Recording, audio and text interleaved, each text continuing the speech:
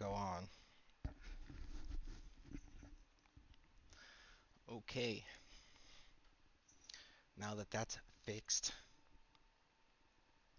um, let's actually go to my streams.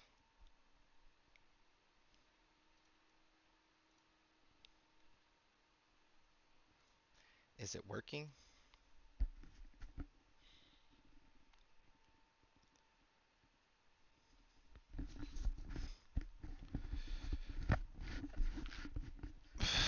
I hate headphones. It so sucks. Like it's just a shitty process.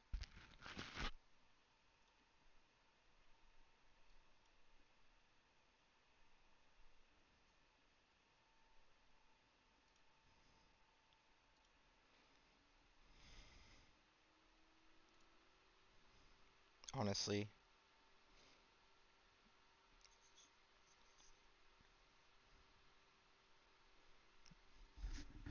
I don't know. It should be good. Yeah, that's fine.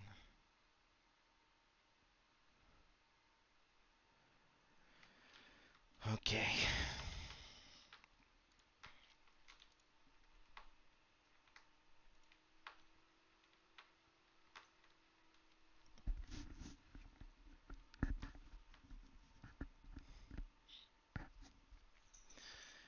Okay.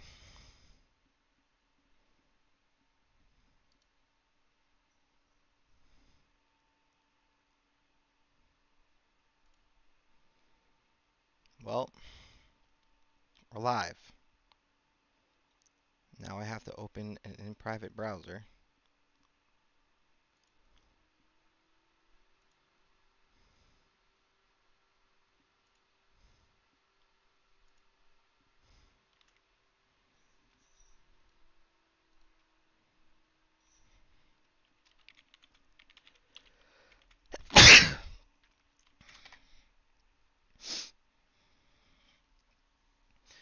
Now we gotta fucking do this dumb shit.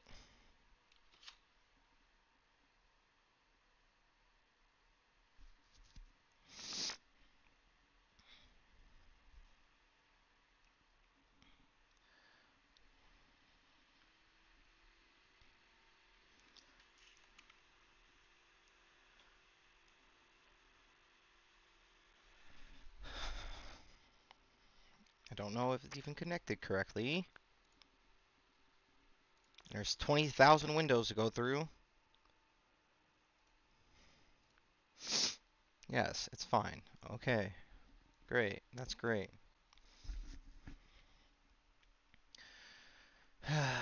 Thank God, man.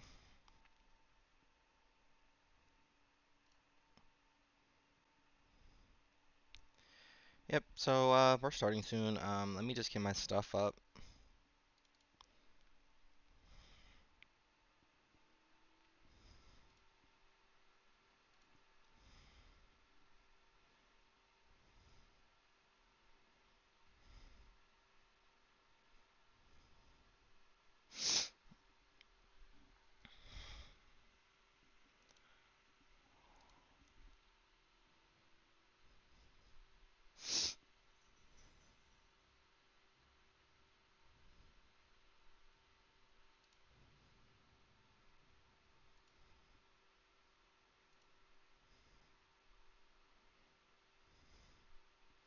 There we go. Look at that. Look at that. Your boy is live. Your boy is about to get down with the get down. Let me turn off all my lights in my house.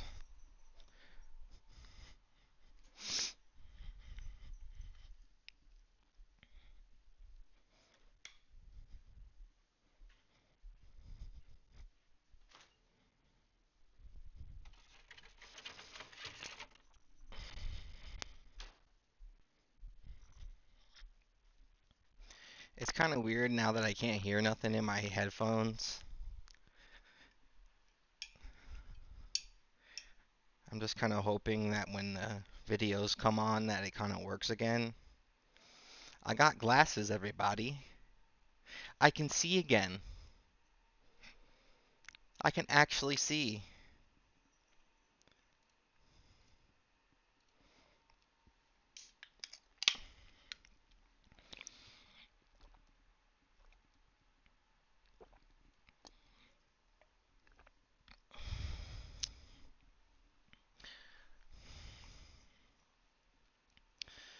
Okay.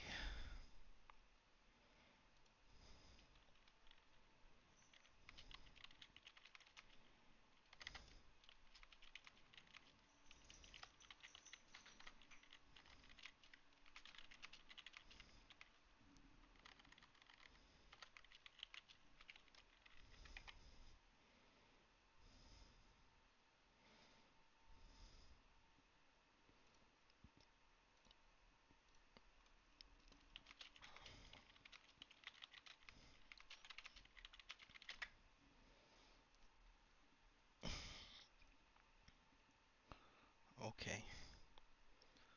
So let's try it out. I'm not a nice person when you try and come There you go. I can hear it.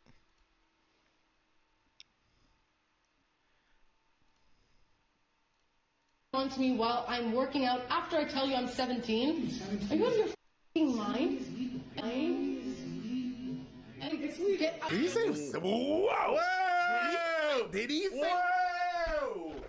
Hey, you a 24-year-old man yelling 17 is legal. That is crazy. Did he say what I think he said? That is wild. He said, "Wow." Nah. Listen, I was open. Maybe this is one of those women who being crazy. That's not this. After That's watching wild. my live streams video yesterday, I realized that the sound for the videos is a lot higher than my voice. I don't know how to change it, so I just adjusted it now. Maybe it'll fix itself. I'll figure it out later. Me while I'm working out after I tell you I'm 17. Are you out of your fucking mind? And then you have the audacity to tell me to get out of the gym that I have a right to use? 17 is legal. Okay. Tell you I'm 17. Hold up. Okay.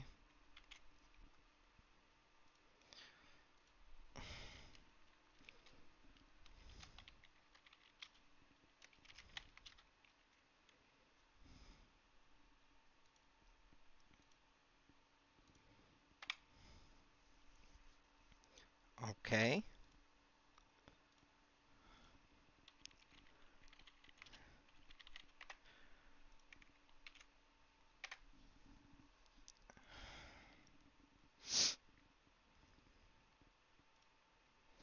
Alright, so the first video we're watching today, as my cat continues to piss me off. Get out. You've officially lost your privileges to hang out with me because you don't know how to behave.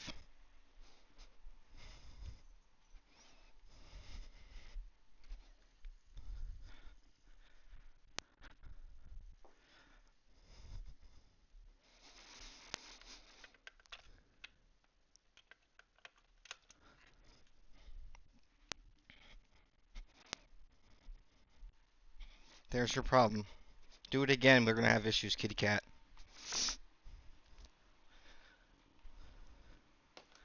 Alright, so we might have lost some connection because I had to plug in myself in again. But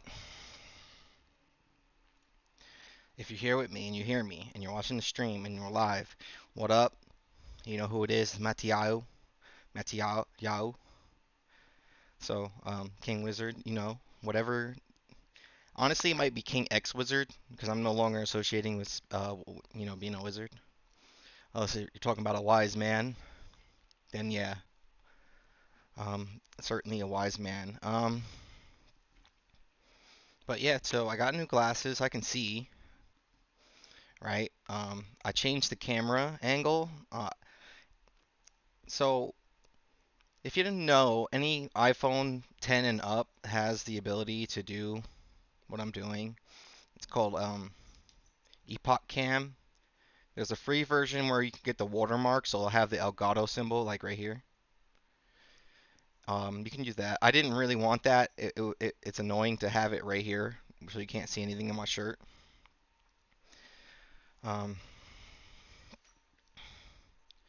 This cat. Look at this cat. This cat doesn't know how to behave.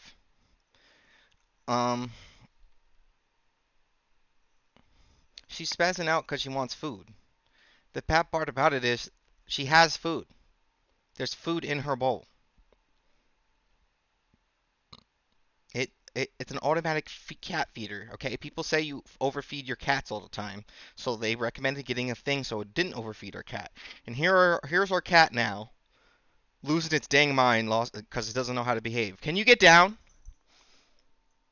Stop your shit. Stop your shit. All right. Yeah.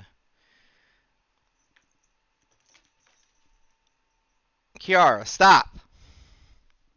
Where's your toy?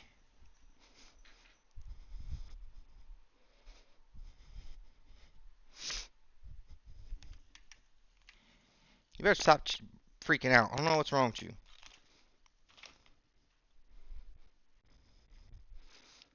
So you don't even know where your toy is because you are such a crazy cat.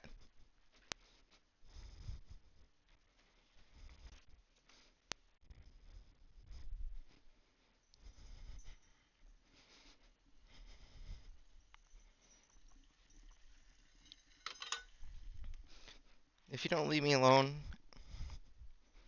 swear, man. Kitty cat is going crazy.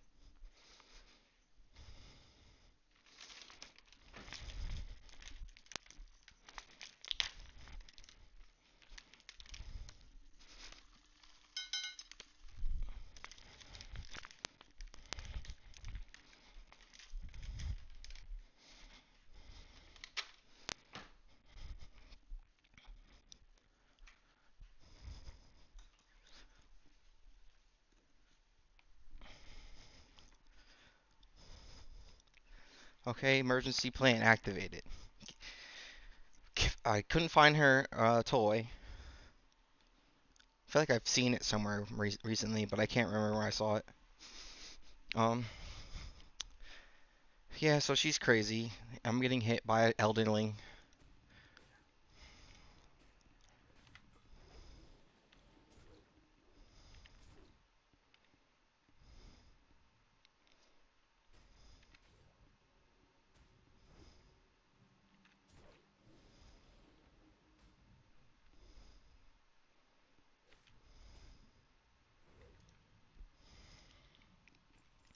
That was very rude of it to start attacking me. Alright, so we're here. I got new glasses. I can see. Like, I actually can see, and it's crazy that I was living my life without being able to see.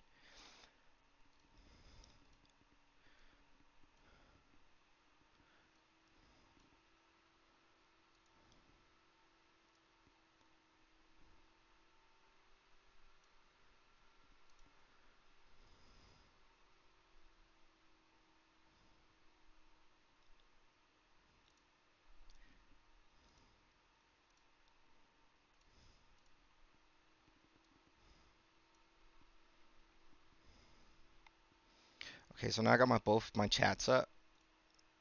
I'm not a nice person when you try. Alright, so the video today, we're watching first video of the day. We're watching is from Ava and Preach. Okay, they're pretty good content creators. Honestly, I've been watching them for at least 3 or 4 years now.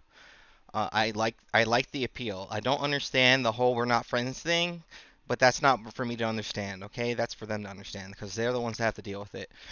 But honestly, they seem more friendly than any amount of people I know that call themselves friends. Because sometimes y'all be saying that's your friend and they be doing you dirty all the time. And I'm like, okay, well, I don't understand that, but whatever. So if they're not friends and they can treat each other as, humanely and politely and actually build something together and make videos, then yeah. You know what I mean? So that's the first video we're gonna watch. We're gonna be reacting to it. Good morning, everybody. Hope you had a good hope you had a good morning. I got glasses, I can see. So let's get this started. All right. The name of the video is 17 is legal. Grown man gets upset when teen rejects him. Okay? 17 is not legal. Maybe in some countries, but not in America, buddy. Come on to me while I'm working out after I tell you I'm 17. Are you out of your fucking mind? 17 is legal, he said. Oh my gosh, get help, Bo. Really. Let's get help.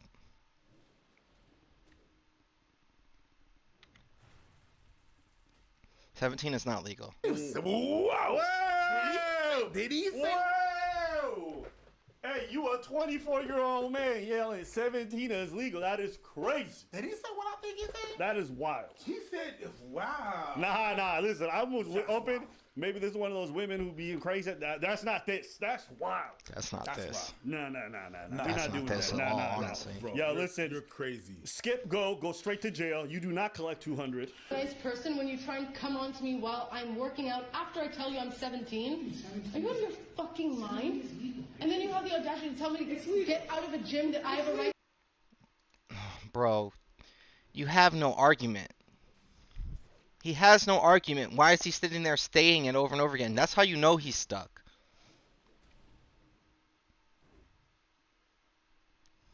To use? 17 is legal. No! You said it louder. Stop repeating For it. the people in the back that didn't understand. The only argument. Let me say something, okay? Maybe some of y'all can't hear me, okay? Maybe some of y'all can't hear him, okay? Here's what he got to say for you. Let me say something. Oh my days. Y'all see me? Oh my days. Just because it's legal, don't mean it's a good idea. I could drive my Okay, just because it's legal, it doesn't mean it's a good idea. Yeah.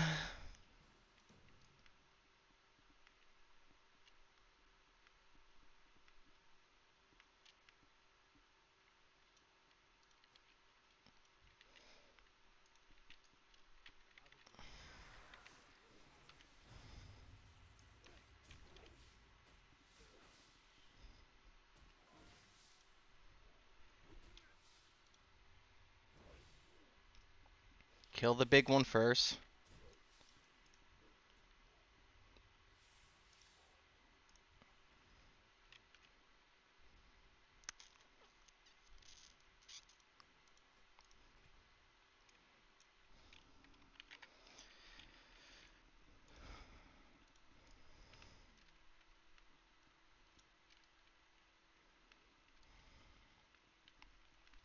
Honestly, I didn't even know that was there. That's just part of the quest I was doing apparently, and that's why I was here for all that reasons. But I was just trying to get this. Things happen sometimes, you know? I think it's working still, so hopefully that sounds better. I don't know. I have to figure it out by myself. That's why, self. Everything that you're seeing here is done by me. I don't have anybody helping me. I have no editors, I have no bots in my chat. It's all me, buddy. This guy. So, ooh, herbalism's 50. I can do journeyman. So yeah, it's kind of rough. It's kind of rough. I'm gonna learn it as I go, but boy, jeez. my car with my feet. Don't make it a good fucking idea. I don't remember who said that. I think it was Chris Rock. Yes. Just because you can bang your stepdaughter don't make it a good idea. It's hot, but it's not a good idea. What is up with you and stepdaughter? I don't know. Get your head out of your ass. What is up with you and stepdaughters? I don't know. I can tell you. You really want to know? Go. I think all you nasties know what that means. And don't speak to me that way. Listen. Don't put your finger at me. Respect older people. Oh, respect older people. Oh, hell no. I need to keep pausing it because No, this guy is wild. I want to believe this video is fake because this is so audacious. It's disgusting. You gotta show this guy's face. You not only interrupted her workout after point- she said no, she tell you she's 17, which already as a 24-year-old man, keep it fucking moving. And now you arguing her, and then you trying to use the elder card to get her to Yo, he's out of his mind. 24, stupid. Yeah. What elder? You wildin'. You barely put on your adult diapers. You've been paying tax for what, 2-3 years? You barely put on your adult elder. diapers. Respect your elders. Okay, we're gonna use that as an excuse here. Then you need to stop. Like you can't be saying that, acting like a foolish person. You're the adult in the situation. You know you're in the wrong. Why are we even having this conversation? Elder? Who says that? Nah, everything about this dude is off. Yeah. That's off. Respect your elders at 24? That's how you talk to a woman you've never met? She's talking about she doesn't respect you. Did you respect her space? Oh What my she wanted? days. Hey, yo! But you're not that old, but now I have to respect you? I just said, let's go out normally, like normal. I don't want to go out with you. Okay. Especially after you tell me to get the fuck out of a gym that I have a right to use. Because you told me don't approach me. Who are you to tell me that?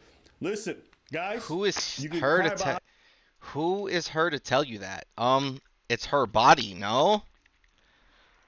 Did we just lose our minds at the gym for some reason? So you guys got to stop taking out that pre-workout or post-workout or protein shakes or something, bro. It's messing up your chemistry. Dating is unfair. You can say that's facts. Okay. If a girl says no, keep it fucking moving. We don't want to hear all your excuses, all this other shit. Get the fuck out of there. And she tell you she's 17 and you still arguing, you fool. I hope your name get publicized everywhere and everybody knows. Fucking trash. Dude. Who are you to come on to me? And feel like you have a right to come on to me. This is useless. Go home. Go home. Go home. No, home. That's another dude. Is it? No, it's the same guy. Go ahead. It's the same guy. Go home. Go home. Go home. Watch him fucking talk to Go you. home. When you get your ass kicked out of the gym. Fucking lose my fucking temper. Get the fuck out of here. Yeah? You are right. It is another guy. It is another guy telling him to go home. Good. Go home. You understand? Go home. Tell your daddy whoever the fuck you want to tell. Get the fuck out of here. I don't fucking... Bro, listen, I'm done with you fucking... Like, bro, I'm not going to talk to any of you. Yeah, you're right. Because you give me trouble. You give me trouble, okay? This is all you do. You're good for nothing. Get out of here. I'm good for I'm not even going to talk to you. You're invisible to me. I don't care. Yeah? Yes, you're invisible to me. I'm done. Okay. Have a nice day, buddy. You too. There's not another guy. It's the same guy. Oh my It's God. the same guy. This dude was It's the yelling guy. at her like he was You another get- person. And you get it. This man actually manifested a whole demon because he got caught.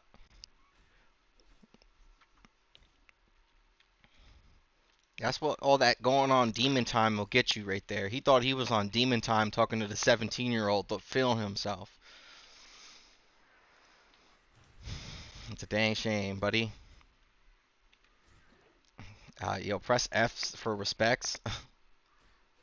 It's like being, you know, it's You're like when getting me in trouble. it's like when I talk to you like this, and I was like, "Hey, nigga, what's up?" Like it was two voices, but he got aggressive with her. That's why I thought it was the second guy. That's why I thought it was the second guy, my guy. Oh, yo, it's been a long time since I've seen something this audacious from Audacious. somebody. What is there to say? Hey, listen.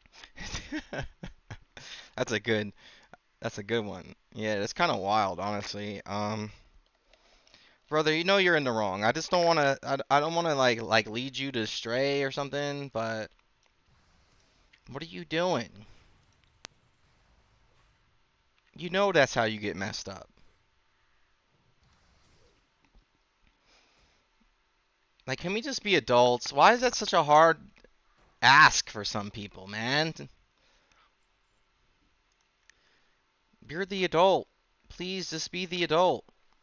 Why is it such a painstaking process just to be a normal person? Listen, lady, you missed out. You missed out on years of probably physical and verbal abuse. You probably missed out on somebody gaslighting you and mistreating you. Because, I mean, if he treating you like this before y'all even been on a date, imagine what it's like being in a relationship with it. So I feel terrible that you don't get to experience that. A lot of people don't want to acknowledge that this is a reality for a lot of women, and they go through this stuff. There's definitely some of the women who exaggerate. Yeah, that's a good. I'm glad he said that right after.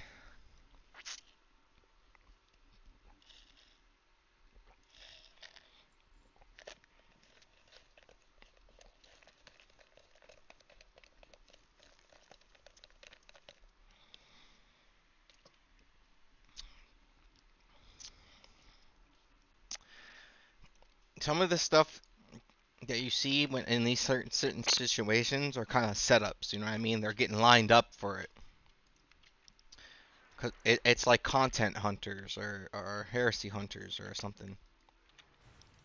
Marriage marketing is a very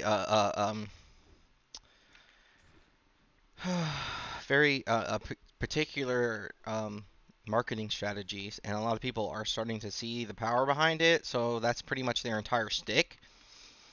And some people do it not only just for the attention, they also do it because of the influence it now would give you if suddenly you would have any merit behind it, and you're discrediting you're entirely removing the merit from the other person. So you kind of have to take it as what you take it as, kind of situation. And I'm not maybe the greatest person to be talking about these type of things, but honestly, again, it all falls down to what the right and wrong thing to do is, and let's not manipulate the line, because you can't bend right or wrong. I'm sorry. Bending right or wrong to me is semantics.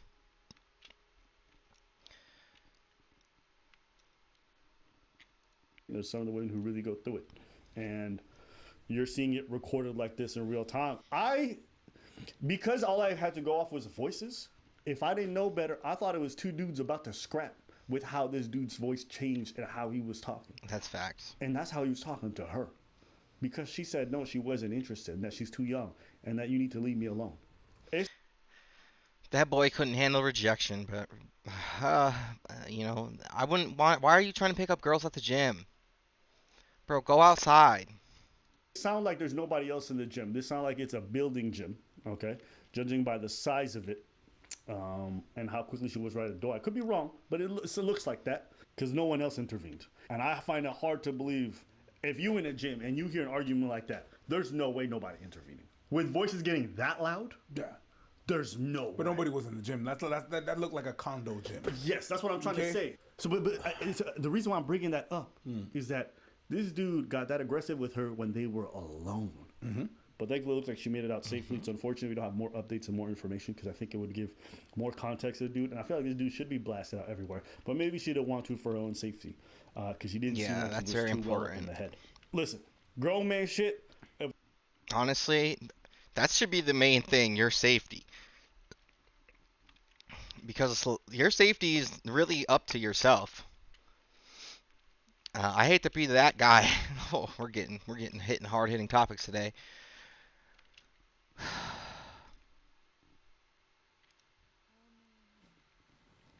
All right. See, the security is theatrics. The art of security is theatrics, okay? It's literally trying to fill yourself into thinking that you're secure, more secure than you are.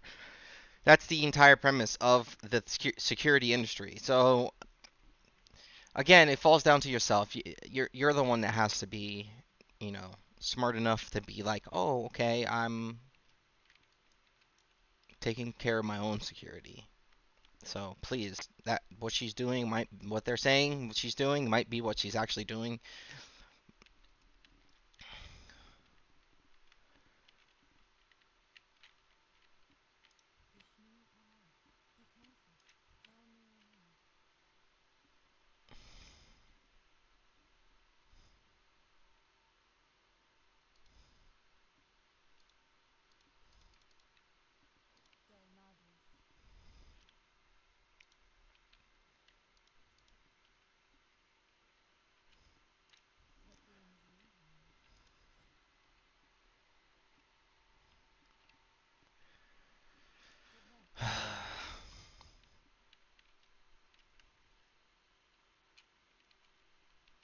It's like the next stage upgrade, honestly.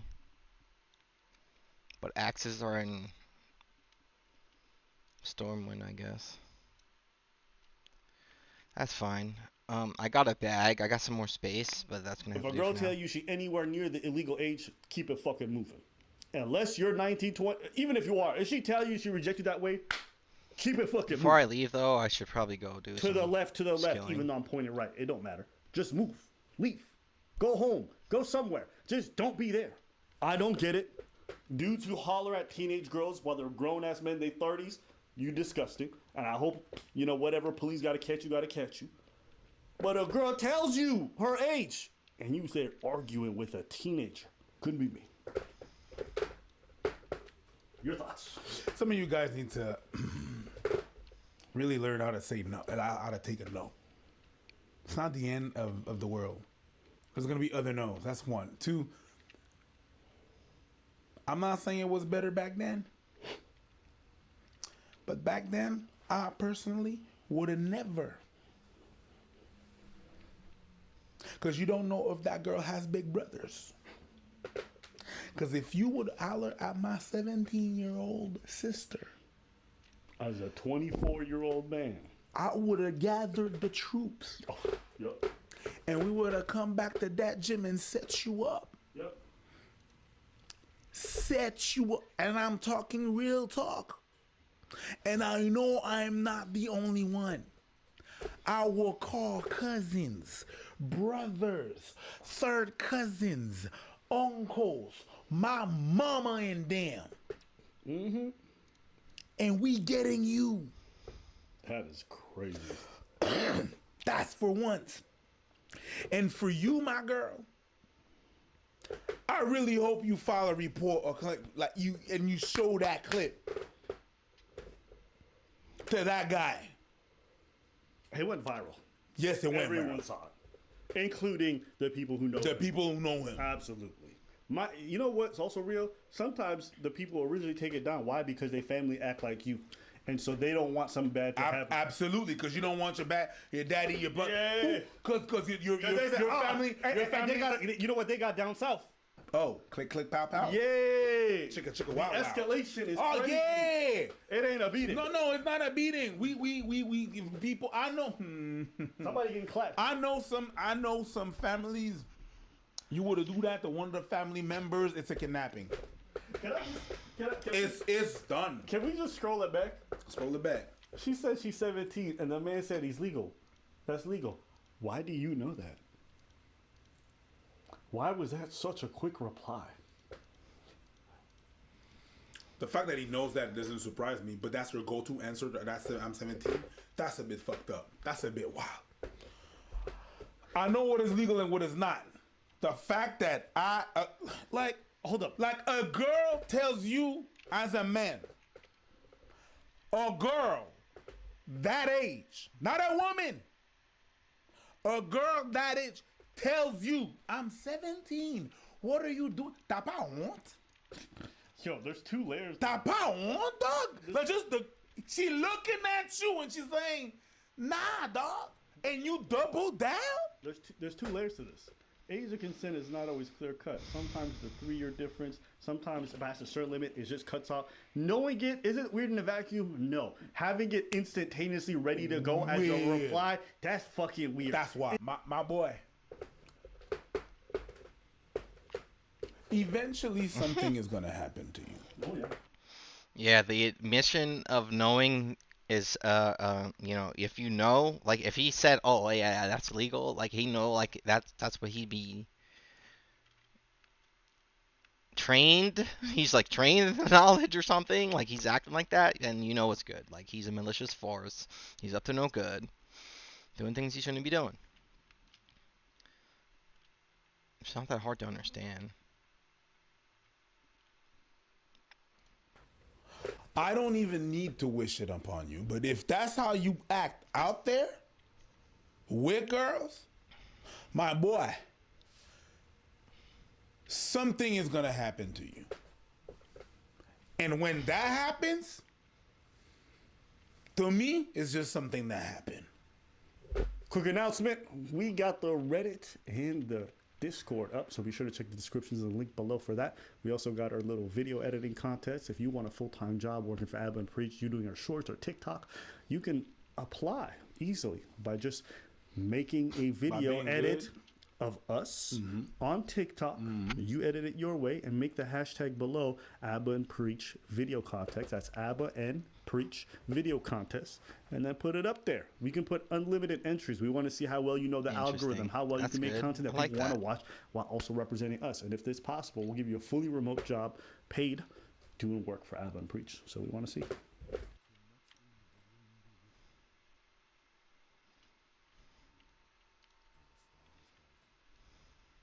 This is the Pete and Sebastian Show with Pete Corielli and Sebastian Maniscalco. The man. Okay, we just man.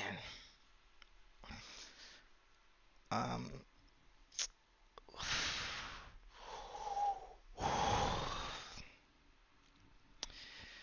Oh man, what do I have to say about that video? Just don't do it. You know what you're doing. Please, man, don't, don't. If you have to ask questions, what are you doing?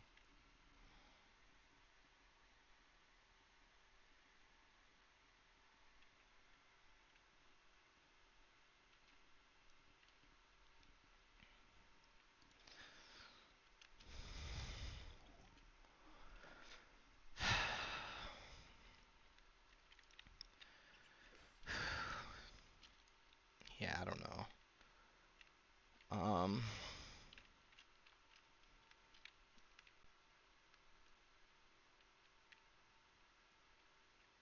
just don't.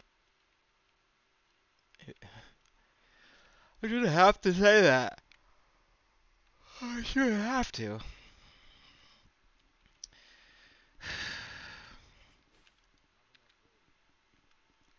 I'm just looking for a fire. Apparently, looking for a fire is literally impossible to do. One moment, I'll be right back.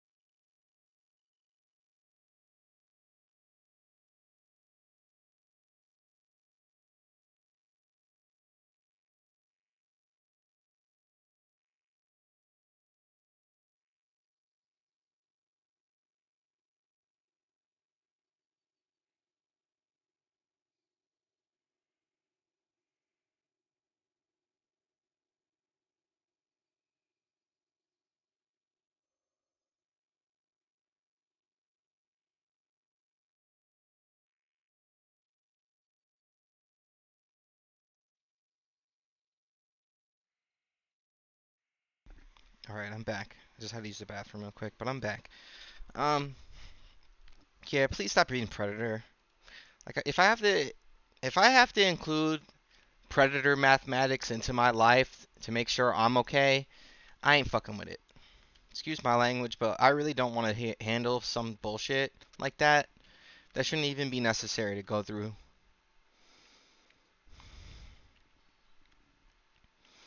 Please just be good. Be good people. Keep doing the right thing. If you make a mistake, that's okay. Just pick yourself back up and do the right thing, okay? Like that's what that man should have did. She should have been saying, "No, I don't like you. I don't want to be with you. That's not what I'm here for."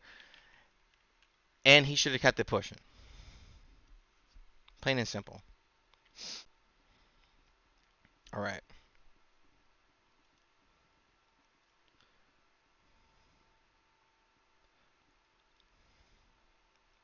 Okay. We're going to do another video from Asman. Blizzard is about.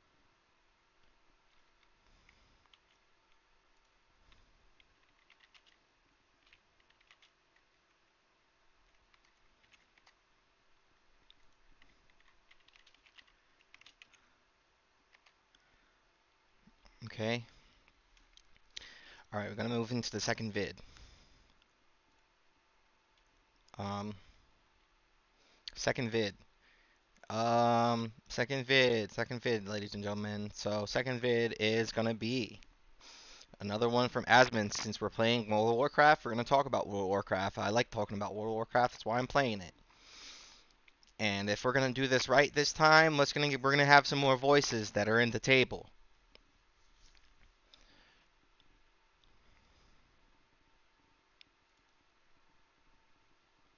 So I'm gonna pull my chats back up. All right. So this video is Blizzard is about to make the worst mistake of their life. Asmongold reacts. I'm pretty sure it's a reaction to Bellular Clips. About to make the worst mistake of their life. The next thing then, this is interesting, AI dungeons. Yeah. Yeah. Soon to AI dungeons. Man, that is just... Man, they are just on one today, aren't they? What? How to fix Dungeon Finder. Get rid of the problem.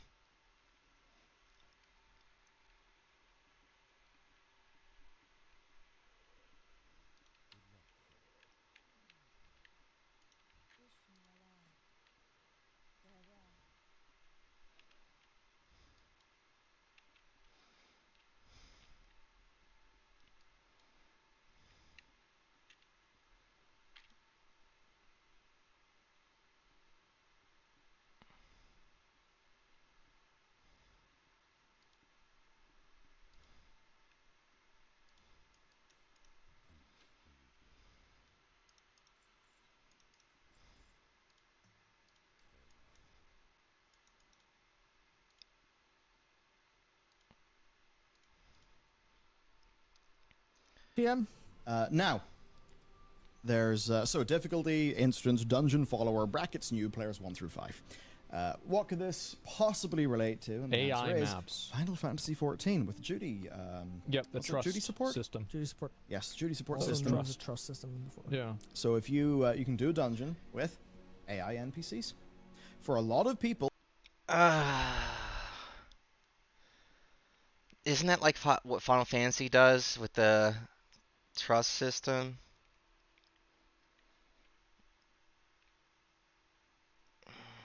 I don't know how to feel about that.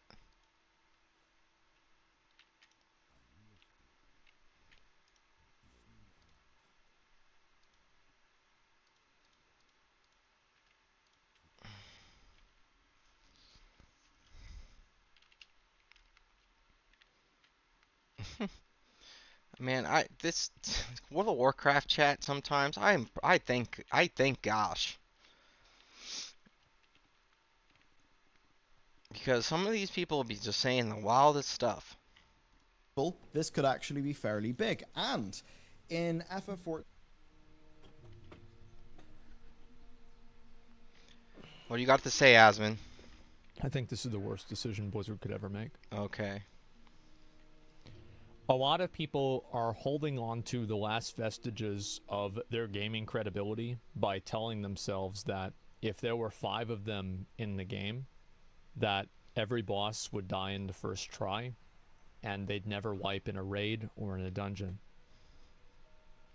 Whenever you add AI companions into the game, you remove that person's ability to shirk responsibility onto the other people in the group, and that person now has to come to terms with the reality that they're actually bad at the video game they've played constantly for 15 years. Dang, that's a good statement. Now that the game has AI, you can't blame other people. You can only blame yourself. But now you have an exit, so now you can blame the game because of the stupid AI. So now you're taking responsibility of your failures off to yourself. It's going to get them to quit the game.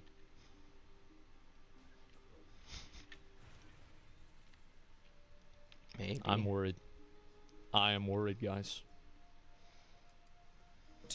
I think that the Judy support system made them feel comfortable weaving dungeons into the level up story.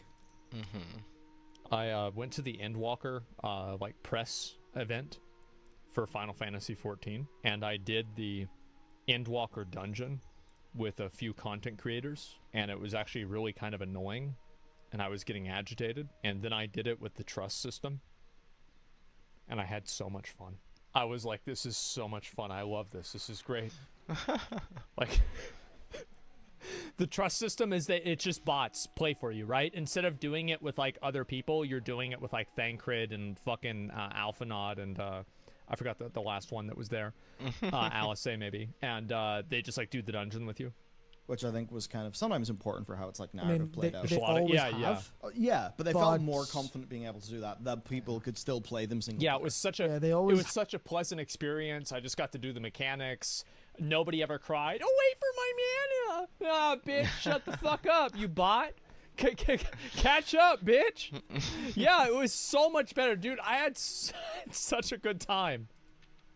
And that resulted in a couple of issues with people sometimes, like having literally people who were wanted the story but didn't like want the group anxiety, or were playing something they didn't want to play, or even one of the major problems with that is queue times for DPS.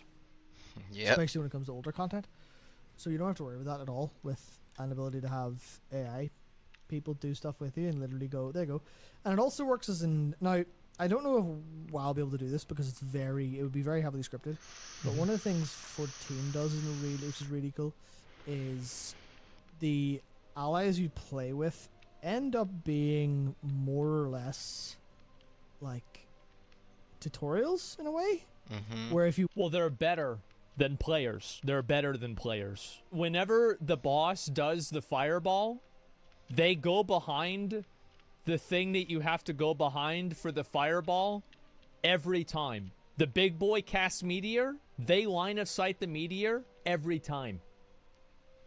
There's never a, oh, I was like, I had to finish my, no, I was out of it on my screen. Guys, I don't know what, I think I have to call my ISP.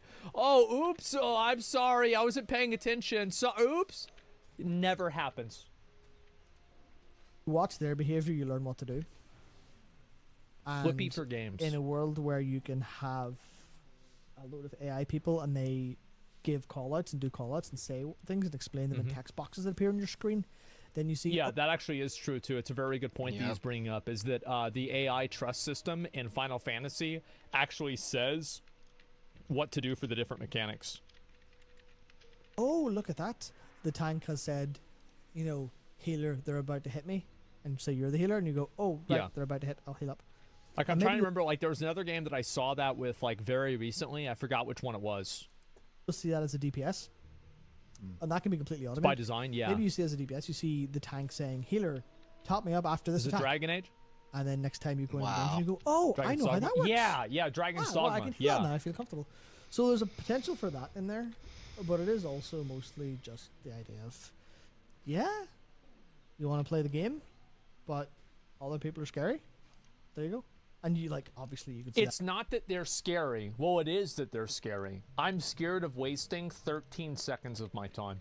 Yes. Waiting for somebody to drink. I don't want to wait. No. That's a fact. I want to go right now. And go. No. Well, obviously that's insane. But you want to know why Asmund feels that way? Because of the trauma he went through for Shadowmourne when his friend got it and he didn't, and his friend told him that he would help him, but his friend, as soon as his friend got Shadowmourne, he was a goner. Now Asmund learned from that experience that you can't trust nobody to have your best interests at heart. If you watched yesterday's stream and you watched the video of me reacting to that one yesterday, you would know this. Because if you're playing World of Warcraft for a long time, you're like, Can't well, be this real? is an Come on. MMO? No. What do you mean? You don't have to interact with players to play the game. And realistically, you haven't had to interact in a group setting to play the game in a long time. Yeah. So they're just kind of this going, is really important for WoW. That's true. The retail World of Warcraft, you can seriously do entirely by yourself. Like, honestly. Because Mythic Plus is one of the most toxic atmospheres in WoW. Because of how many things can go wrong and the punishment for things going wrong. Oh, well, let's make this a better experience for a lot of those players. I think it's like, this will likely not result in less meaningful player interaction because it's not going to be for Mythic Plus. Yeah. And the people who will choose this are it's not, but it helps people learn Mythic Plus. Probably going to be either not playing because they don't have this option, or they will be bad group members because they don't want to interact and they're like horrified of what's going on. Yeah. Yeah. And like there'll be bad experiences. all I the way. think also like with LFR, a lot of times I would queue into LFR back in the day and I would do nothing. So like I had an idea that it's actually better to not be on the DPS meter, because if somebody scrolls down and sees that you did 17 damage for the whole fight, they're going to kick you out. Yep. So what I would do is I would kill my character while not actually damaging the boss. So I would buff somebody in combat or something like that, so I'd be in combat with the boss. And that way I would be like effectively like a ghost in the raid. Because it's like if person A wants to be in a group, person B wants to be in a group, and person C doesn't want to be in a group, and you put A, B, and C together, no one's going to have a good time, basically. This is good for retention. Yeah, exactly. Yeah. Keeps people involved. Keeps Yeah, people no, involved. I Yeah, think, you do the content pretty cool. yourself. This is now. crazy that they're doing that, honestly. Like, I'm really actually excited to see what this is going to be. I meme about. Yeah, I'm kind of excited too because it does mean a lot for certain players, but again, that only applies for retail World of Warcraft. So everyone's playing Classic. So really, I don't think a lot of people are gonna start playing retail because of it. About it, right? But I'm genuinely excited to see where this is going to go. I'll link you guys the video. It's a Bellier video from a couple of days ago. Yeah.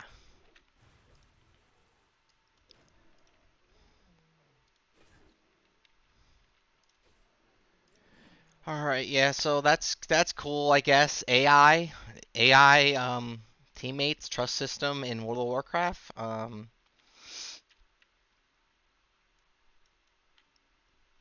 I was complaining yesterday that a lot of people that play the game, actually the experience that they remember is leveling by themselves or with friends.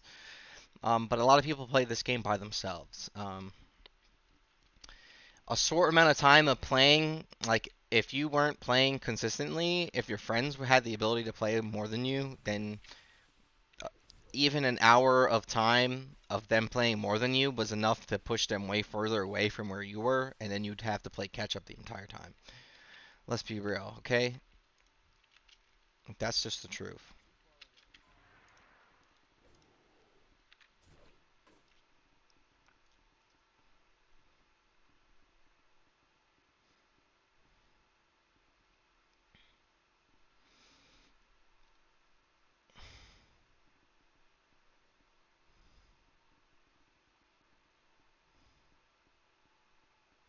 Oh snap! Most criticals answers the web's most searched questions on Wired. That's a good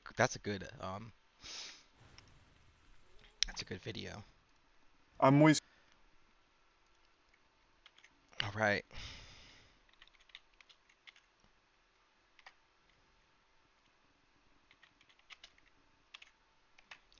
All right. Here's the third video. Moist Critical or Penguins answers the web's most searched questions on Wired. All right. When this come out? 3 hours ago. It already has almost 300,000 views. Okay, this man is insane.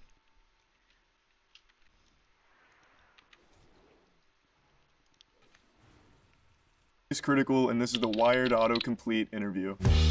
Wired autocomplete interview. Penguin Z0, Moist Critical, Penguin Z0, Charlie, Big Moist, Huge Charles, yeah. Charlie, Big Moist, Huge Charles. What is Moist Critical? A 5'6" hulking testosterone. A 5'6" hulking testosterone titan. You hear this? This man is a king.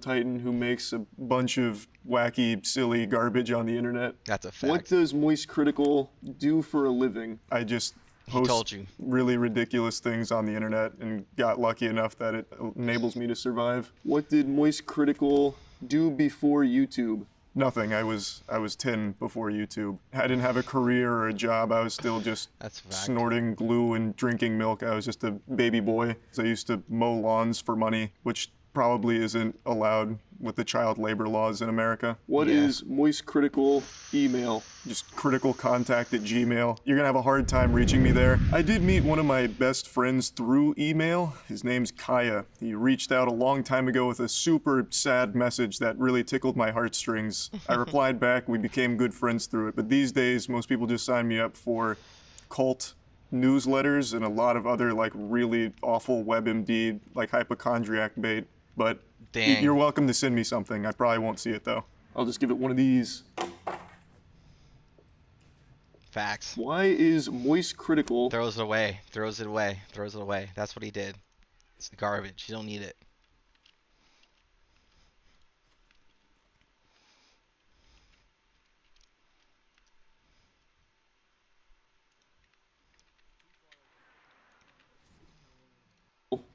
Penguin Z0. The lore is super simple. I was actually a child. I made the account in 2007. I was 11. I thought penguins were cool. The name Penguin was taken. Not that deep. Why does Moist Critical wear white shirts? Why does Moist Critical wear white shirts? Because you see how clean my man is. That's why. It's probably the only one he owns. Convenience. Most of everything I have in my life comes from Walmart. So I just get big packs of white shirts, and that's good enough for me. I'm not out here trying to make any kind of fashion statements, so it's super simple, super easy. Why does Moist Critical talk like that? That's a question for God, not me. That's a question for God. Tell you. Yeah, that's... God just blessed that man with a voice, I guess. It's just I have very weird vocal cords. I have a very monotone voice. The best description I've heard of it is that it sounds like an unenthusiastic hand job. I've been really gravitating towards the word goofy. To put God and a hand job in the same sentence is just absolutely atrocious. I can't even. I'm sorry, Lord. I'm sorry, Jesus. Over the last year or so, I like these words that kind of fell out of grace for a while. Old expressions like calling someone an old battle axe or a harpy or a harlot, goofy, silly, wacky. It's like fetal development where you're in like the zygotic stage all the way till birth. Right now I'm in like the goofy development. Why does Moist Critical look like Jesus? Oh, we're taking it there. Is that what we're doing, Lord? Is just showing people this absolutely taking your name in vain? I don't know. Oh, Jesus, they don't know what they're doing. They really don't. They have no idea. I'm so sorry.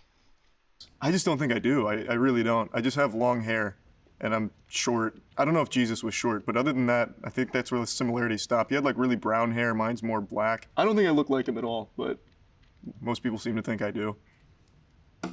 Is Moist Critical in a band? Yeah, it's a two-man band. It's me and my buddy Troy. He's from New Zealand. We are the Gentle Men. Troy does all the music. I do all the lyrics and vocals. That's why a lot of them. That's true. Yeah. I can see it. He seems like a guy that would be the vocals.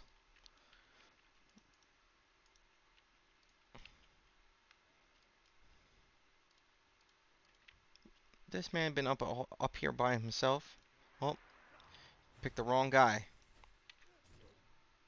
Them are very silly. Like 2019 guy is all about being a cuck and being super happy about it. And Skynut's all about robots that are powered by human semen from the future. He does all the really good music stuff and I do all the super stupid stuff. We make a great team. Is Moist Critical from Florida? I was born in Tampa, moved to Orlando, moved back to Tampa in 6th grade, and I've been here ever since. I'm not leaving until Florida's fully underwater, and even then I might still stick around. I don't think I have very many Florida man qualities other than maybe the way I dress, or where I go, I guess. We went to a club called The Castle last week, which is a goth nightclub with a station for paddling and all kinds of like bunk beds, but I don't think I have many Florida man qualities myself. Not that I can think of, at least.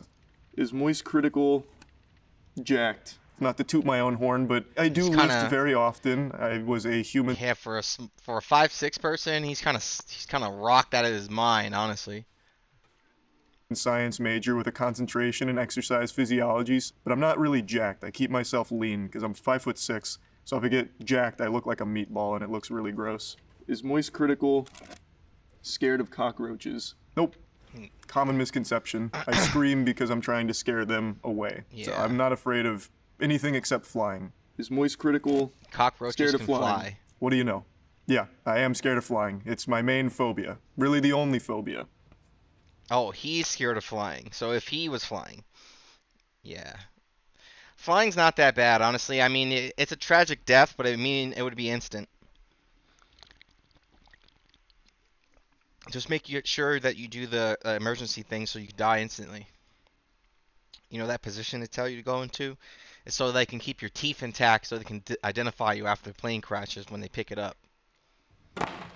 Does Critical have a world record? Not anymore. Every time I get a world record, I post about it, and some goblin out there goes and takes it from me. Most of my previous records were speedrun related, so gaming. Mr. Krabs overdoses on ketamine and dies. It got taken. I held a record in House of Caravan. Got taken. I did have a record for a little while, kind of, not an official one, for sex toy collecting, but then Belle Delphine beat me. So right now, no world records, and probably never will hold one for long. But I have had previous records. When did Critical reveal his face? 2015, I think. I started posting on Snapchat, doing like recorder covers of popular music. Wow, that's why he's mad familiar, dude. He was the recorder guy. And then I eventually posted that Snapchat in a comment on a video called Paint the Town Red. But I don't think I started putting it in videos until 2016. Oh, wow. I wonder if Doja Cat knows about that. If that's really what the purpose of that song is. What's Paint the Town Red? There's something behind there. Okay, there's some correlations here that I'm putting together and I'm getting some pieces and points putting on. I'm going to put that red string on them and put a pin in it. Or 2017. Does Critical have Discord? Yeah. I don't go on it super often, only to talk to like friends or do voice calls with friends, but I do have it. That was outrageous. Sorry about that. What? That was outrageous.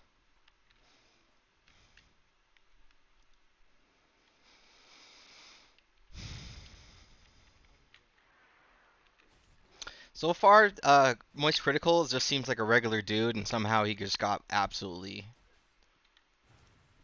was in the right place at the right time for him.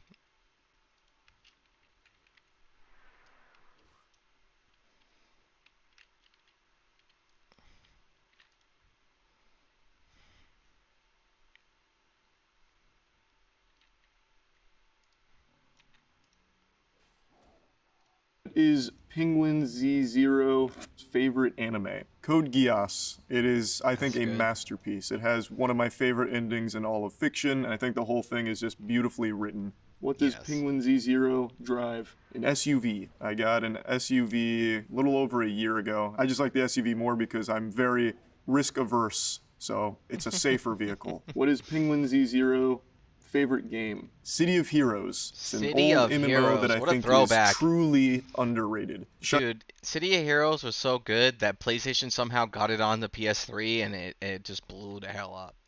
Honestly, eh? But that subscription fee, man. Down in 2012, God rest its soul, but I think it's still an incredible game. There's private servers I still play from time to time. I guess second to City of Heroes would be Halo 2. That's a big Does Charles Christopher White Jr. have a brother? Not that I know of. I'm pretty sure I'm the only child, but I've never really sat my parents down to get to the bottom of it. I'm pretty sure it's just me. Does Charles Christopher White Jr. act in Hunger Games? Don't ask silly questions. You know the answer. Yeah. Yes. I'm the only thing that held that entire franchise together. And it's an absolute shame that they didn't call me back for the most recent one. I'm very disappointed with their decision, but I will never forget the time I spent on that set. Is Charles Christopher White Jr. still alive? Yeah. Can Moist Critical... Dude, that was the worst questions I think he's had so far. Play guitar? I tried. I played in middle school. I dropped it in high school. I haven't really touched it since. I can do Tears Don't Fall intro still, I think. But other than that, nothing else. How did Moist Critical get famous? I didn't. You've been misled. I just post shit on the internet. Been misled. And some people watch it, and that's really about it. But I guess... That is a lie. That is a blatant lie. Okay? How did Moist Critical get famous? Okay, so famous should not be only for those who make movies or are in acting, okay? And if that's the case, then and if he really was in the Hunger Games, then that means that he would be famous, okay? He may not be as famous as like I don't know, Tom Cruise. He may not be as famous as Leonardo DiCaprio. I don't know who else is famous that people care about anymore. Like I really don't know. Lakeith Stanfield, I think that's his name. Is that his name?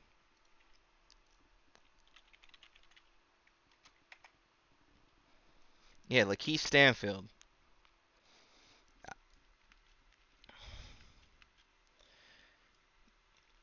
I don't know, but he's definitely famous. Okay, I really wish. This is why I don't like. This is why I say this very lightly, and I say this.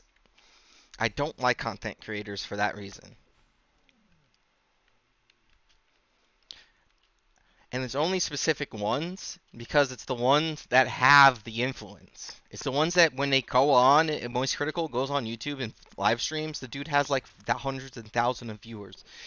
You're telling me you don't think that you're famous when there's over 100,000 people watching you? You can literally tell them to go do something and they'll do it. Okay, I know that's weird. They have parasocial relationships they need to really work on, but like let's not act like we don't have the influence like that. That's what famous is. You having influence, no? Or are we crazy? We lost what the concept of reality is. Maybe the Hunger Games would be another answer to that. When does Moist Critical stream? Pretty much every night. Times vary, all very spontaneous. Sometimes I don't stream every day. You never really know. You gotta stay on your toes. See? And that's one reason why he gets that. Because he's spontaneous and his stream times are very never online. They're always just random. They're just when he wakes up or when he feels like he turns the camera on. And y'all love him. You absolutely love him. This man is actually disillusioned and how much influence he has. Does Moist Critical use a script? Nope. Fire on the camera, talk about absolute nonsense, and that's about the extent of the effort that goes into that. Unless we're doing something like wrestling. With wrestling, we plan out a lot of what goes on beforehand, but when it's just a normal video, it's super simple. I just start talking about some really goofy shit, and that's about it. Thanks for having me on. A big fuck you to the Hunger Games for not bringing me back. District 8 Hospital Helper is the only glue that held that disheveled franchise together. Aside from that, it was just a lot of fun. Thank you for putting it together.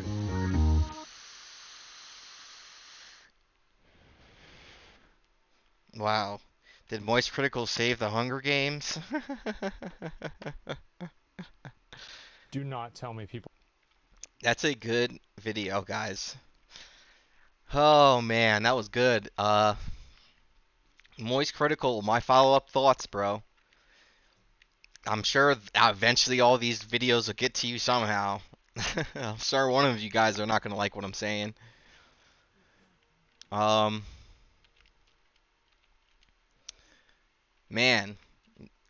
I just want you to know, Moist Critical, that if someone told you that you aren't famous, dude, they are lying to you. And if it's you saying that to yourself, you're lying to yourself, okay? There's no way you can feel that way with the amount of influence and amount of people that you have at command of your fingertips, dude. Like, I know, like, maybe because I can see it, maybe it's different for me because I'm like a window, I'm on the outside looking in. But I just can't see it. I really don't understand how people can feel that way when they literally have, like, so much power. Well, I guess it makes sense. It's just so like, come on, man. You know you're powerful. You gotta know you're powerful. And if you don't think you're powerful and have influence like that, then I don't know what you're doing. Maybe what you're saying, oh, I just spew goofy shit, and that's what your purpose is. Then I guess.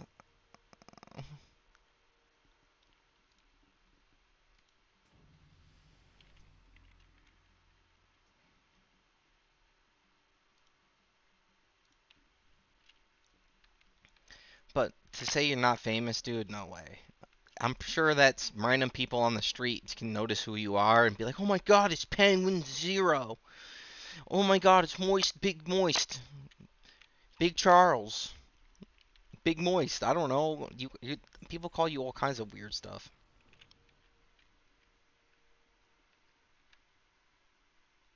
Wow.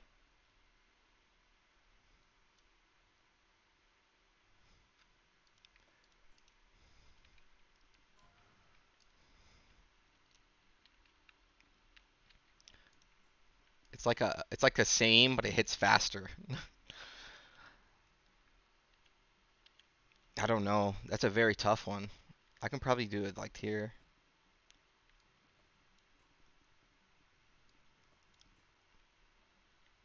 See, it says this is better.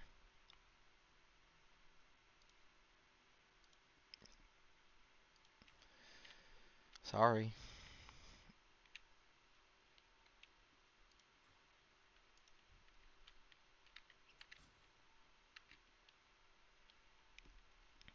Problem is, I'm gonna struggle leveling it.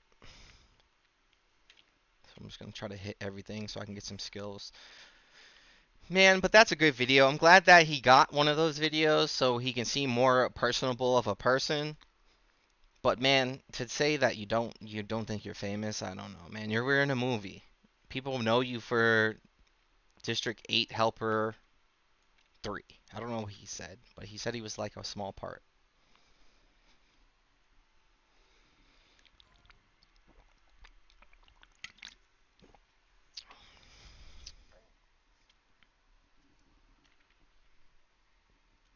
So, I don't know, man. Don't hate me. Don't shoot the messenger, man. I'm just saying.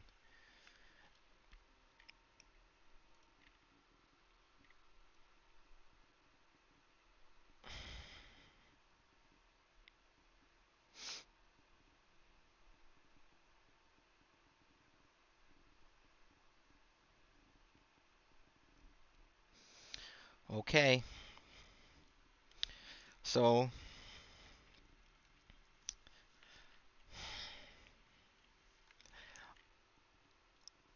honestly, man, I don't know if I want to really react to that video.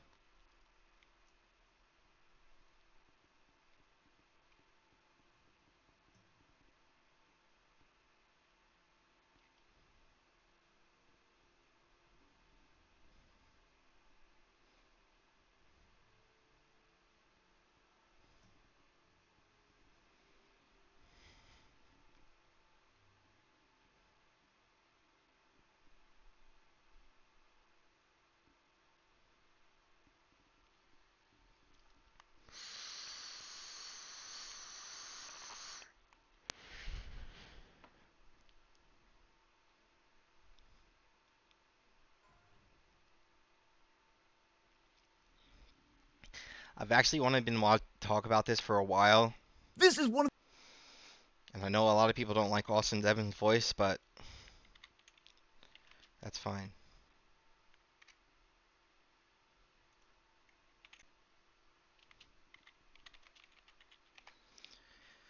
All right. So we're going to be reacting to the next Xbox has leaked, okay? My opinions on Xbox is honestly, man, Microsoft, just get a computer. I've been that kind of guy. I mean, there was a time where consoles were the best and easiest way to get into the generation of gaming that was current, but right now, current video gaming generations are kind of wild. The price points are absolutely just crazy, dude. Um, so at that price points that currently are, you can probably get a mid or low budget tier gaming computer, and you'd be able to do so much more with the computer than you think, honestly. So there is the Game Pass and the PS Now or whatever. I know they're almost changing the names of these things. They're really good.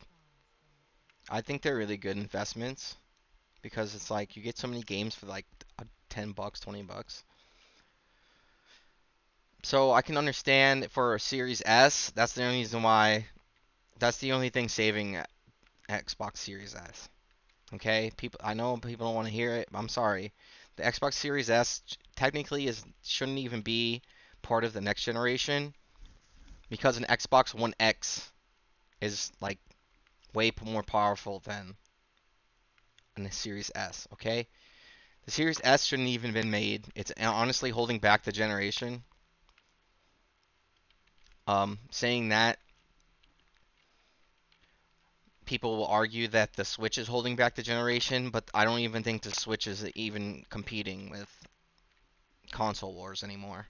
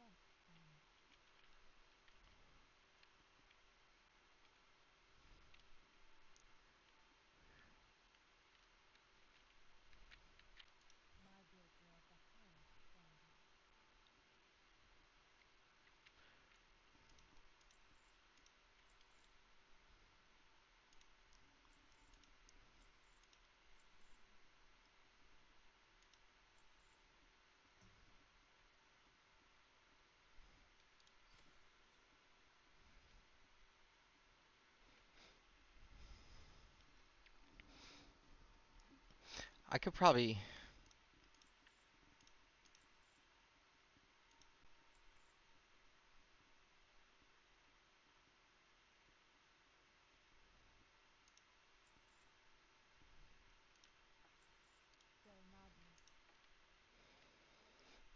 That's such an upgrade.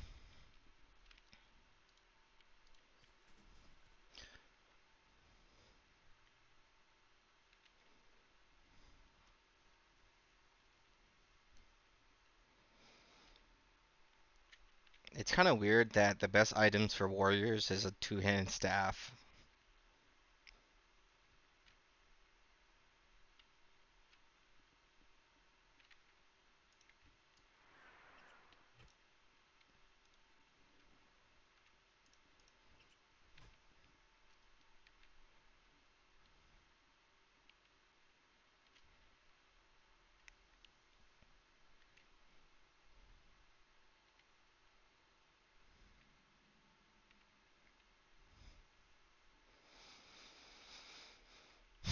This is the furthest I've got in a hardcore, honestly.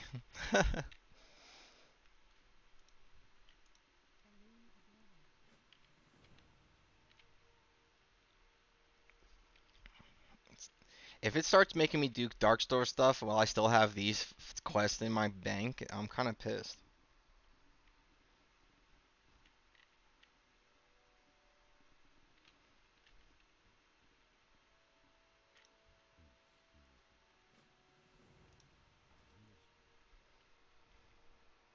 One of the biggest leaks in gaming history. The entire 2030 Xbox lineup has been leaked. We're talking about a brand new Xbox Series X, updates to the Xbox Series S.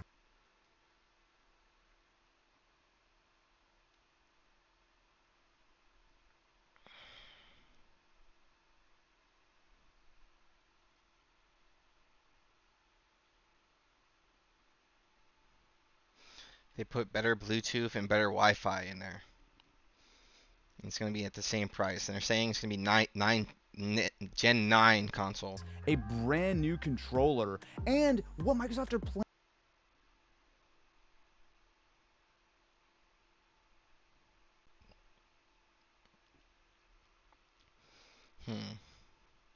Planning for the next generation. We're talking 2028, an all new generation of Xbox, and it is all fully leaked in this absolutely wild document. So this stems from the FTC. So Microsoft have been trying to purchase Activision for a while now, and as part of that, they have given over an enormous amount of documents, planning documents, and just a lot of stuff that has been a little bit embarrassing, emails, all this kind of stuff. But the thing that really jumps out to me is this document, which has gone accidentally live this morning. Now, I will say that this document dates from May 2nd June of 2022. So it is a little bit over a year old, which means that some of the details might be slightly out of date today, but largely speaking, there is a huge amount of detail here that there's just not going to be timed for them to change. So the controller, codenamed Sibyl, has been a massive, massive point of an overhaul. And honestly, it's way more than I would have expected. So this is targeted for June of 2024, so around that normal sort of, I guess it used to be E3 timeline.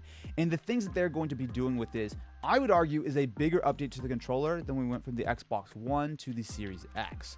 First of all, goodbye AA batteries. The rechargeable is finally going to be built into the controller, which, yeah, about time. There are also a lot of proper quality of life improvements. So there's going to be lift to weight the controller, which is such a good idea. I can't believe that someone hasn't actually done that already. We're talking about updated Bluetooth. We're also talking about the sort of two-tone finish, which looks a little bit more like an Elite controller in my opinion. And we also have modular thumbsticks with improved longevity.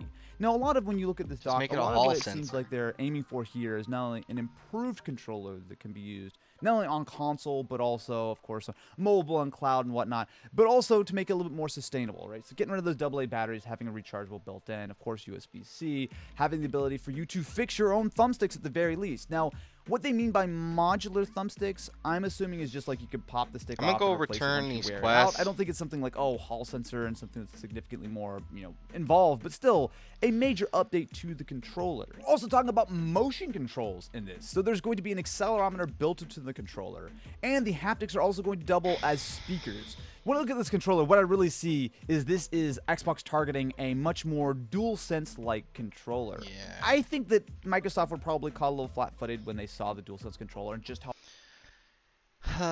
the DualSense controller, the haptics and all that, man. Oh my gosh. I don't know what to tell you.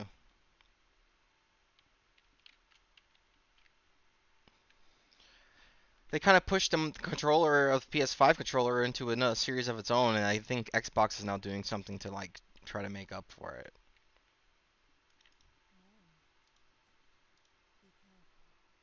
How far Sony had pushed that. So now with a few years to work on it, they really kind of revamped this controller from top down. And personally, I'm very excited to get my hands on it. It seems like a pretty significant update. And then there's the brand new Xbox Series X, codenamed Brooklyn. So everyone who was expecting a mid-generation Pro console is going to be disappointed, because this is much more similar to a Slim console, although it is a lot more than just a Slim X. First and foremost, the design is being completely changed. Now, when I first saw the Series X, and specifically the components inside, what struck me was it looks expensive. So not only are there two individual boards, there's a motherboard and there's a daughter board that are sort of sandwiched between this metal plate, and then the entire thing is cooled by one large fan which pulls air from the bottom. It's a very clever design, and it's a big reason why I think the Series X is so much smaller than the PS5. But it's also a big reason why I would be absolutely shocked. And that liquid metal thing with the horizontal or vertical, oh man, that's just if you look at what's inside the PS5 versus the Series X, it is clear that Microsoft have invested a lot of money in a very clever design, but a very expensive design to manufacture. So designing a slim version of it, there's a lot of room for them to bring their costs down. But one of the biggest surprises here is that this Series X is dropping the disk drive. So yeah, you can see, I mean, it's a cylindrical box, somewhat similar to That's a bold Mac thing. Pro. Get rid of the disk drive. Sort of similarities. Everyone's there. doing digital, But I guess. If this leak is true, and I certainly believe it's true, although I do think there's some details that likely have some room for change. They're targeting an all-digital lineup starting in 2024. So Series S, of course, never had a disk drive, but the Series X is going to drop the disk drive, and nothing I can see in these documents indicate that they are planning on offering it as an option, much like we're largely expecting Sony to drop the disk drive but still have like an optional attachment or accessory or something. That's a tough pill to swallow, if I'm being entirely honest with you. I understand that, digital is clearly the future and it's something they're pushing more and more. And if either of these companies are going to do it between Sony and Microsoft, it's going to be Microsoft, because they want you to sign up for Game Pass. They don't really care that much about physical sales. But I think they're going to... The problem with that is, then the thing with that people don't want to do, they go to digital, is then they have to buy the game again. The games they already own, they would have to buy again. That's the problem with digital copies, and some people like physically collecting the actual game cases because of the art and stuff. So it's like everyone has their own reasonings of why they buy the games physically and digitally.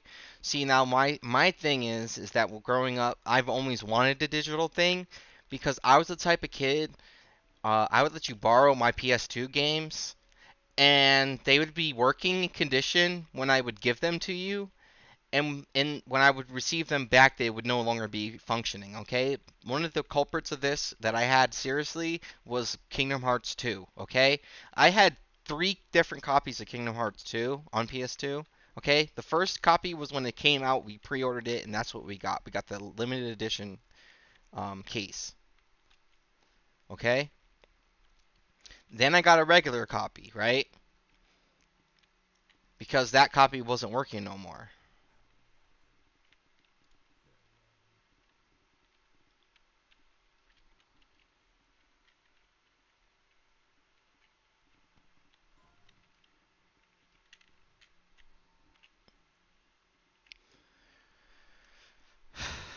It would work, right? But you couldn't play the beginning part of the game. So when you play as Roxas in the beginning, it wouldn't let you get past the part where you fight Axel. And you could get past it. You just have to. I had the PS2, the Super Slim, so the disc tray would just open, so you can open it while I was spinning. So you'd open it while it was spinning, and on the cutscene where that cutscene that where it turns black, if you had another copy of Kingdom Hearts 2, you could put it in and it would start working again. So that's why I had a second copy. But then I was just like, okay, I don't want to keep doing this, so I just kept playing the second copy instead. And then gave that copy to one of my friends, and when I got that back, that copy was so destroyed, like the entire backing of the thing was just absolutely scratched. Like you couldn't even play it.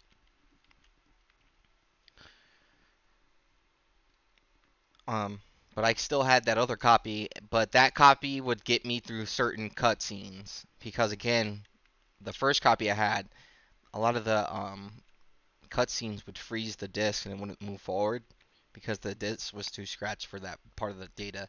But then the scratch disc that I had that was too scratched, the entire thing was just bad scratched. Um,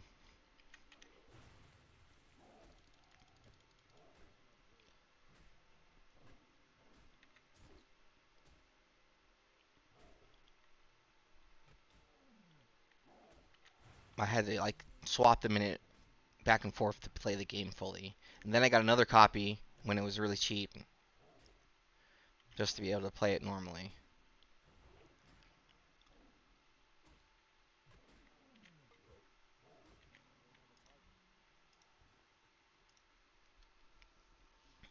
And it sucks to have that experience. So my growing up, I always wanted to be like, oh, I just want to be able to put my game in, and it like downloads it, and I don't like it just needs it to start up. And that's what happened with Xbox 360, okay? Like you used to be able to have the physical disc and then download it into the Xbox, and then you just needed the disc to start the game and it would work. And they actually recommended that because Black Ops, when Call of Duty Black Ops came out, a lot of people had connect like the disc would get too messed up for it to continue, so they would recommend downloading your game. That was so amazing. And then there was ways to like play it without the disc or like a scratch disc or another disc. You can get it to boot up somehow. So that was okay. I'm sure that was like not what was suggested to do, but you had to do what you had to do to play games back in the day. Okay, I wasn't a kid that had that type of thing, and when I did, it was very special to me because I know how much money those things were.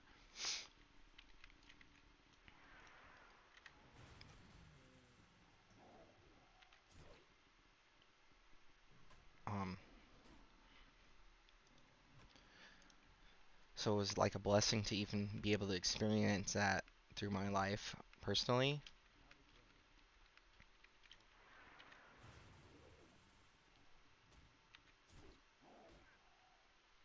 Wow, absolutely stunting on them.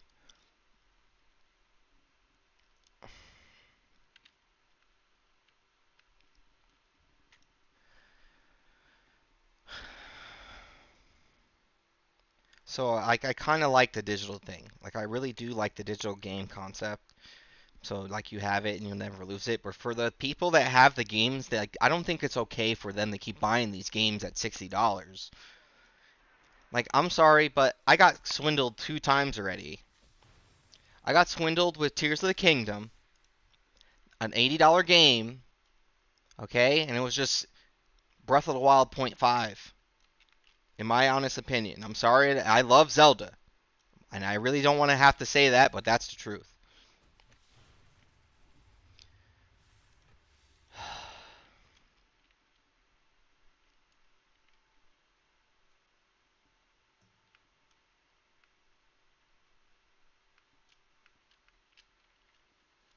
There's a thing here somewhere.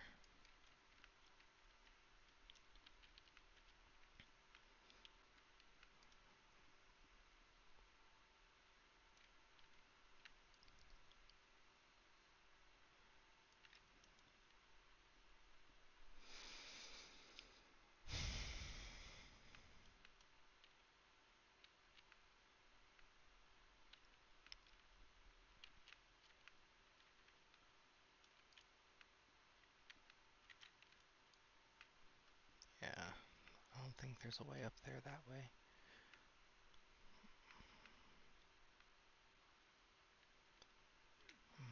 I honestly don't know how to get in there. I'm gonna figure it out. Pretty much. Um, so I really do like the download concept for gaming, honestly. Um, so I mean I can appreciate it, and I don't want it to be the only decision.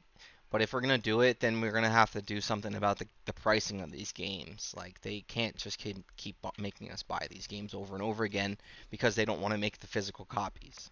Going to be a lot of issues if they're just shipping purely digital consoles when it comes to retailers. Think about Best Buy or GameStop. Like, why are they going to really push your Xbox if they can't make any money selling physical games? If it's up to me, and this is just pure speculation, again, there's no basis of these rumors as far as in these documents, but I would be very surprised if there's not at least some kind of like disk drive attachment that you can purchase for the Xbox. There is now a USB-C port on the front of that new Series X. If I have to buy an attachment to play a game, man, I mean, okay, some kind of disk drive attachment. That's a way to go around it. Right now, we're just basing it purely on their roadmap here for 2030. They're going to have an Xbox Series X in 2024 with no disk drive and no backup. And I like how the tagline here is the most powerful Xbox ever, now adorably all digital. I mean, sure, adorably all digital. We'll go with that. Not gamers are going to be real mad that they don't have the ability to play their back compat games without, you know, buying them again or using Game Pass. Now, this will be shipping with that updated controller, and there are also some improvements on the inside. So one of the ones that I think is kind of interesting is the actual processor. So they're going to be shrinking it from the original 7nm chip, which I actually have one right here, down to a 6nm chip. Now that actually seems maybe not particularly ambitious, largely because Sony already did that exact 7 to 6nm swap, and they did it in 2022. So with the 1200 model of the PS5, Sony secretly shrunk the size of the processor to a 6nm chip, which gives them a little bit more power efficiency, and importantly, it's a little bit cheaper for them to manufacture. Now that seems like a very straightforward and easy update for the Microsoft crew, but I will say that the efficiency and the gains on that are very small. Like, it is a technically better chip, more efficient, a little bit cheaper to manufacture, but it's a pretty small difference. So the cooling requirements for this Xbox are likely not going to be enormously lower, which means that while this is going to be a redesign, I wouldn't expect a redesign. Is that what we're calling it? It's just the mid design.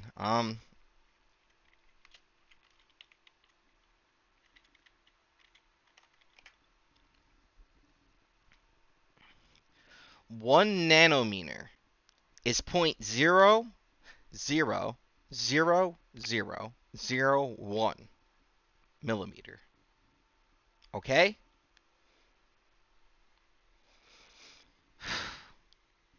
What is that? It's a millionth, right?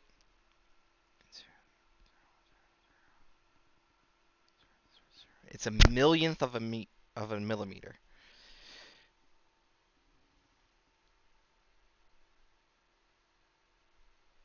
It's a billionth of a meter. Okay? That's the size difference. Is it more efficient? To be that much smaller, if I'm entirely honest with you. We're also talking about a new South Bridge, which again is going to help to refine some of the actual size and cost of these things. It is going to have faster Wi-Fi 6E, that USB-C, new Bluetooth radio, a pretty sizable Honestly, Wi-Fi is really bad compared to it. It has a really long time before it can catch up to acceptable connectivity. Because that's my main problem. My Wi-Fi, even though my computer's brand new, like my Wi-Fi is still not strong enough to support streaming and everything I'm doing all at once. Like I still have to get connected to hardwire.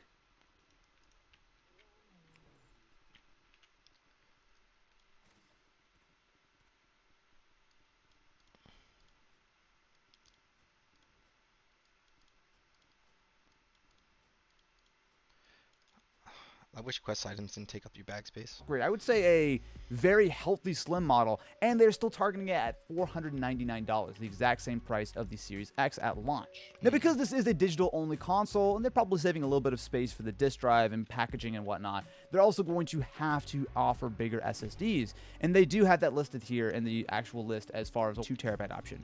Next up, we've got the update to the Series S, codenamed Elwood. Now, this is a more minor refresh because it's not a physical redesign of the actual console. So we're talking about still $299, but making that 1TB SSD standard. And if you remember, just a couple of weeks ago, Microsoft released the 1TB Series S, but at $350. I actually really like the Series S, as you would know if you've seen that video. But making the 1TB model $300 makes a ton of sense. And there's even a reference here that when this model comes out, they're going to put the old Series S with 512 on fire sale at $199 for Black Friday. And that is a deal, my friends. Yeah. Now, this will also be $200 for a Series with the S. brand new updated controller. Now, they do say that it's got reduced power, although I don't actually believe this is going to be an updated chip, largely because I think that reduced power is going to be based on a better power supply and the better standby mode. But still, a very nice little update for the Series S. Timeline-wise, we're looking at the new Series S launching in September of 2024, and we're seeing the Series X in November. And the I don't believe that. I think if they're going to wait another year for an upgrade for Xbox, there's going to be some issues. I mean, if we're going to give us the terabyte option and we're going to get that for Black Friday for 200, that might be what their idea of doing something about it is.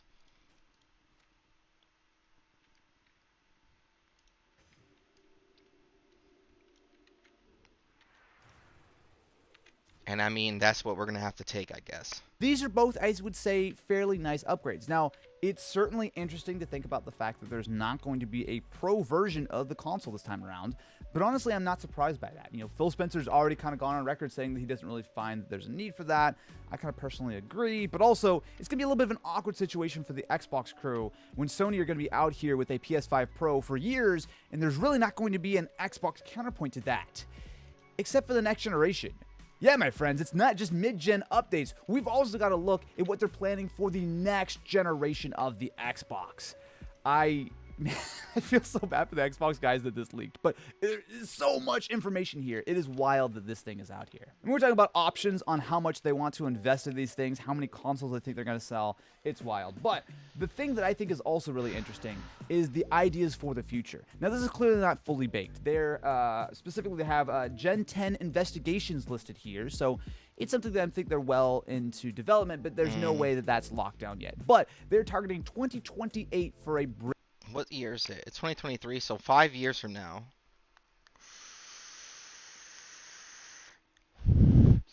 Honestly, if you want me to be honest with you, I don't even feel like next gen for this current gen is caught up to where it's supposed to be. It had a rough start. I think this was the roughest year for it's been the roughest generation for gaming, personally, in my personal opinion.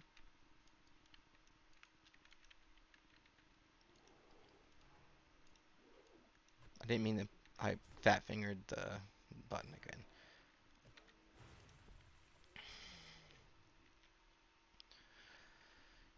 Um, yeah, I feel like this generation's for gaming has been the roughest start. I feel like it's just starting. I feel like the generation didn't take like the traction for the first beginning of it wasn't what it was. I thought that we would get another generation every by now, like this year, that we would start seeing the peaking of the next generation.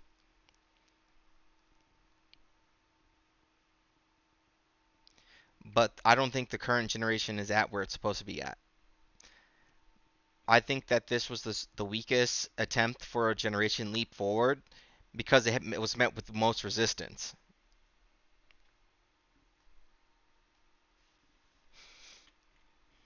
Brand new generation of Xbox. There's a lot of other stuff in this current gaps slide, which I think is really interesting to pull up. So not only a new Elite controller as well as a luxury controller, which is not currently funded as of 2022, but something they want to investigate.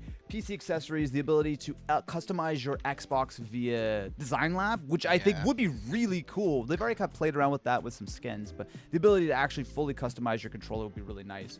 And then there's this not in scope for first party, kind of the off-limit stuff, which is like earbuds, remotes, controllers, handheld, which I find to be really funny. They're like, hey, we're not doing an Xbox handheld. There's also a sneak peek here at what the next generation would look like. Now, I will say out of everything that we've talked about, this is the thing that you have to have the biggest grain of salt for, because it's clearly Microsoft thinking about what they want to do. But there's some really interesting nuggets here. First and foremost is the idea for cohesive cloud gaming. The concept is that you would be able to leverage not only cloud resources, but also your local game to be able to play stuff that is bigger, that is higher fidelity. I remember that there was I think it was Crackdown on the Xbox One, that they had tried to do something similar, but it was a little too early. Now, what this really truly means, I think still feels like it's a little bit up in the air. But there are some really interesting nuggets for what we might expect for the next generation. So there are some things that Microsoft are specifically calling out as far as, does it make sense to go with an ARM CPU versus x64? There goes that one, guys. Calling out AMD Zen 6. I knew that the training for that was going to kill me. Talking about big versus little CPU cores, co-designing the GPU versus making their own or licensing the IP, having a neural processor, which is pretty much standard across the board for things like upscaling and whatnot. And then we're talking about things like next-gen ray tracing, a thin OS for super cheap, like less than $100 handhelds. Like, obviously, this is all just stuff they're planning, right? So man, it's that super, sucks. That was super early. These are just the things they're thinking excuse about. me, that was a But this is crap our death. first real look at what the 2028 future of gaming is going to look like. And man, I feel like I gotta sit down after all this stuff. Can we just all appreciate this moment in history? I'm so that mad. We have seen such an enormously I really hate doing comprehensive this over look again. at the current and next generation of gaming. That was the Again, farthest I I've want to I've give gotten. a sincere apology to the Xbox crew, because the fact that this is leaked is brutal for them. But from a gamer's point of view, Because I was just being a this stupid is idiot, good man. news that Xbox clearly are very, very much investing in the future. This is not even counting a lot of the other stuff. I mean, there's emails from Phil Spencer talking about how have to he wishes update he could my- buy Nintendo, but he couldn't quite pull it off. There's a ton of stuff from Bethesda. There's a lot of stuff in here, but I'm specifically talking about the console stuff because I personally think that that's the most relevant. Yeah, And I the think fact I have that to we're update going to be my looking at add-ons. a very interesting update to the Series X and the Series S. And I'm very curious to see what you think in the comments, but also a sneak peek at what the next generation of gaming is going to look like is very, very exciting. Stay tuned, my friends. I think the console wars are starting to heat right back up. If you subscribe, you know that I'm going to give you the play-by-play at 6 o'clock in the morning every time something leaks. Yeah. All right. So we watched the leak video for Xbox, guys. I don't know what to tell you. I feel like it's weak. It's a weak attempt. It's very weak.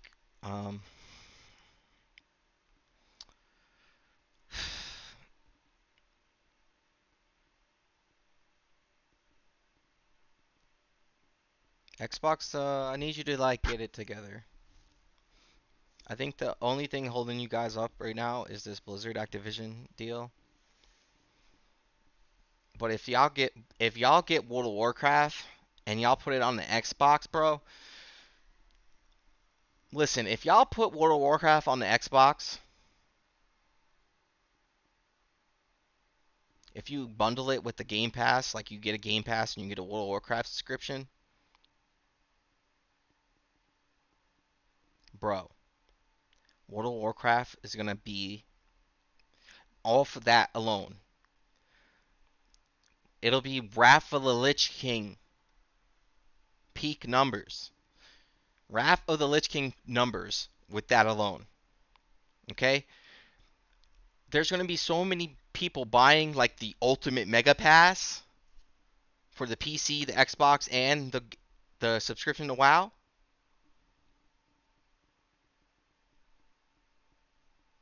Billy Gates is going to be in there making another vaccines. Promise you. Like that's how much money this is going to be.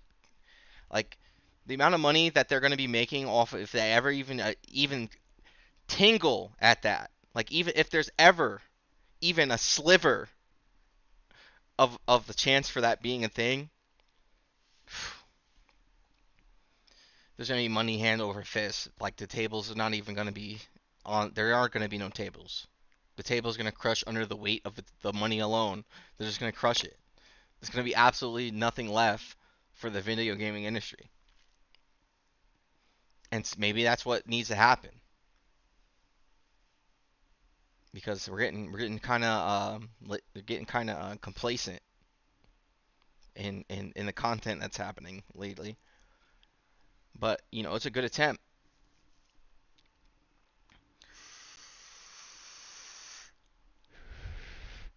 So I'm trying to quit smoking. It's very tough.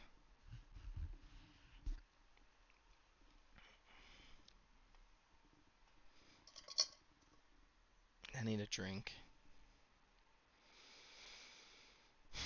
I'll be back. I'll be back. Just give me one moment. And I do apologize for this bright yellow. I kind of like it, honestly. But I'll be right back.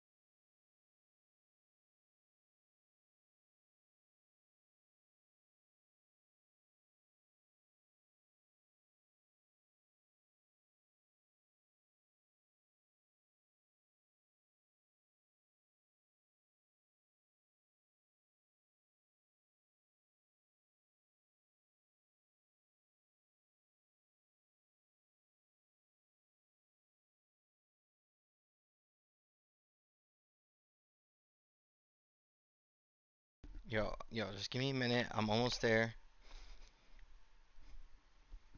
I just gotta get some water. I'm honestly so thirsty right now. I can't even tell you. I've been trying to just not drink soda. Soda's really bad for you.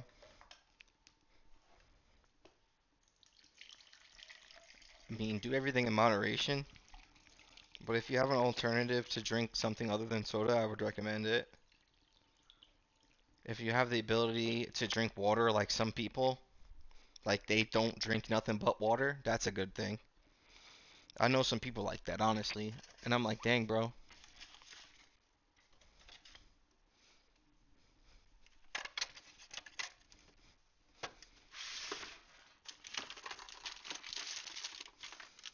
Honestly, I don't even know if I have any left.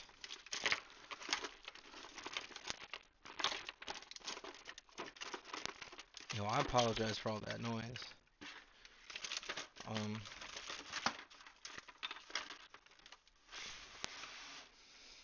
I really don't have none. Dang, I drank all of them? That's crazy. I still got some. I got some other ones.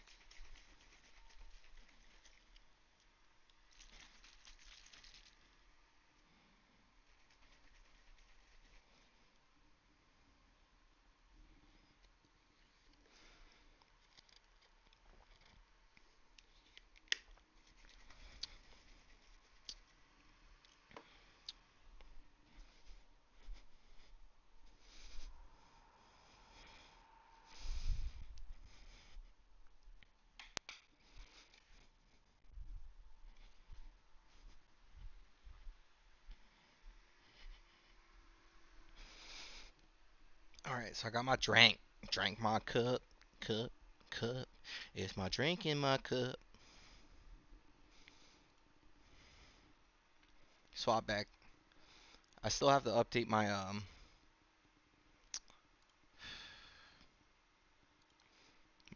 add-ons. Boom. Boom.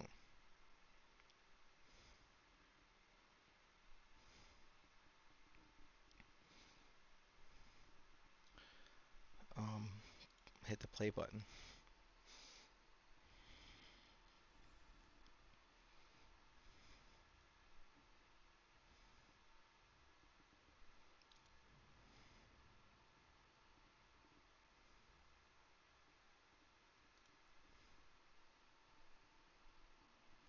Hold up.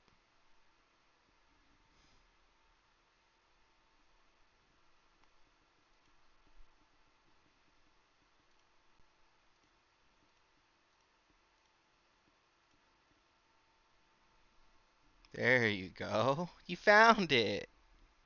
Good job. So here we go. We're gonna start this journey over again as a gnome warrior.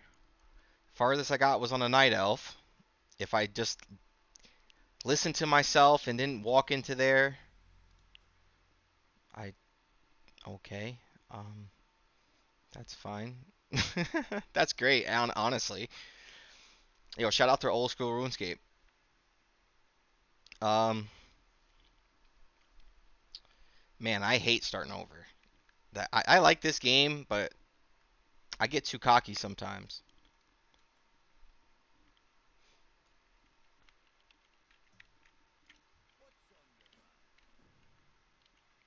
Let me zoom out. Is it just me, or do gnomes move faster? Or is it just because of their height? They just move. They look like they move faster. I feel like humans and dwarves just move at a slower speed. I don't know. It might just be my imagination.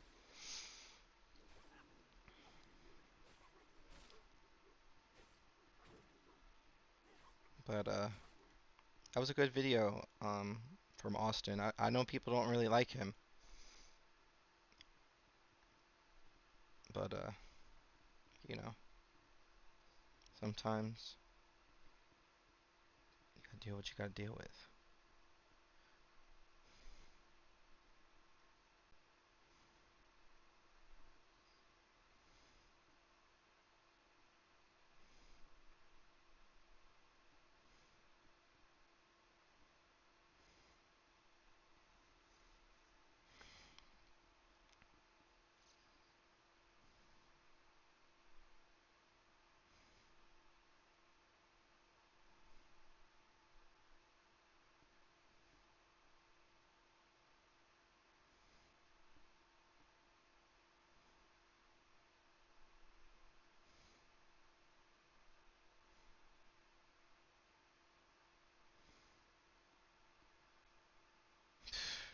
This is a good one. So this is from Mr. L. Boyd Reacts. All right, so this. Okay.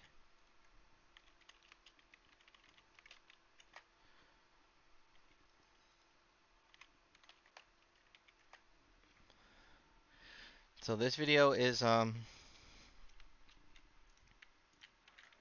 be from Mr. L. Boyd Reacts.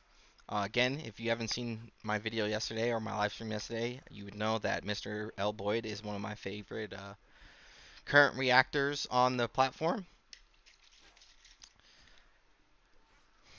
I really would like to have a conversation with him one day just to figure out how to do this properly so I can do what I actually really want to do, which is react to the music videos and actually react to music.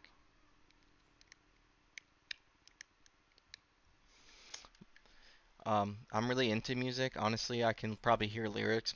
I hear the lyrics more before I even hear the music. And I would really enjoy, you know, reacting and breaking it down. But that comes with its own problems in itself, honestly.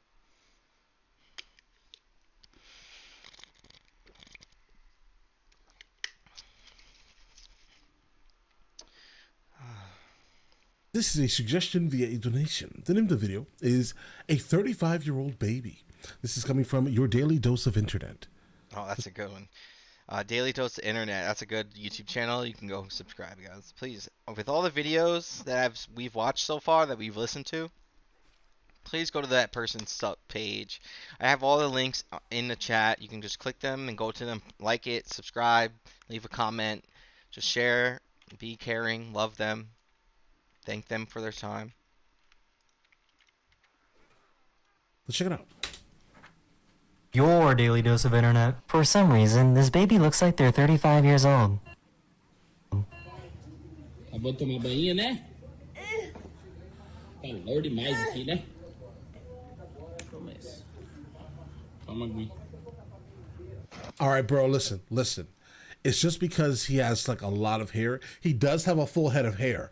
I don't know how I mean, I guess, yeah, he looks 35 completely. 35 driving a Mustang, I'm telling you. Wow, yeah, that baby did kind of look like he was like an old man head on a baby body. Chrome rims. All right, let's get it. Começa. Toma aguinha. I wish you a long life, though. Let's get it. Damn. This guy tried out his female voice. Yo, this girl was like rollerblading and she hit the ramp and she did this trick and the trick just destroyed the camera. Oh, bro. Começa. Toma aguinha.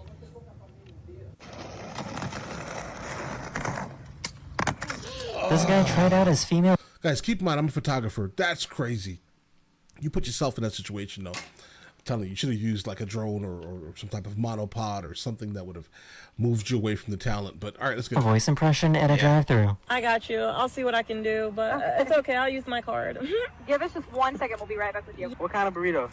Let me get the little burrito supreme. Oh my! Hey. Wow. That's a guy. My voice. These guys. Hey, bro, that's He's not good. okay. The response that came from them are absolutely not acceptable in 2023 and in the generation of TikTok. Let's get it. Because I'm almost positive they all got fired in there for saying some craziness like this. Nah, it's me. It's my voice. These guys found something strange inside of this tree.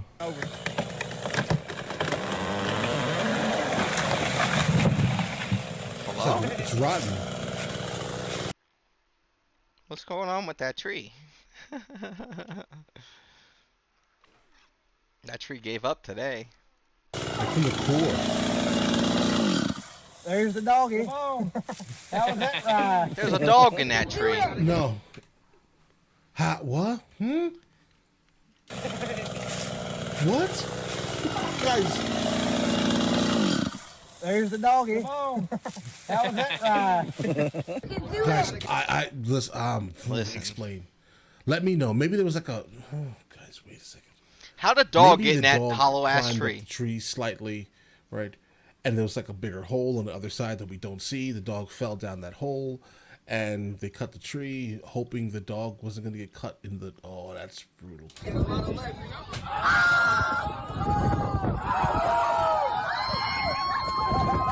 It started to rain at the zoo, so every The dog wasn't gonna get cut in the. Oh, that's brutal. And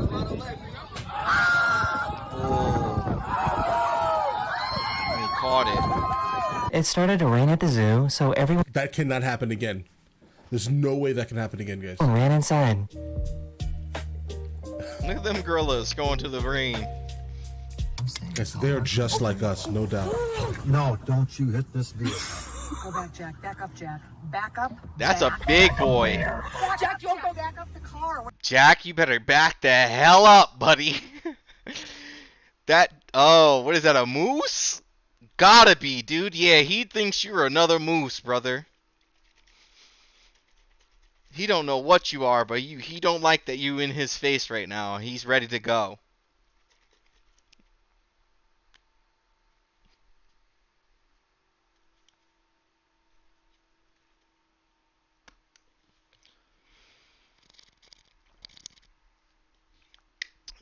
You got the wrong moose today, buddy. He ain't having it. What are you doing? Just be quiet. Drive forward She thought it would be a good idea to bring their phone on a roller coaster. If you ever thought in your life that it would be a good idea to bring your phone on a roller coaster, you are sadly mistaken.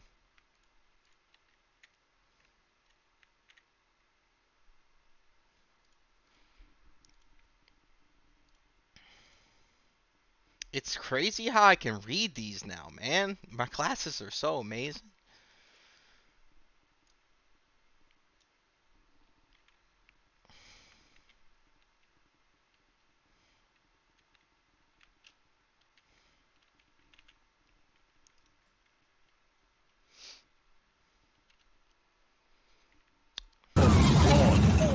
That phone is gone. You texting? So instead of enjoying the ride, you thought you were gonna text Baby Boo on the ground. Take a pic. Thought you were cute. You don't learn today. Instead of enjoying the moment, right? We no longer can have fun. We have to always, under every circumstance, post it on social media so other people see, hey, listen, we're having fun. Bro, just have fun.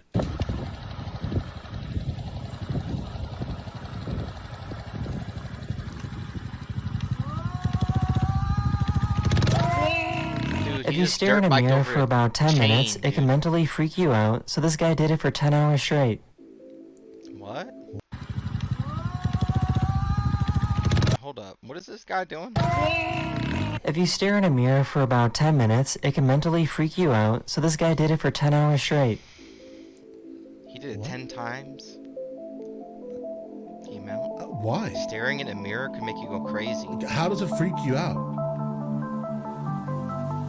Hey, but at least he was able to stay off his phone for that long. That's a feat. Are you single, married, divorced, widow? Brokenhearted. Brokenhearted. Oh. Me too, sir. I pray for you. You'll find your love. Oh, sorry. It's not the opposite. Right. Dang, that's an entrance, dude. He came in on the mega slip and slide off the parachute. That's good. That takes talent. He had to like actually put geometry into that one to learn how to do that one, buddy. Monkeys often like to jump into water just for fun. I thought they were afraid of water. Not these. They don't care. They're having fun. That is the end of this video. We hope you enjoyed. What? And I'll see you guys again very, very soon. Later. Alright. Listen, I don't know what's going on with Daily Doses of Internet's mic. Mine does the same thing. I think it's just the mic quality.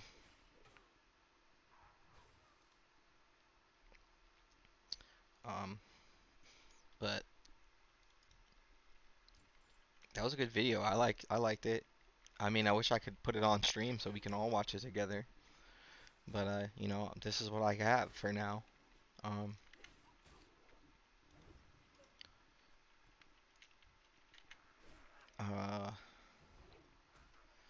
Good video. The guy that came in off the parachute, slid down the inflatable thing off the slip and slide, that was nuts. That dude is amazing.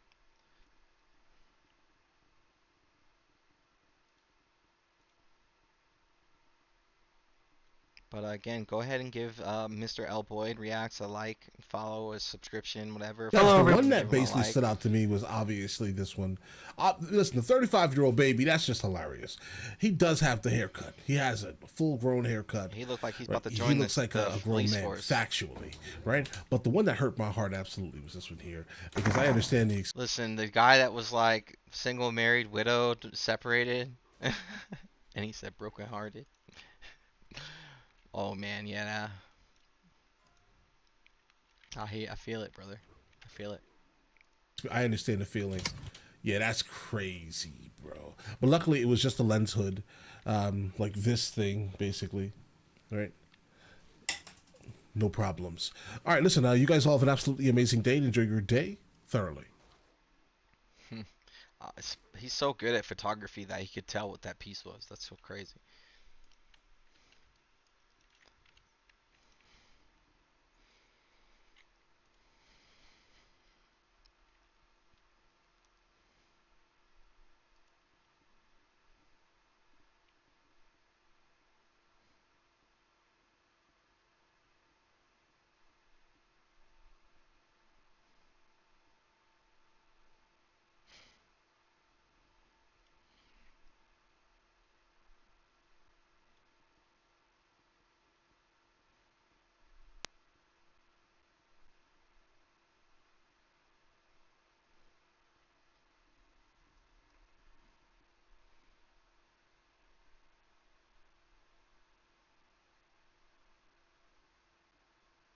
Asmon's advice for people who feel behind in life. I have your... Okay. This isn't from Asmon. This is from Nick F. I don't know who that is.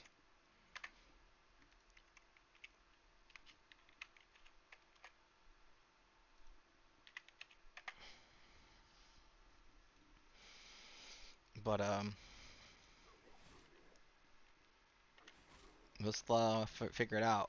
So we're gonna listen to today, the next video, while we're playing, starting over this hardcore WoW experience. That's so fun. Yeah. Have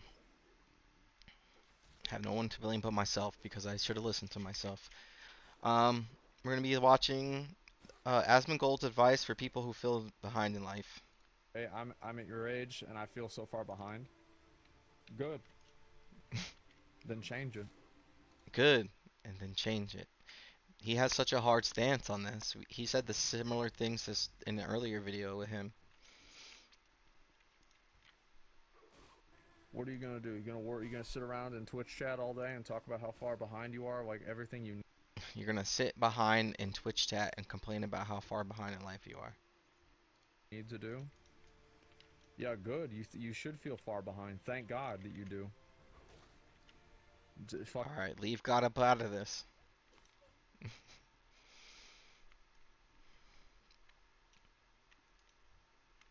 What does God have to do with this? Not very, very Jesus-like.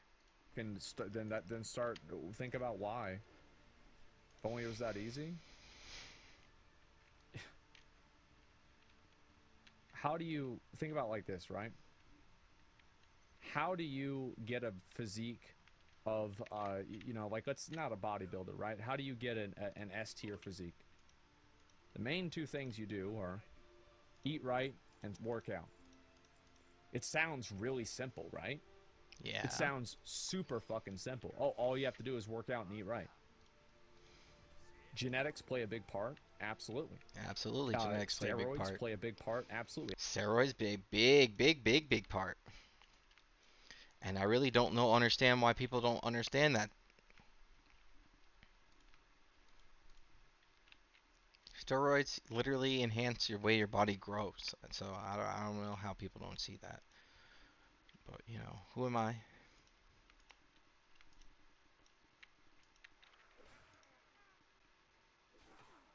I've had friends who've done steroids. But what I'm saying is, like, sometimes simple answers for hard questions are not the wrong answer. It's just that people want to hear some sort of like hidden knowledge. They want to have like a, you know. Exactly. They want to have something where they are going to hear what they hear, and it is the answer to how they can fix their problem. So instead of actually giving him an answer of how he can potentially do that, we're going to call him out on his shit because he knows what he has to do. But then you're leaving it fully up to the responsibility of them to make it better. Knowing that if they had the knowledge that they needed, they would already be in that in that situation, unless they honestly chose not to be in that situation. A button combination on a controller to enter in a cheat code. It's really not like that. I'm not hearing about no cheat codes. That's not a cheat code, and knowledge isn't a cheat code. Okay, and just because you have the knowledge and someone doesn't mean that you're better than them. It's like the whole Dark Souls thing. Oh, you're having trouble with a boss? We'll just roll. Oh, you're having troubles with a boss? Just roll. Just get good, kid. Oh, you can't beat this boss? Well, roll. Start rolling. Just roll out of the attack. That's it. It's actually that simple. Yeah, it's like you want to draw good, draw a lot. Yeah, exactly. You want to draw good, draw a lot. Come on, man. And so that's the thing. Being consistent is a very simple, easy thing. No, it's not. But I think a lot of people that aren't consistent because they don't want to be. They want to do something else more. Yeah. And I That's true. They're not consistent because they want to do something else more. That's definitely true. So, you know, he's not spitting anything that's wrong. It's just hard facts. I understand that, you know, like that's fine, but like you have to be honest with yourself. That's what the issue is a lot of people aren't honest with themselves. A lot of people aren't honest with themselves, and they're honestly not worth the value they think they're worth. I think that's what he's gonna say. But that's not how I can see things, honestly. Everyone has a purpose. Everyone's a cog in the machine. There's all reasons why certain people needed to be doing certain things, okay? And they lie to themselves. And I think that's what really fucks them up.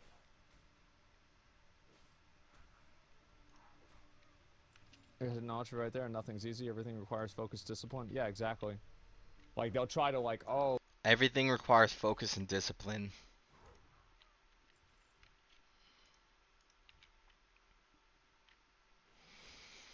Yes, but I can be focused and disciplined incorrectly. Because there's always a right and wrong way of doing things. Does it change that you're doing it? If you do it? No. Because if you do it, then you're doing it. And it's really perception based off of what's right or wrong. But there is a right and wrong way of doing just about everything in life. Oh, well, it's because, oh, well, it's like this, that, and the other thing, right? Oh, I'm busy, I've got all these things to do. It's like, meanwhile, like, you're watching Twitch, like, 3 hours a day. Like, you're fucking, like, you're playing video games, like, watching Netflix 2 hours a day. Like, somebody who's driven and really wants to get something, they're gonna work for that all day. You know, they're not gonna, that's gonna be what they do for a break. Yeah. That's funny. They say work somewhere where it doesn't feel like it's work.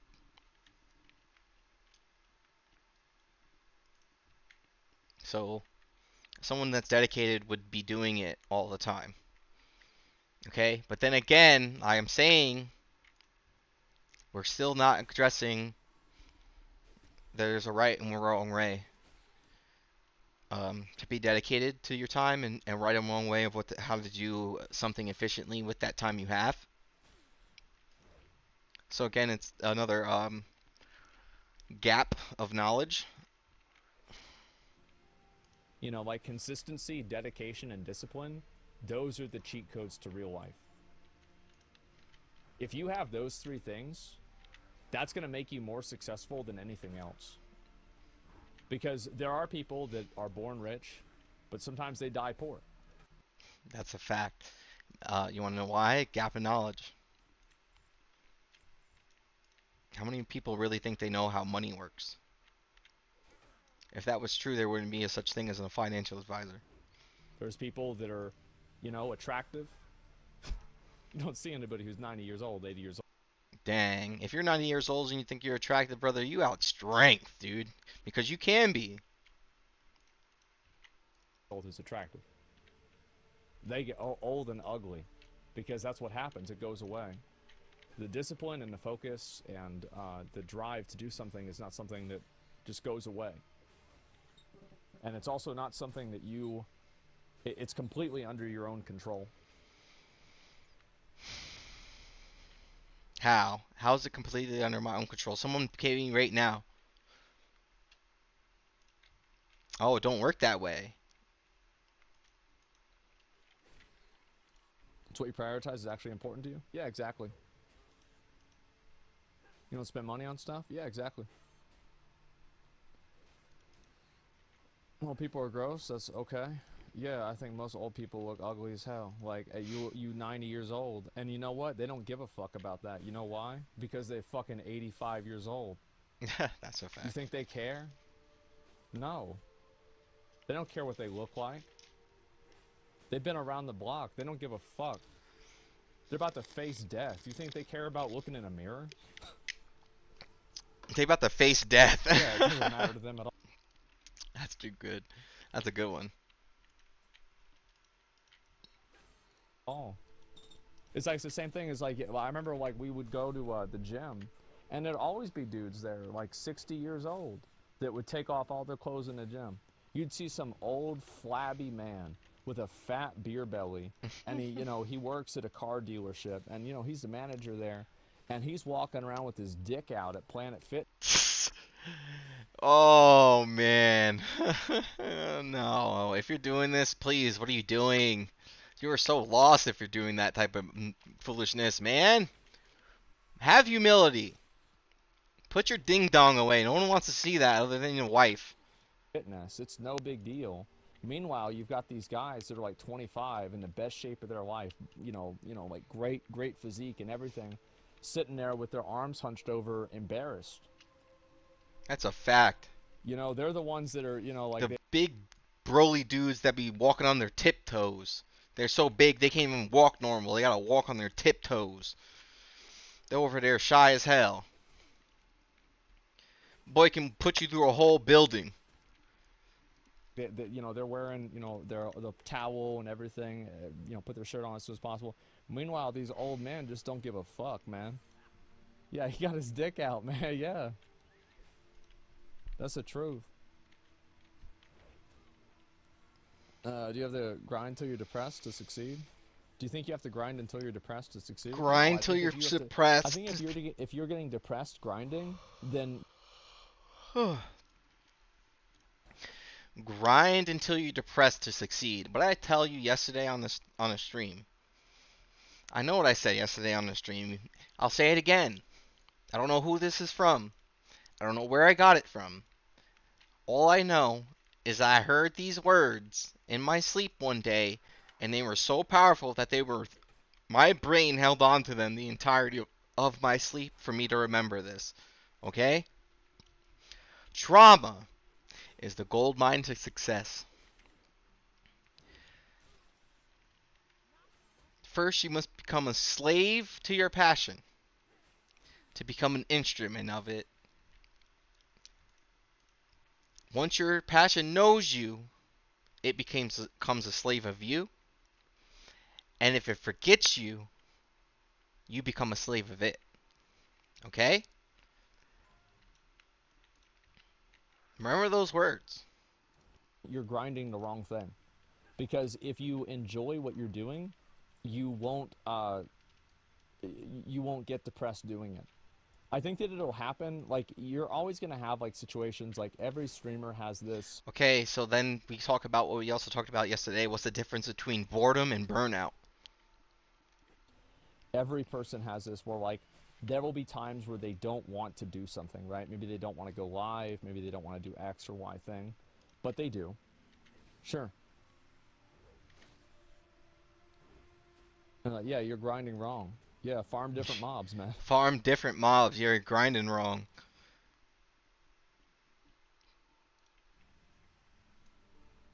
The juror spoke out his experience in a court case? Oh, really? A lot of stuff in life, they'll grind you down. It's your choice. You chose it to stay down. There's the end result is like nobody's going to give a fuck about you. Nobody's got your best interest in mind. Nobody cares about you. You only care about you, and nobody else is going to give a shit. And so if it doesn't matter, like, oh man, like, but this is the, you know, the game, like, it's not fair. Like, it's not fair. Like, of course it's not fair, bitch. Shut up. Like, shut up. Like, no, who cares? Like, not, yeah, okay, and? Like, now what? Okay, and now what? Are actually aware of what makes them happy? Yeah. Okay, and now what? Okay, and now what? Here's the now what.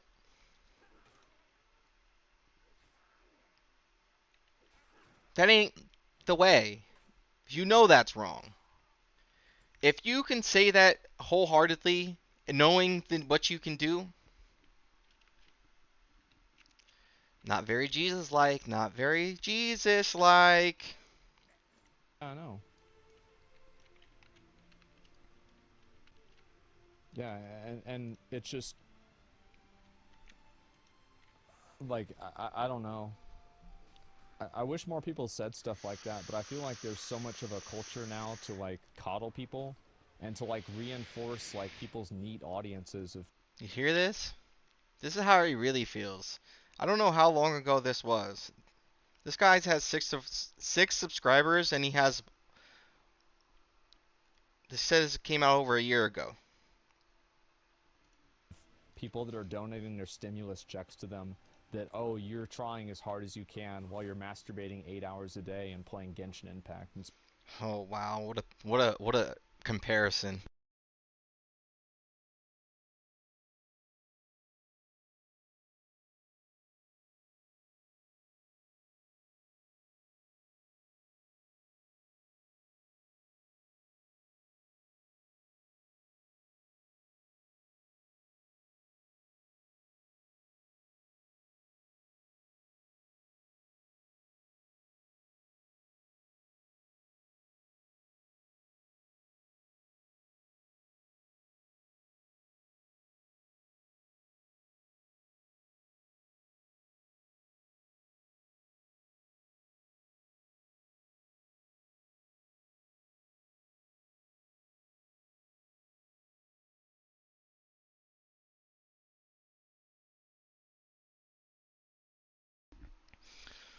I can't stand that idealism. I really want to know where it came from.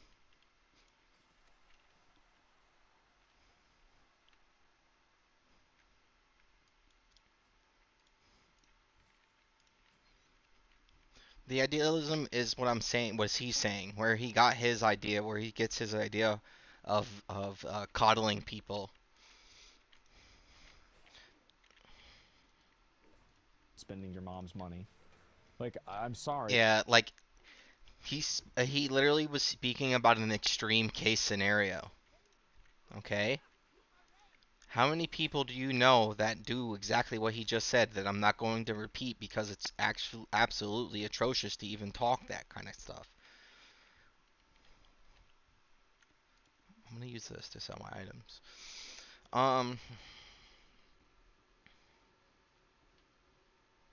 That's an extreme. That's an extremist.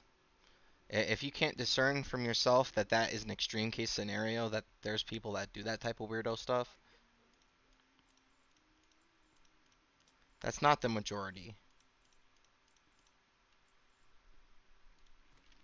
The majority of people are not in a bad situation because of their own decisions. They're making bad decisions. Some people just don't know. Some people can have it right in front of them and still not know. We know this. We say this about classic WoW players. But like this is a loser track of life.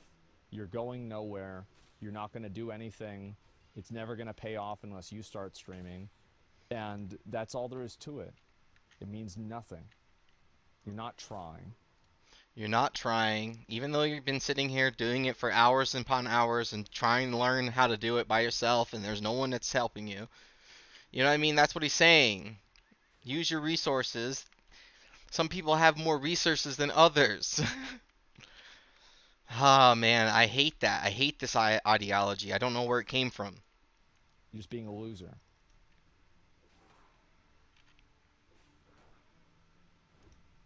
You know where it came from? Probably from lived experience. Because growing up, for me personally, was always that person that was so much better than everybody else. You know what I mean? Not me particularly, but you know who that person was for you. And it might be a personal thing that you may have made that idealism up in your own kind of mind. But it's not like it wasn't like being, you know what I mean? Like maybe it comes from being school valedictorian. They're always like judging measures of success based on how well you perform at certain things. You know what I mean? That's what I was talking about yesterday, that people base the success of certain things based off their merits. That's it. Bullying, yeah. Why you attack me like that? Hey, it is what it is. Oh, see, look, bullying. Why you attack me like that? See, they're telling you what it is.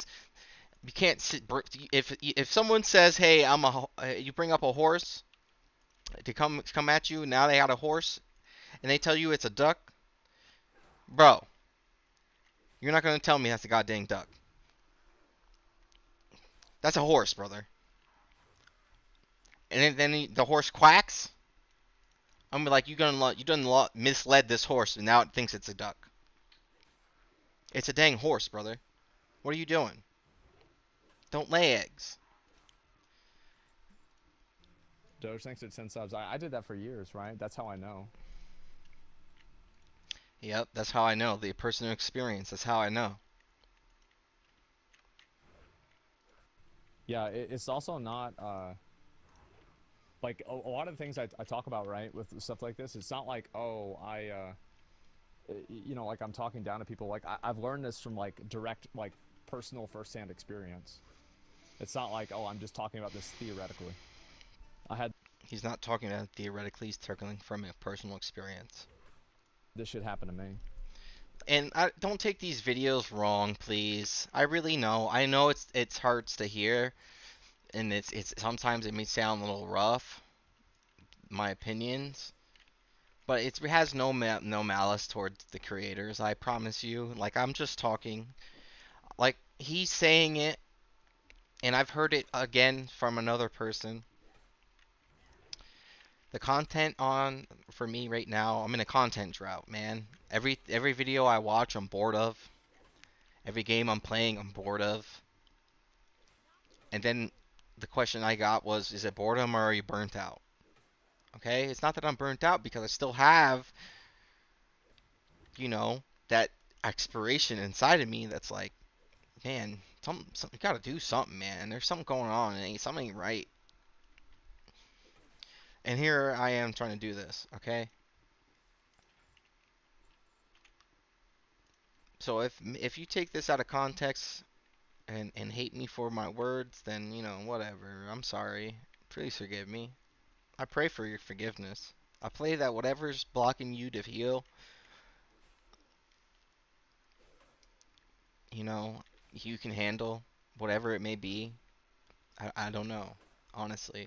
Like I'm coming to logic. If you want me to speak logic, then I would say it's because of the experience, your personal experience that you've gone through, the environments you grew up in, physically, mentally, emotionally, and spiritually. Um, and I honestly, I hate to hear that type of thing happen. And I really do. I really hope there's something you find joy and peace in something. Because honestly,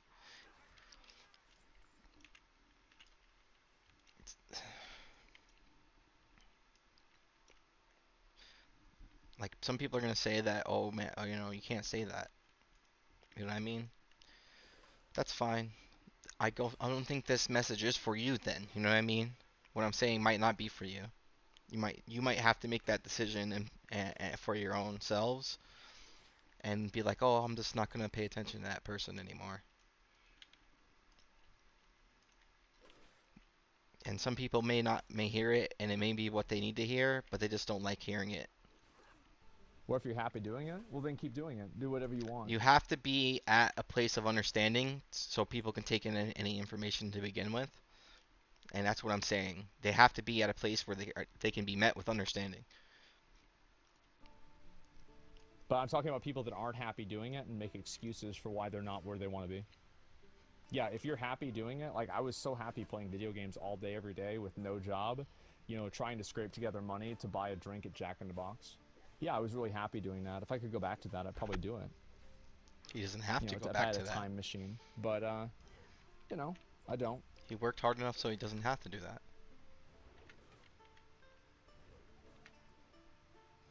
Everyone has the balls, not be in denial, whatever's causing the issue. Yeah, it's the same as like the thing is that like if you can't acknowledge like what you can't acknowledge what you want to do, what you've done wrong, you'll never be able to do anything right because you'll just. If you can't acknowledge what you did wrong, you'll never be able to do right.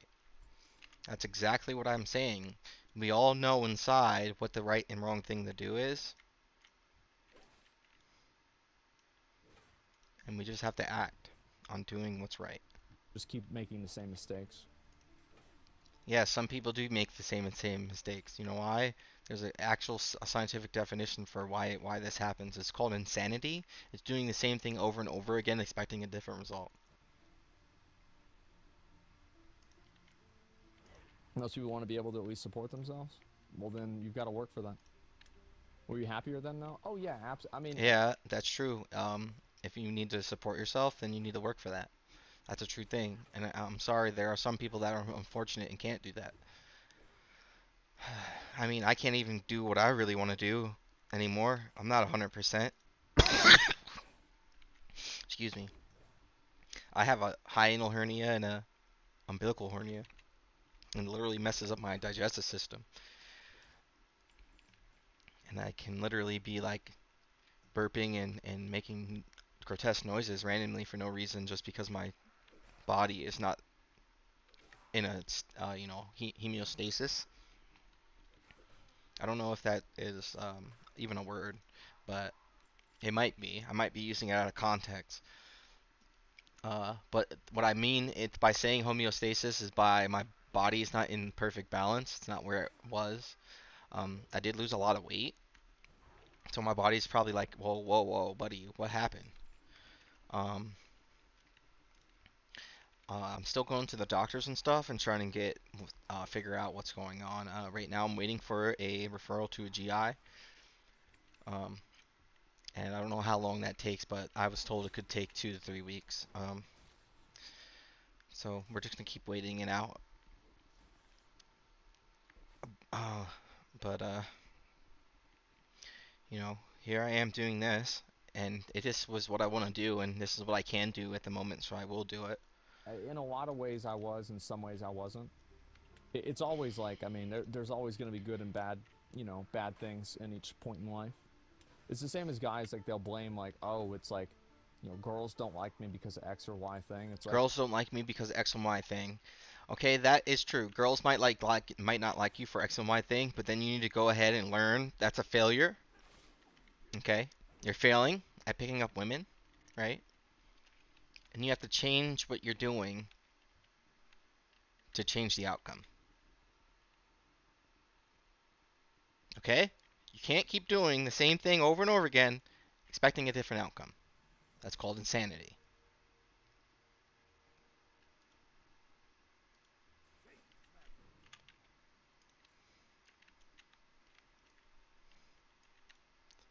Okay, yeah, this is where you take this.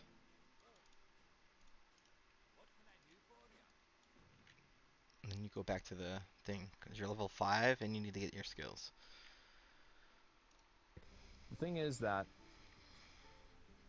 it's just like with anything else, right? It's like a lot of people don't have what they want because they're not willing to put in the effort for it. Mm-hmm. That's it. That's true. Some people don't want to put in the effort. Even people that are in positions where they are now, you know, sometimes they feel like they're not putting in enough effort. Sometimes that's a hard reality to accept, that you're not putting in enough effort and now you're responsible for the things that are happening. Yeah, and like if you don't, not like, why am I? Let me think.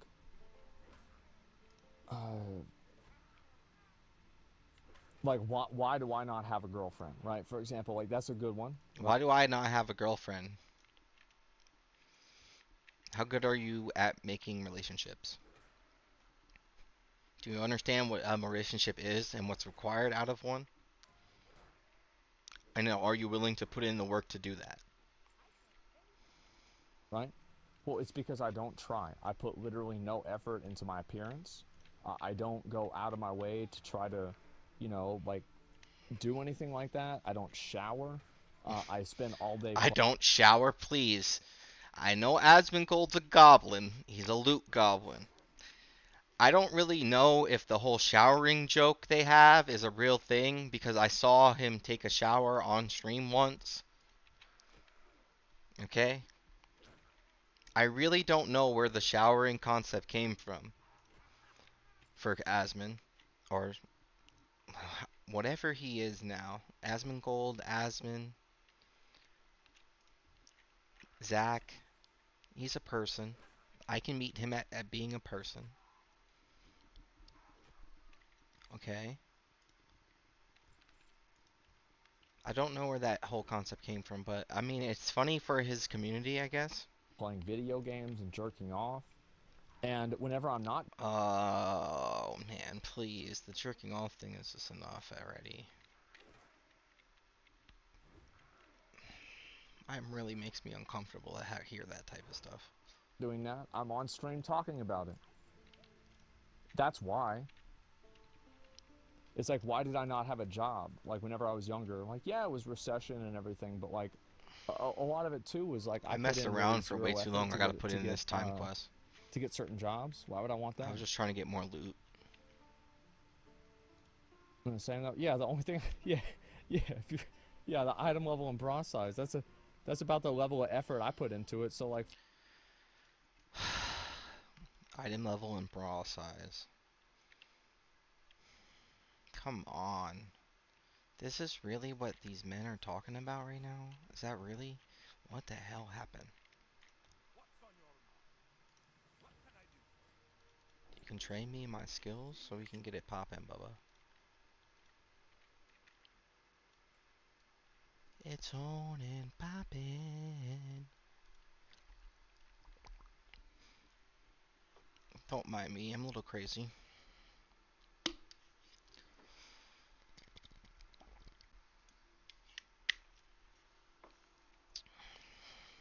Fuck that. When you say that, some people that I know have been streaming for over a year to almost no success. How do you keep motivated about something and streaming with the example and nothing going on about it?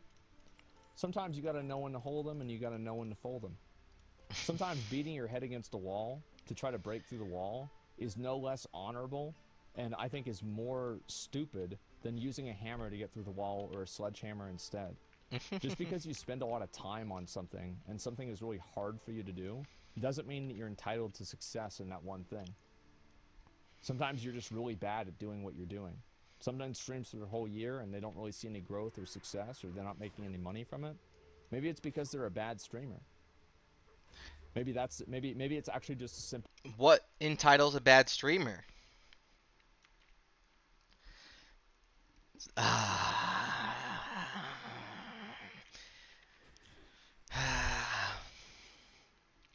Okay.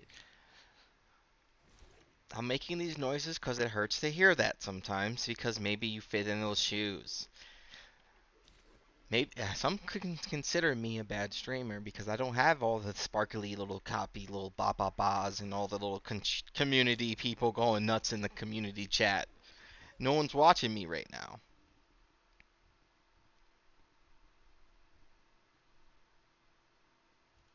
But just because they're not watching me right now don't mean that I'm not a good streamer.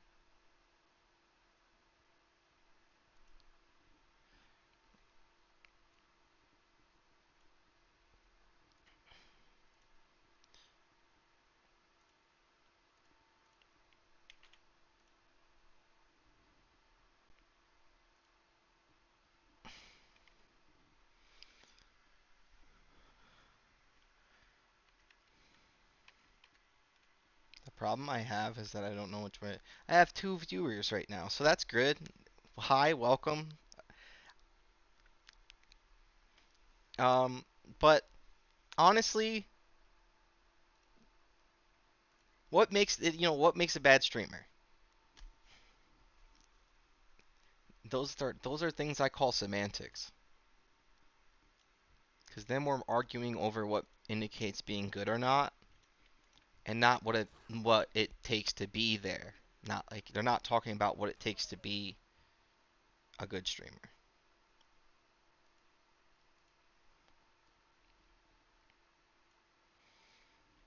Simplest answer. Maybe they're just bad at what they're doing. That's all it comes down to. And it's not, the thing is, like, that doesn't mean you shouldn't be a streamer. Like, it means you need to understand. I'm glad that he said that. That was a nice recovery. Now I feel like I have to break this guy's, like, speech down. Like he's rapping. Like a rap. Like I have to break down rap bars. It's like now I have to break down Asmongold.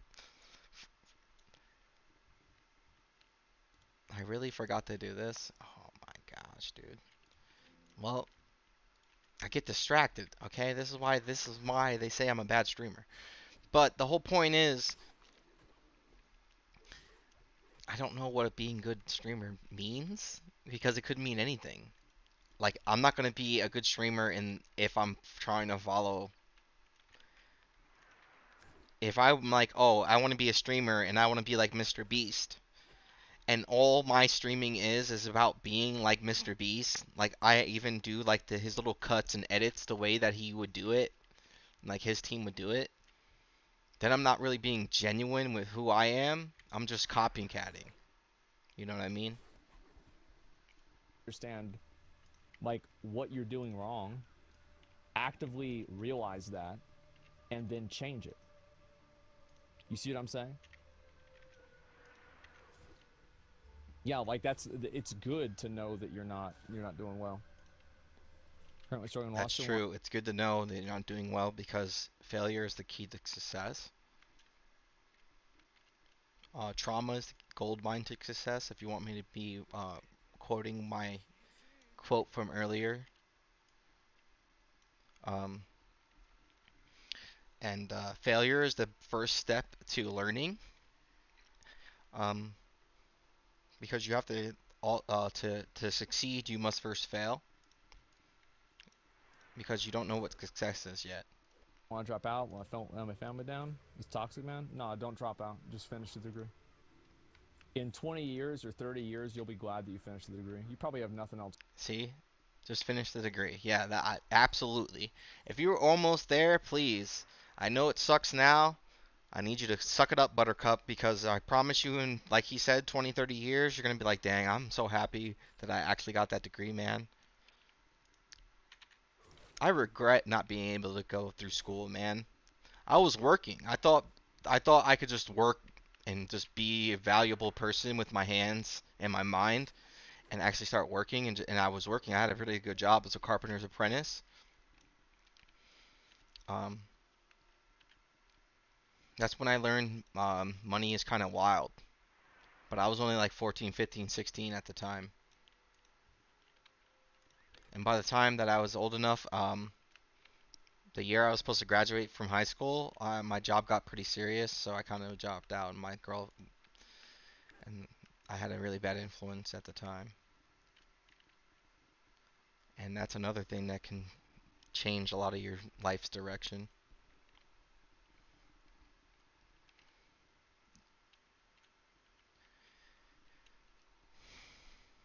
What's going on, man? Like, just finish the fucking degree, man. Yeah, just finish the degree. You'll be glad you did it in 15 years. You'll be glad that you took the easy way out for the next 15 days. Maybe a year and a half. Like, if you got some, some other, like, fucking hustle that you're doing and it's doing really well, like, I quit, I quit because of, what do you call it, YouTube, right? Like, then it's a completely different thing. And I was only, like, fucking, like, like 6 classes away, like 12 credits or something like that. I don't remember. I was See, even then, even if he were to go back to school, he knows that it would be pretty quick. He might have to do like some catch-up stuff. I don't know school. School's kind of weird. I don't really know how school works anymore. I've been out of school for so long. I was just working. It's pretty much there. Streaming is such a saturated field right now. You can be a good streamer and not get an audience. There's literally thousands of other people doing the same thing. People don't scroll down to 0 viewer Andes. Yep, that's a true. People don't scroll down to the 0 viewer Andes.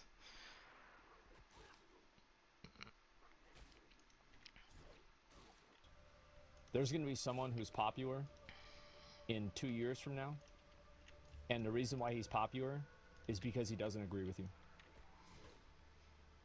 That's crazy. And that's not going to be you. He pulled that one all the way around. That's a full There's circle. going to be a guy, and he came up. Dude, that's a full circle, dude. How'd you just get full circled on with Asmongold, dude?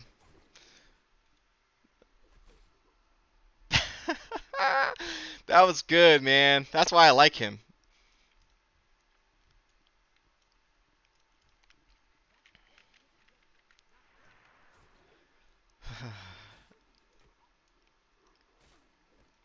And I need you to hear that one more time.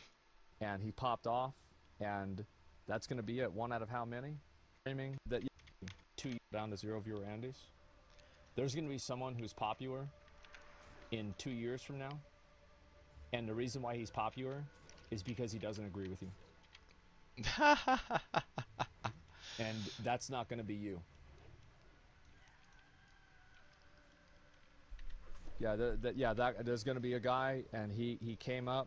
He came up. He just popped off. And he popped off. He started streaming. He popped off. He just did it. He just did exactly what you want to be told. And he just absolutely went nutso. Yeah. If I was to say that, if this really was in 2012, 2022, I would say that even half that time that he's saying, dude, Kai Cenat, dude. Kai Cenat popped off. He just did it. Popped off. Absolutely popped off. Like, without a shadow of a doubt, popped off. Yo, shout to him. Yo, reppin' New York. And that's going to be it. 1 out of how many? Thousands. And if you're not working as hard as you can, you're going to be one of the people that didn't make it. Dang. You don't have to be 1 out of 1,000. 1 out of 1,000, dude.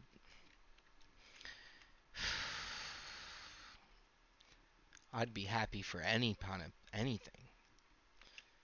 Honestly. I'd be happy for any type of payment. Any of my work to pay off. Honestly.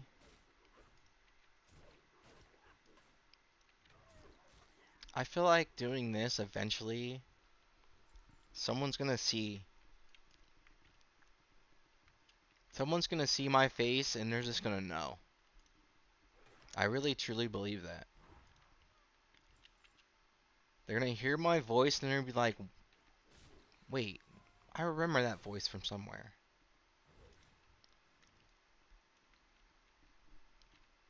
And then it's all gonna click. It's gonna all be like a Jimmy Neutron brain blast. And I'm just gonna be on the good side. That's all I know.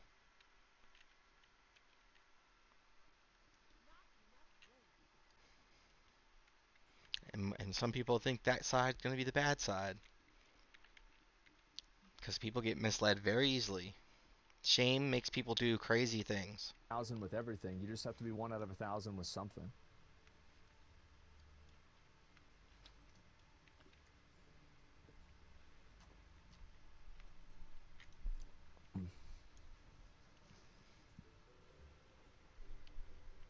Yeah, there's always room for one more. Yeah, exactly. That was a good person. That was a good comment. There's always room for one more. It's harder and harder to pop off with every passing year. No, it's not. Not. It's harder and harder every passing year to pop off. I mean, technically, that's true.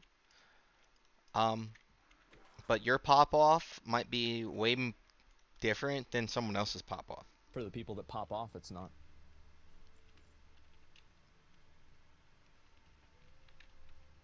Yeah, it's like also success exists on a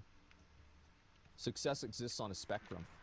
It's not like the only two, like you can only be you know, a fucking like 100K Andy. You can only have 20,000 subs or 2 subs. There are a lot of people who There's all in have betweens. 3,000 subscribers. They have an active viewer base of 1 to 2,000 people, and they make 6 figures. Mm-hmm. I'd be don't happy have to making be 5. me. I'd be You happy don't have making to be 4. a big If you streamer. want me to be realistic, hold on. If you really want me to be realistic, dude, like I know some people that might gonna see this and be like, dude, this guy's out of his mind. This guy don't have a clue what's really happening. Dude, realistically, if I were to somehow get to 60K, I feel like if I had 60K, I feel like I would know what to do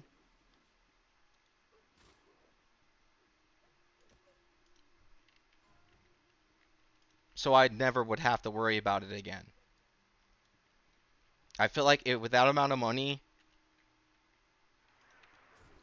there can be things that you do that everything that you touch would be just hand over fist making money somehow. And I may be lying to myself, like Asmongold seems to believe.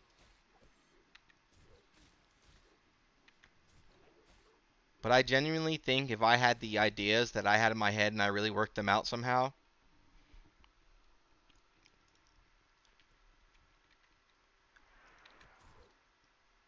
that I would be on a really big path.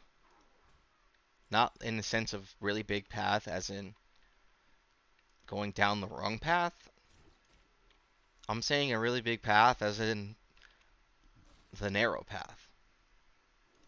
Because that's exactly what Asmon's talking about. He says that people really don't want to do what it takes to do what they gotta do.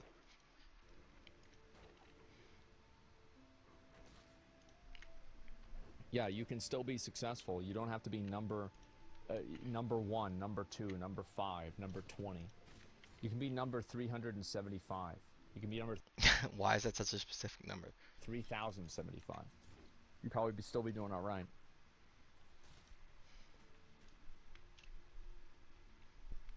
Seen the documentary 200 Meals? No, I haven't seen it. It's a self-defeating mindset? Yeah, it is. Self-learned helplessness.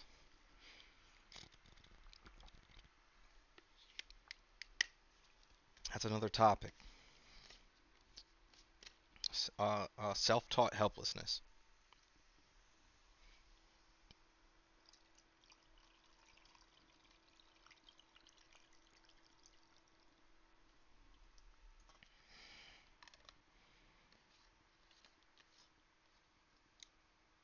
Okay, this does not apply to people that did not have the ability to do the things that they normally used to do.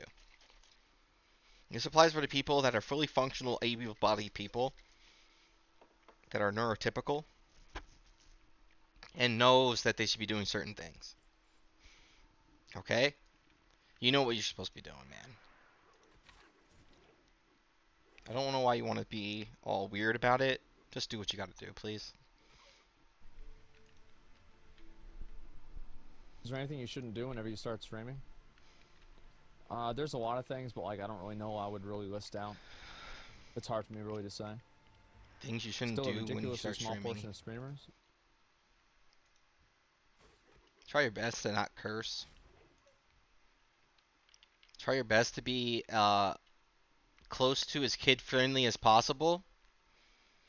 And if you know your content isn't kid-friendly, there's a button that says, don't show this to 18-year-olds. Don't show this to anyone under 18.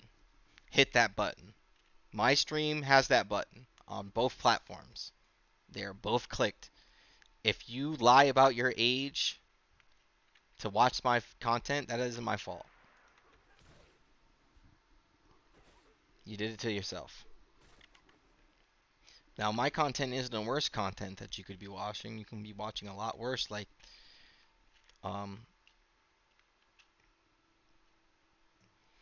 who was those two kids that did that?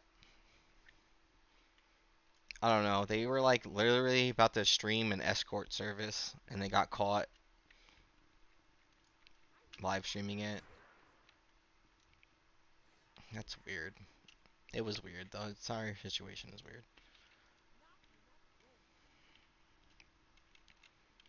I don't know what the heck he's doing.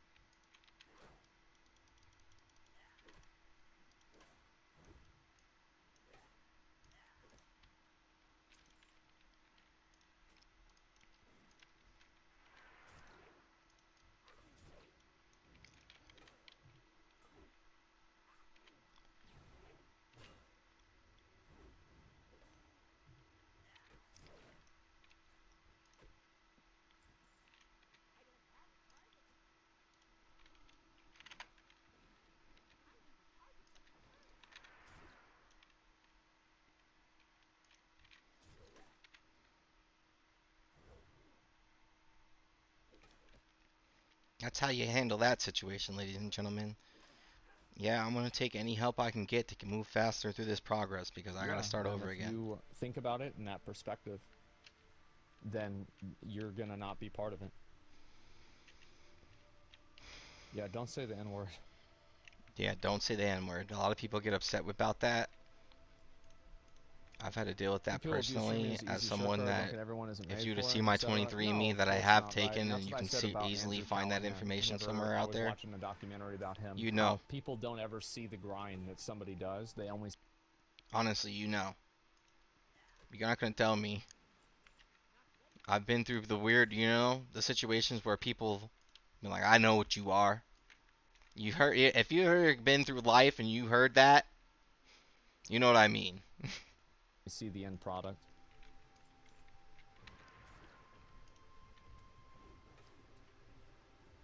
So just psychological bullshit, disregarding the material reality of things. Even people that be like, oh, that swear up and down that you're something that's something. Even those people, when you tell them and get the DNA, they're like, oh, that changes things. I don't know if that's for or against what I'm saying. Yeah, I'm not sure. People assume a big streamer always had it easy. Well, of course they do. Because if they don't, then... The thing is, here's why people assume that stuff. It's because if they can assume that, it rationalizes in their mind why they're not in that same position.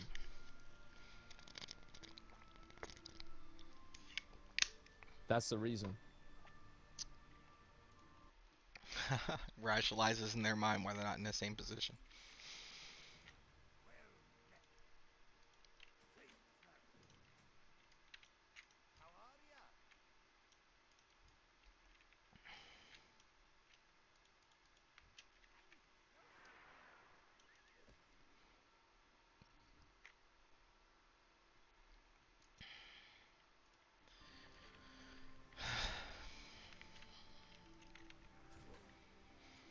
Where society results, not the progress of the result. Yeah, nobody gives a fuck about how hard you work. Oh, I work so hard. Who cares? If what you do sucks, who cares how hard you work? Who cares if what people think what you do sucks? Oh man, I'm trying so hard. Nobody cares how hard you try. Doesn't matter to me at all. Remember someone told me a way to get people to find you appealing is be knowledgeable about something and also be passionate about it? Oh yeah, it works for sure, absolutely. And what did I tell you? Another quote that I came up with. that I don't know who it's from or why I have it in my stuck in my burned into my retinas or my eardrums. First, you become a slave to your passion. Once your passion knows you, you become an instrument of it. If your passion forgets who you are, you become a slave of it.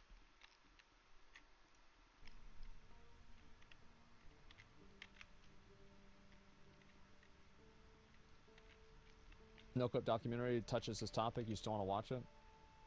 Yeah. I think that I'll probably watch it a couple of days before I start Final Fantasy.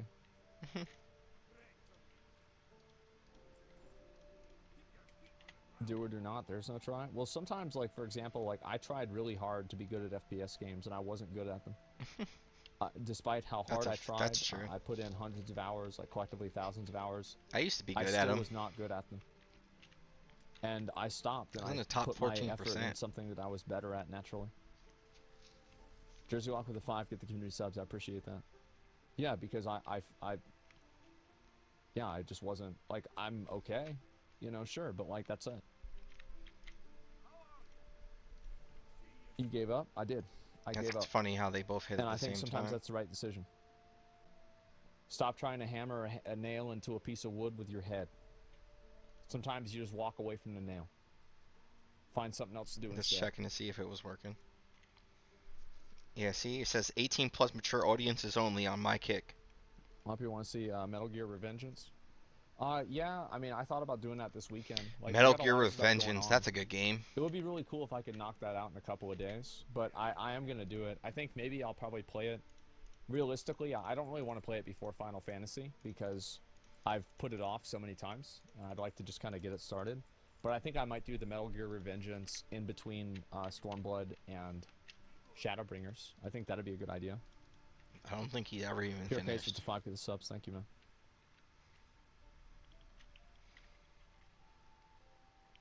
People see people like Tim the Tapman to see success. Don't remember he started out with a webcam literally duct taped on a wall. Yeah, as Soda Poppins mod.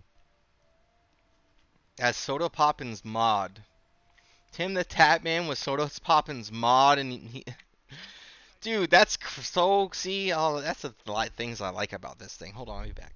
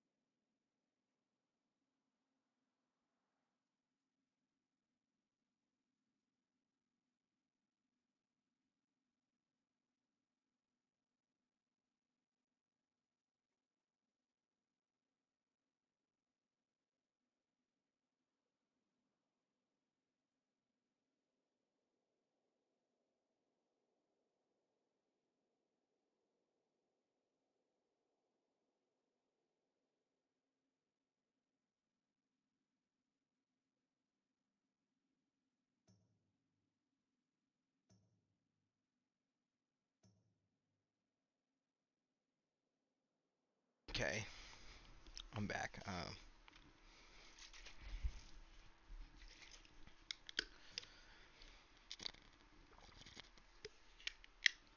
How to use the bathroom.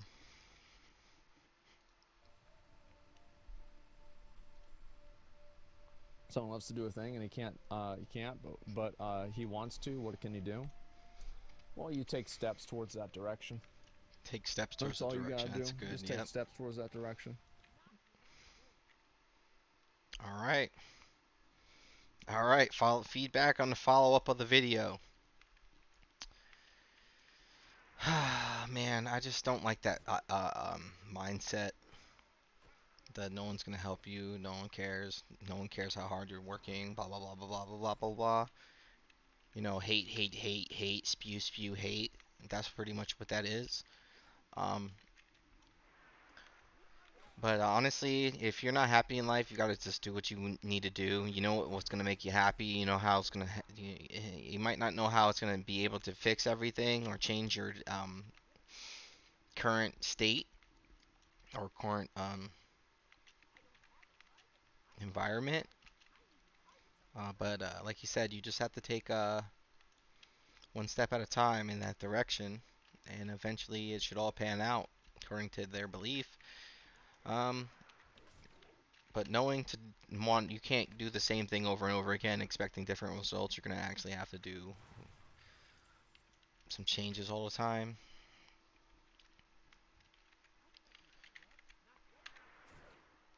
So sometimes that's just a hard truth.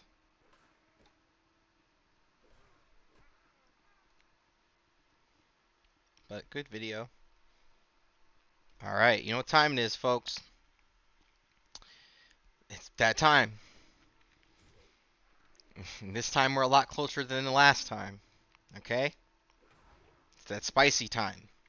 YouTube's getting spicy. Today's a Thursday, so maybe it'll be a lot better than yesterday.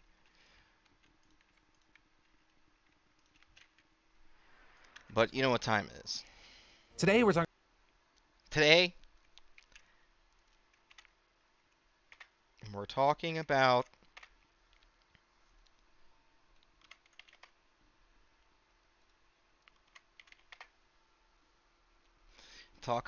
the news today with Philly DeFranco. Okay, I love this guy. Okay, I do this every day, even if I can't do this, even if I can't react to this, I'm still gonna do what I do. Okay,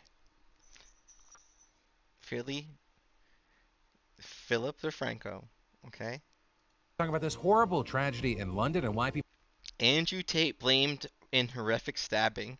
What Taylor Swift, Travis Kelce obsession really exposes, and People are pointing their fingers at Andrew Tate now. You've got a wild close call with a bear. You've got book bans getting banned. People are sounding the alarm around Britney Spears. The Taylor Swift, Travis Kelce situation's making my brain melt. And we need to talk about the DNA arms race that we're having with China right now that you probably don't know about. We're talking about all that and so much more on today's brand new extra large Philip DeFranco show. You daily dive into the news, so just make sure you're subscribed and let's jump into it. Starting with this recent tragedy in London is absolutely horrific in its own right, but it's also now led to a lot of people pointing fingers at Andrew Tate and people like him. And specifically, we're talking about this 15-year-old girl who was stabbed to death on her way to school Wednesday morning and a 17-year-old boy who was arrested in connection to the crime. With one police chief calling the situation every parent's worst nightmare, and another top metropolitan police officer calling it senseless and impossible to comprehend, with the community just grieving the loss of this young woman. Right now, regarding this young man, he's been arrested but not charged. He's currently being held for questioning, and officials have until Friday to charge or release him. And as far as why this happened, some reports say that he attacked her after she refused to go out with him and rejected flowers from him. Though some have it a little differently, BBC citing witnesses who said earlier today with the first video with Alan Preach. Come on, man, don't be doing this weird stuff. Outlets saying the girl was stepping in to defend her friend.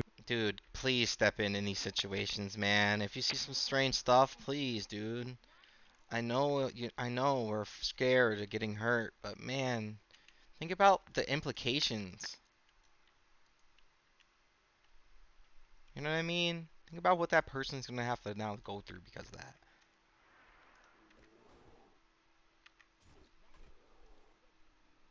into is turning the boy down. Right, details are still emerging, but either way, a lot of people have seen this story and figured this teenage girl was killed. She lost her life because a boy's advances were rejected. This has just horrified people and started a massive conversation about girls' safety, about violence against women, with people saying things like, "This is why we say, sorry, I've got a boyfriend. This is why we don't swear at the people who catcall us on the street. This is why we keep our heads down, because we're terrified you'll kill us." And people act like we're just being paranoid and hysterical about male violence, but this is the reality. The temerity to take your life for daring to turn down their advances. This is why I will never take my foot off the neck of an incel / any creator that encourages incel behavior. Oh gosh. Okay, now we're bringing it into violence. Please, man, we can talk about these things. We don't have to always be killing people and taking lives. What is this curse of blood yet you're trying to get on to people, man? And then using terms like incel and any creator that encourages the behavior, like, come on, bro. Because these are the results, whether or not they are few and far between, of teaching people that girls and women are objects of desire and not people with autonomy. Right? A lot of people using that last line of thinking, saying this is what happened when poisoned men become role models, that this is only going to get worse. Well, he was definitely not the only one, because there's a whole portion of the internet. This is what happens when we get... Oh, hold on. Dedicated. This is the result of having poisoned men as role models. You know who they are. It only gets worse, unfortunately.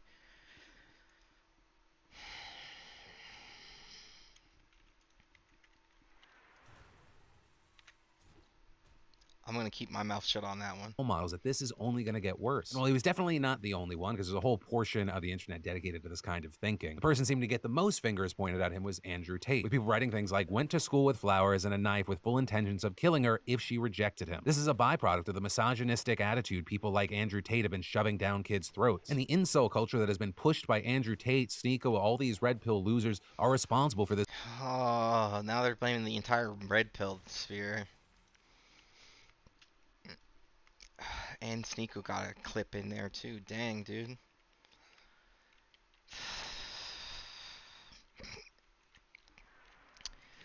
I feel like that was going to come eventually. I know it's a big topic of conversation with people nowadays.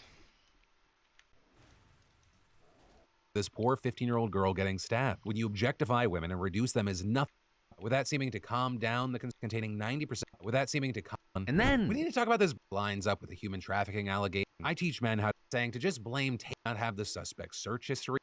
Today we're talking about this absolutely wild pod. Today we're talking about this horrible autonomy. Right? A lot of people using that last line of thinking, saying this is what happened when poisoned men become role models, that this is only going to get worse. Well, he was definitely not the only one, because there's a whole portion of the internet dedicated to this kind of thinking. The person seemed to get the most fingers pointed at him was Andrew Tate, with people writing things like, went to school with flowers and a knife with full intentions of killing her if she rejected him. This is a byproduct of the misogynistic attitude people like Andrew Tate have been shoving down kids' throats. And the incel culture that has been pushed by Andrew Tate, Sneeko, all these red pill losers are responsible for this poor 15-year-old girl getting stabbed. When you objectify women and reduce them as nothing but sheer things to get your gratification from, rejection is not something you accept. As well as, I don't get why men are trying so hard to not link this back to dangerous incels like Andrew Tate. This is not just violence. Oh man, that word is so cringe. I hate it, man. So ugly of a word.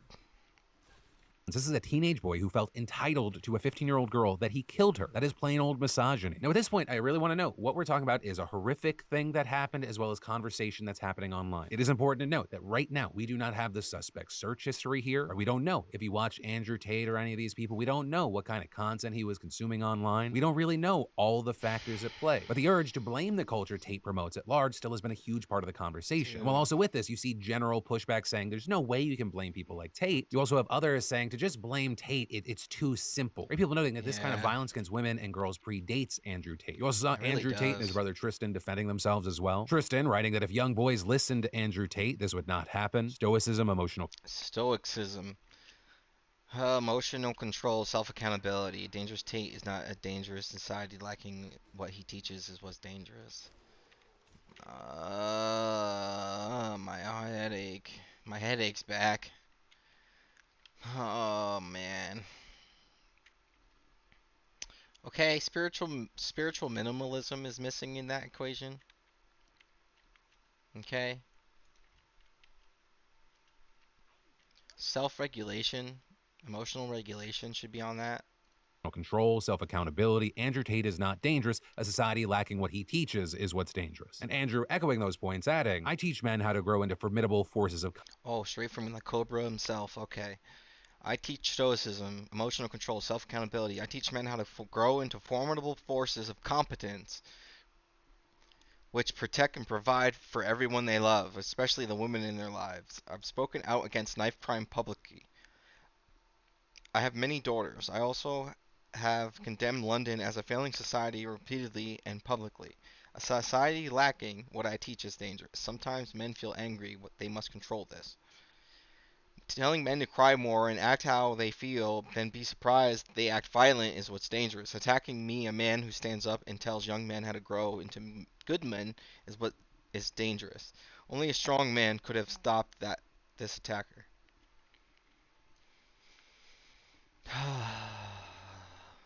This is just such a stupid line to go across. Oh, I hate the stupidity of this. Man, just be a good person. Why is that so hard to grasp? That concept's so hard to understand sometimes for people, and I don't really understand where they got that.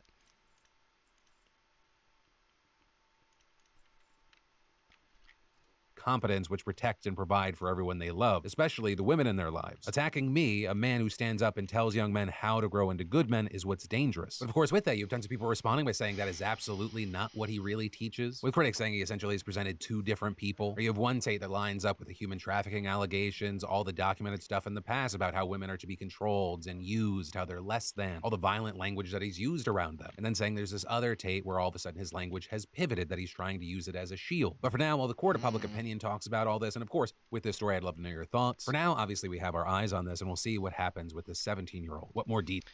That's true. There is a weird turning in his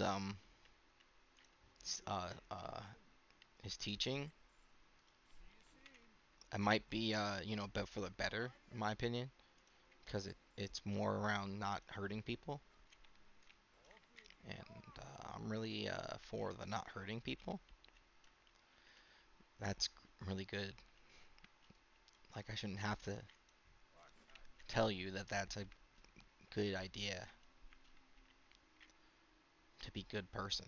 Details will we learn and what's actually going to happen to him. But this conversation also notably happening as we got an update about Tate's case, with the Romanian court now easing restrictions on the Tates and allowing them to travel anywhere within Romania. Though notably, they are still not legally allowed outside of the country. So that's another story and case we'll be looking for updates on. And then we need to talk about this Britney Spears situation. Because if you didn't see, she put out a video where she was dancing with knives and the internet has been freaking out. Where she posted the video to Instagram, she's moving really quick in it. And fans were immediately worried, posting, look, this is scary. This is dangerous and not great. Where is her team? I'm tired of hearing she's an adult, she can do what she wants, but truly not in this case. I started playing in the kitchen with knives today. Well, you told that girl she couldn't be in the kitchen with knives. What do you think she was gonna do? Now that she got the freedom to do what she can do, they told that woman she couldn't be in the kitchen with knives. She couldn't dance in the kitchen with knives. So what's she for doing? That exact thing. Showing you that she can. And Miss Girl has me worried. One wrong move with one of those and she's going to hurt herself. With some seeming to suggest that Britney is mentally unfit to handle herself, right? Almost implying she needs a conservatorship again. Especially... Okay, calling her insane is the wrong context, because insanity just says doing the same thing over and over again, expecting different results. So that's not what insanity means, or insane means. There were headlines suggesting she cut herself, as in a later video you could see what looks like a bandage on her arm, though it's unclear why she had a bandage there. I mean, technically, no one has confirmed it was from the knives. Then you had people saying she should be forced to give up her dog, saying this... Dude. Brittany, no. Brittany, don't cut yourself. Is a safety issue for them. But then you had a ton of people pushing back against all that and saying, a lot of people seem to be jumping on the pro-conservator bandwagon because they don't like how Britney Spears is acting. Is dancing with knives a good idea? No. But we don't take away people's rights for doing things we know are bad ideas. As well as the degree of scrutiny she's subjected to is excessive. She's not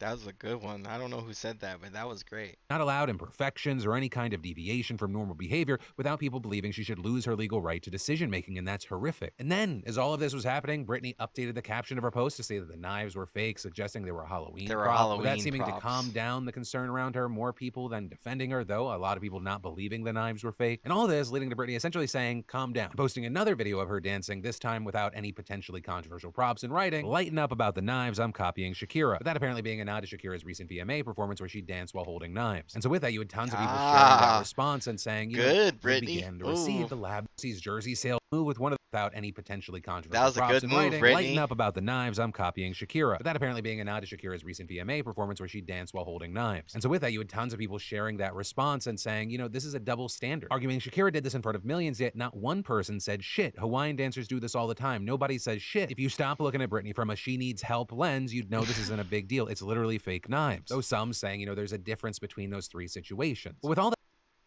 Okay, now we're gonna argue over semantics.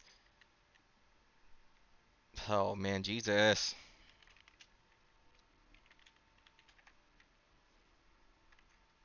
Just had to do it.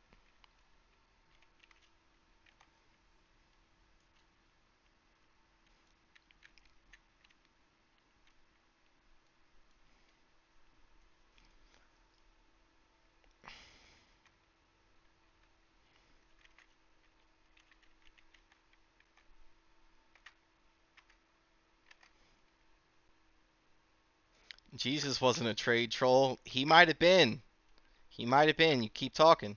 all that said, especially as there's seemingly no end in sight regarding all the back and forth that's happening, what are your thoughts on the situation now, especially if you were paying attention to this whole thing during the Free Britney movement? And then, I'm just stating the obvious here, the Travis Kelce Taylor Swift situation has gotten ridiculous. I'm a fan of both. Whatever's happening, I wish them the best. But for the last week, there has been 24... Let's talk about it, ladies and gentlemen. I don't think they want to hear it. They're not ready for this conversation.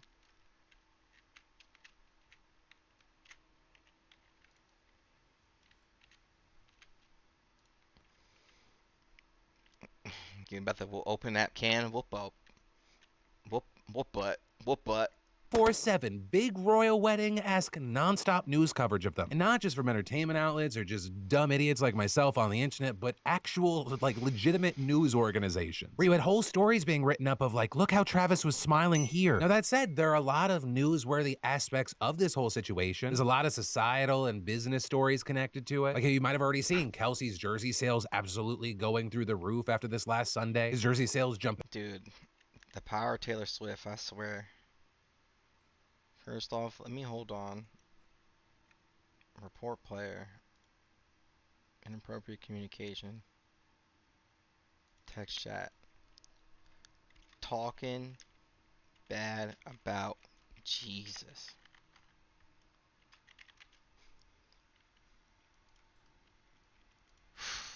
Get him out of here, Lord. Pray for him. For real. Fergal, y'all do really need.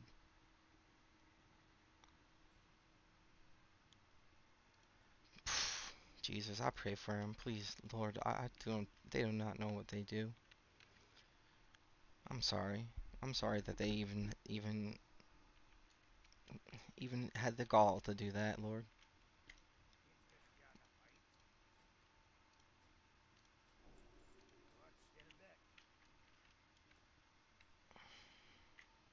And 400%. With that just being a small taste of the fandom that follows her. With Kelsey's Instagram followers going through the roof, Sunday's Chiefs game being the most watched NFL game on any network last week, and very notably was specifically the most watched game among women aged 12 to 49. Also, news has spread that we might see something.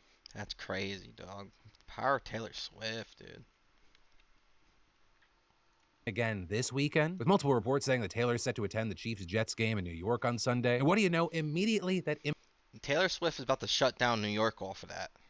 Impacted ticket sales. The price of seats immediately going up. You also had a rep for StubHub telling Town and Country that, quote, since Swift's appearance at the Chiefs game on Sunday, the Jets have sold more tickets for their game against the Chiefs in a single day since the season started, by more than double. StubHub also seeing a boost in sales for Chiefs home games in general. Travis's podcast with his brother Jason topping charts more than ever now. And all of this has even gotten me transfixed, not only because, you know, the situation is... Now even Philip DeFranco has to report on it because it's so goddamn big of a situation they're making it out to be that everyone and their mama's gonna be talking about this Swift Kelsey situation. Only Kelsey Swift situation I care about is the one on the Philadelphia Eagles, okay? Somewhat interesting to me, but also because I can't stop looking at the circus that has now surrounded it. And so where I'm going to leave you is with two questions. The first being more generally for everyone. What are your thoughts on what we're seeing? And then two, this is the same question I asked my wife, and this is specifically for the Swifties. Why are you so excited and invested?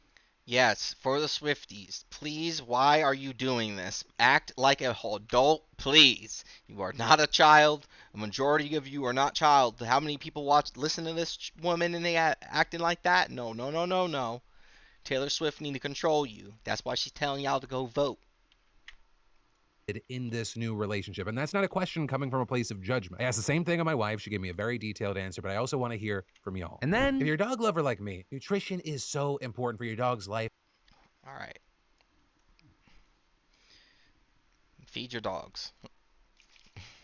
He's going to have an ad for you to find out how. And well-being. But also, it can get costly. So, I, and especially my dogs, want to thank the sponsor of today's show, Sundays. Sundays is fresh dog food made from a short list of human-grade ingredients containing 90% meat, 10% veggies, and 0 synthetic nutrients. And unlike other fresh dog foods, Sundays doesn't require refrigeration or preparation because of their air drying process. Just pour and serve, and it's super easy to store. And I am not exaggerating when I tell you our dogs are obsessed with this food. They see the box, and they react like my kids when I tell them, hey, we're going to Disneyland. You know, we love feeding them quality food, but the convenience of home delivery is also where it's at for us. Because in the past, I think we've all been in the position where the food's gone. Maybe you resort to sliced bread or whatever's dog friendly in the pantry. You're doing whatever you can to feed your dog. And get this, Sundays cost 40% less than other healthy dog food brands because Sundays doesn't waste money shipping frozen packages. Instead, they spend the money on what? All right, I don't know anything about Sundays, but it sounds like a good thing. If you want to try it out, please click the link in his description. You can go click the link.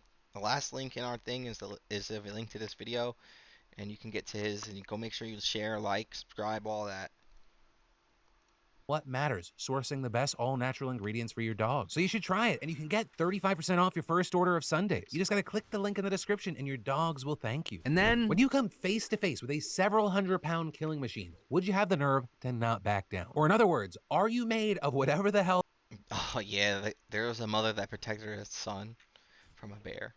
All the stuff this mother in Mexico is made of. Because this is Sylvia, and she took her son Santiago, who has Down syndrome, to a park to celebrate his 15th birthday. And they're sitting at a picnic table enjoying their tacos, enchiladas, french fries, and salsa. When suddenly, out of nowhere, a black bear leaps onto the table and begins devouring their food right in front of them. And so together, the mom and son, they just sit absolutely still, just inches from the jaws of this beast, with Sylvia casting her eyes downward to avoid challenging it. And this, as her number one fear, is that her son is gonna freak out because, as she explains, Santiago is very afraid of animals, a cat or a dog. Any animal scares him a lot. And this is not— man, that poor baby.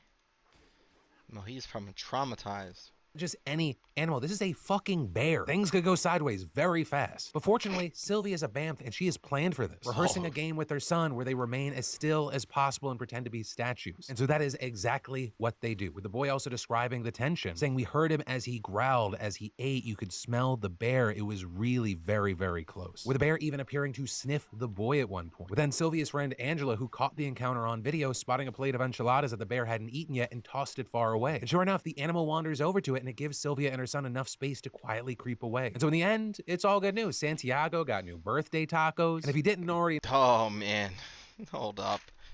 I gotta go eat a taco for my boy. Hold on.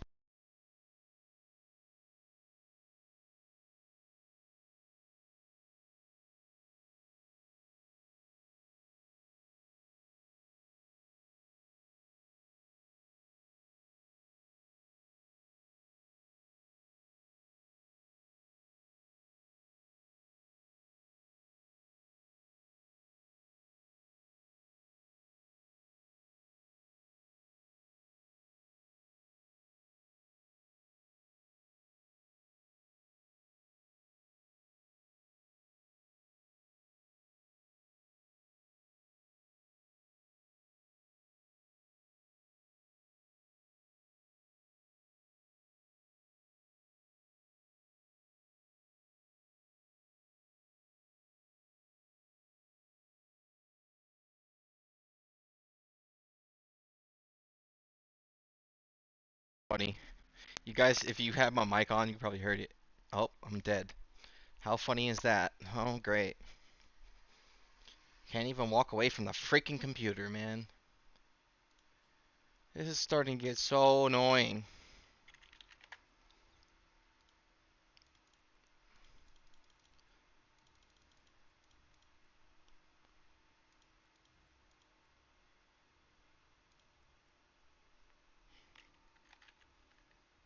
Iridactyls.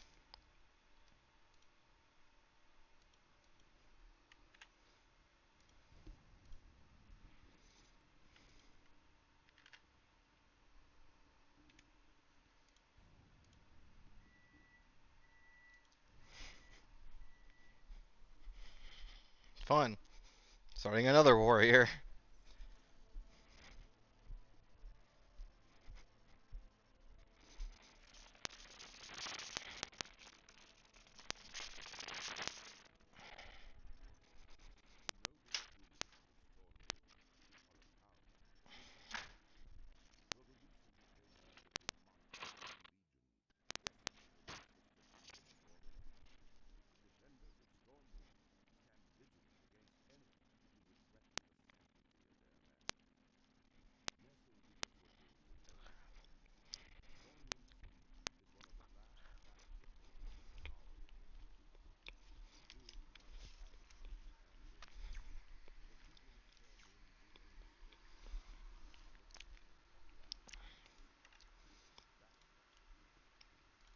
I'm gonna do all this stupid setup for this.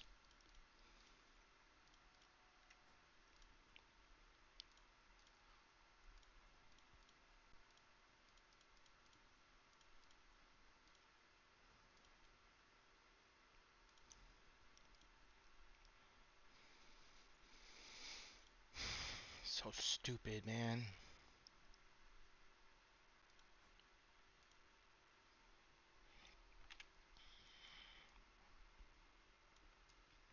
So shitty. I don't know, but I'm gonna eat.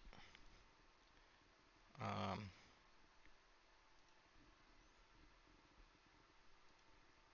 um,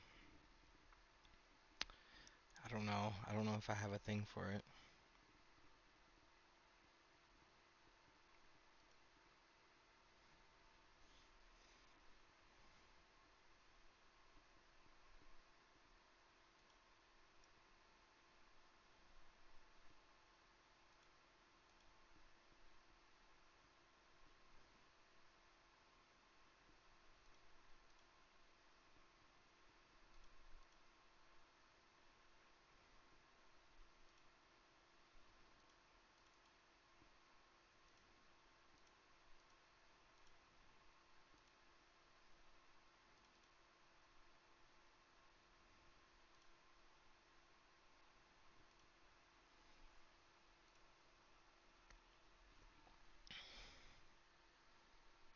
See, I don't know.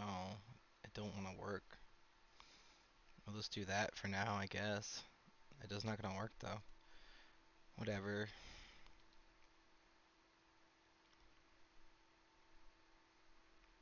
What the heck just happened?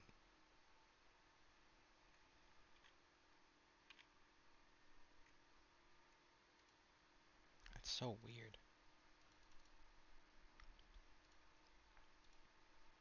There you go.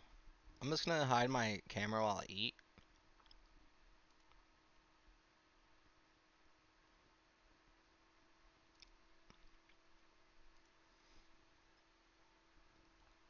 I put on some music, I guess.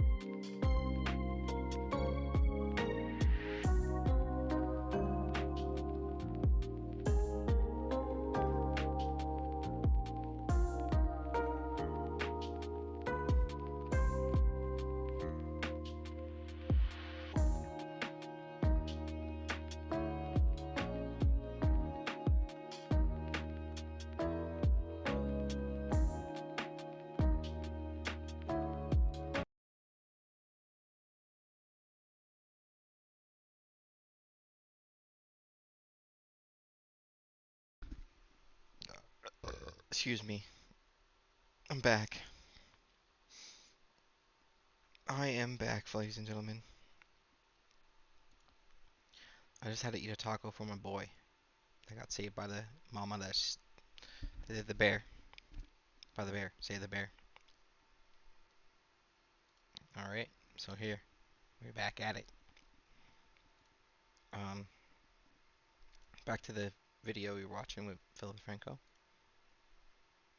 No, he learned that he has one of the best moms in the world. Though you did have Sylvia herself shooting down claims that she's a hero, saying instead, I think I'm just a mother who protected her cub. And then, what do the FDA, the New York Times, and UC Davis all have in common? They all advertise crystal meth, right? And don't worry, I'll explain. All of this has to do with how Google generates search results, right? So many websites have an internal search function where you can search for things inside that site. And when you type something in there and you hit go, it creates a new permanent web page with its own unique address to display the search results, even if there are no results. Now, for a very long time, those web pages were generally blocked from appearing on Google's general search results. But then last year, the company changed that, allowing them to appear, but promising that its algorithm would filter out the unimportant ones. Except, as we've now discovered, it's not too great at doing that, because you had Insider finding over 4 dozen websites for government agencies, universities, news outlets, and other businesses that were hijacked by drug dealers, including Insider itself, with people creating internal search web pages through those organizations' websites that say things like cocaine for sale here or buy crystal meth online. And the list of products being sold this way includes everything from heroin, fentanyl, and ecstasy to oxycodone, Xanax, and black market Ozempic. And those pages linking to Telegram channels with thousands of members where not just drugs, but guns, cloned credit cards, and bank account information are sold. So now anyone can effectively create their own web page saying whatever they want, attach it to an official trustworthy website, and have it show up on Google's front page. And apparently some of these drug dealers have a sense of humor because they've done this through websites like places for the FDA, the DEA, the IRS, Interpol, and the UN Office on Drugs and Crime. We've also seen universities and media outlets hit like the Times, Bloomberg, CNBC, the Washington Post, and the Economist. And right now it's not even clear whether these web pages are meant to actually sell drugs or just to scam people. Right? Because if you're dumb enough to type into a Google search bar, where can I buy cocaine? Drug dealers probably don't want to get anywhere near you. But then again, it could also just be showing off how brazen they are and also tech savvy. So I guess also another way to look at this story is less to do with maybe the growing technical prowess of drug dealers and more to do with the declining quality of Google's search engine. Because for example, when the company began promoting AI-generated content this month, you had real website owners complaining that they lost huge amounts of traffic as results created by programs ranked above theirs. So for these and other reasons, we've seen a number of people switching from Google to alternative search engines like Bing and DuckDuckGo. Though for many, that doesn't feel like a viable option for them because of Google's allegedly monopolistic control of the market, which is also why it's currently embroiled in an antitrust trial with the Justice Department, which notably is the first such case in modern U.S. history, with the DOJ accusing them of illegally using partnerships with handset makers, computer manufacturers, and browser developers to stifle competitors by making itself the default search engine. And then, would you pay $500 a month for Tinder? Which, as absurd as that question sounds,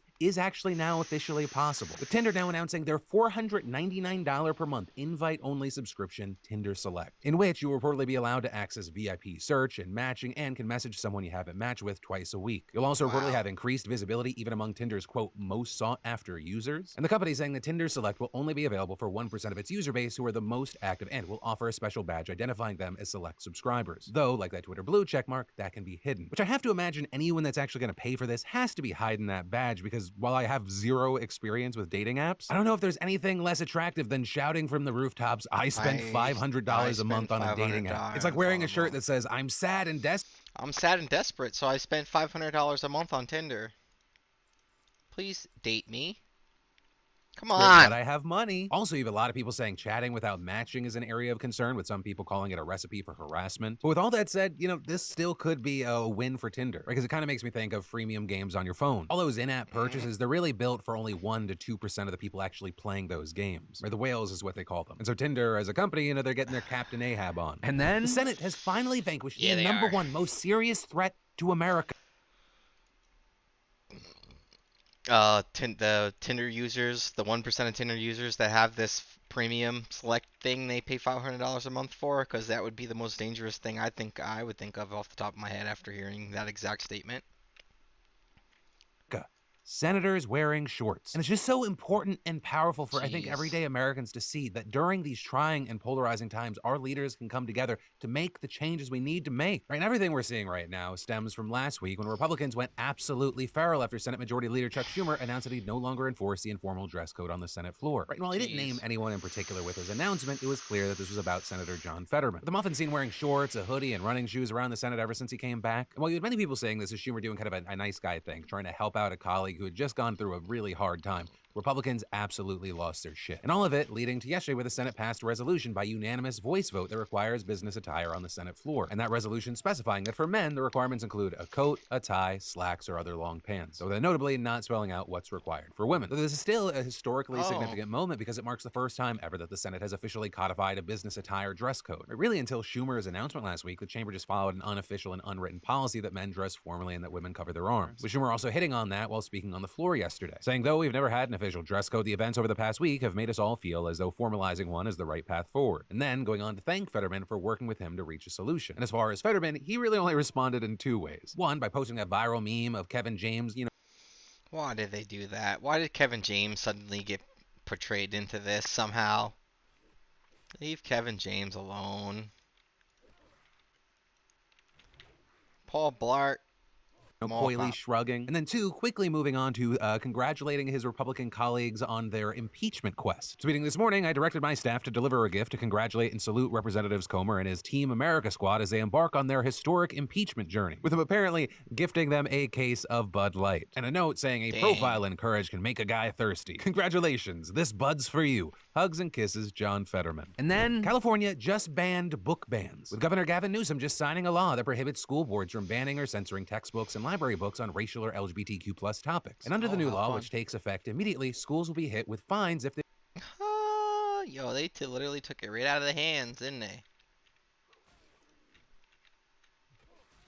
remove any books that cover those topics. And this is a move intended to better enforce already existing California law that requires lessons on ethnic studies and LGBTQ plus history as part of statewide education standards. Additionally, it also gives the superintendent of public instruction the ability to buy textbooks for students in a school district and make the district pay for those books if a school board chooses not to provide materials that meet state standards. And it's believed that this will be a very effective means of preventing book bans because the financial penalties could be pretty damn hefty. And notably, it's not like this new law came out of nowhere. Newsom's been locked in this high-profile battle with a conservative school board in the state that opposed summer reading materials for the portrayal of Harvey Milk, though the board eventually backed down after Newsom threatened to hit them with a $1.5 million fine. And then, do you need fresh groceries for the week, but you don't have the time to go to the store? Well, don't worry, I've got you covered, or better yet, the fantastic sponsor of today's show has you covered. So thank you, DoorDash, for your grocery delivery service that's come in handy for me and my family lately. Right, you've trusted DoorDash to deliver your restaurant favorites, but did you know that you can actually get grocery delivery too? And with thousands of grocery stores to choose from, you'll find the best in your neighborhood and boost your local economy with each and every order. You'll get exactly what you ordered, or they'll make it right. So sit back and enjoy quality groceries just like you picked them yourself. And with easy substitutions right in the app and best-in-class customer support, DoorDash delivers groceries exactly how you want it. And the Dash Pass is really where it's at. You can save on all your grocery and restaurant favorites with a $0 delivery fee on eligible orders with a Dash Pass membership. Dash Pass is key, trust me. So go get 50% off your first DoorDash order of up to a $20 value when you use code PHIL at checkout. Limited time offer, terms apply. That's 50% off, up to $20, no minimum subtotal, and zero delivery fees on your first order when you download the DoorDash app in the App Store and enter code PHIL. Don't forget, that's code PHIL for 50% off your first order with DoorDash. And then there's a secret worldwide race happening right now that you should know about. Because right now, countries on opposite ends of the planet are locked in a heated race to obtain what's inside you. And I'm not talking about that big old juicy brain of yours or even your cold dark heart. Rather, I'm talking about your DNA. Right? Genomics research is on the cutting edge of methods to treat diseases, create new pharmaceuticals, design medical devices, detect birth defects, and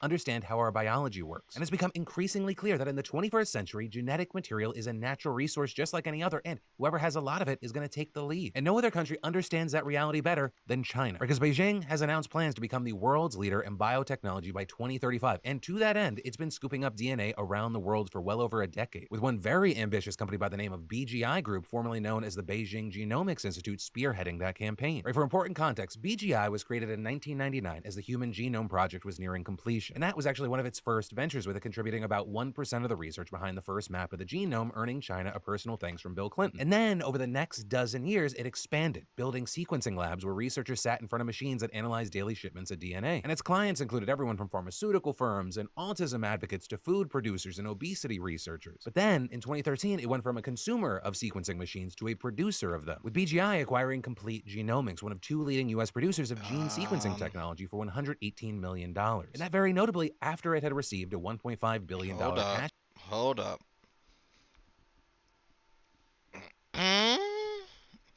Listen, I was already weirded out by the CEO of 23andMe being the wife of the person behind YouTube. And if you know anything, it's owned by the Alphabet company, and that's Google.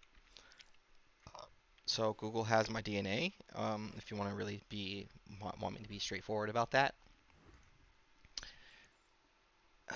Cash injection from the China Development Bank to fuel its quest to become a global competitor in that market. From there, it continued to grow until the pandemic, when it absolutely exploded. Right, BGI ended up being perfectly positioned to help sequence the genome of COVID-19 and mass-produce commercial tests for the new virus, which China would donate to the rest of the world. And through this drive to help other countries battle the coronavirus, which arguably did a lot of good, China also got a foothold in places where it had less access. Right, and for a prime example, just take a look at BGI's FireEye, a portable sequencing lab that detects infections from tiny genetic fragments that the virus leaves behind, with versions of it popping up in more than 20 countries across 4 continents, mostly in Africa and the Middle East. But even after COVID began to recede, the labs remained, and several countries turned them into permanent genetics testing facilities attached to research centers. Like in Serbia, where China helped establish the first lab in the country to specialize in deciphering the whole genomes of human subjects. And all that equipment coming from China and Chinese experts coming in to train the staff and set up the facility. Or for example, in the United Arab Emirates, officials announced plans in March to map the DNA of every person in the country using BGI's equipment. Now with all that, if you ask BGI, it claims it has no access to the genetic data fed through the labs it sold to foreign countries. But skeptics and critics have suggested otherwise, with them pointing to things like a press release last year that seemed to indicate at least a limited... Oh man, I hate when companies will blatantly lie and be like, "Oh no, we don't have that data. It's not there." Haha, no. No.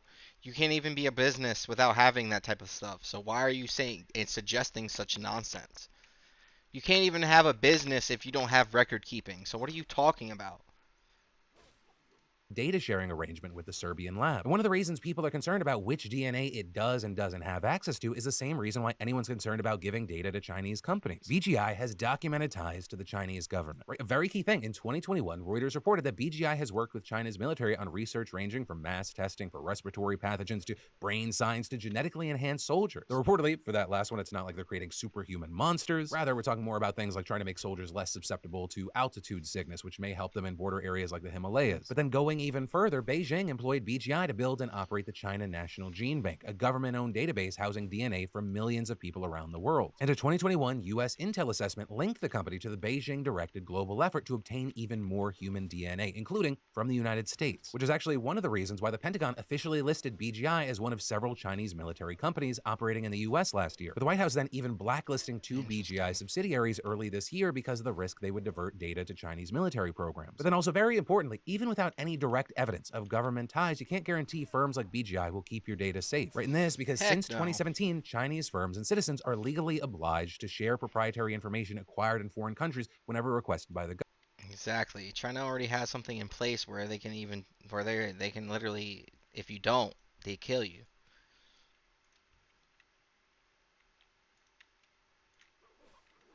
This is China we're talking about, guys. Come on, man. I hate this. I hate politics.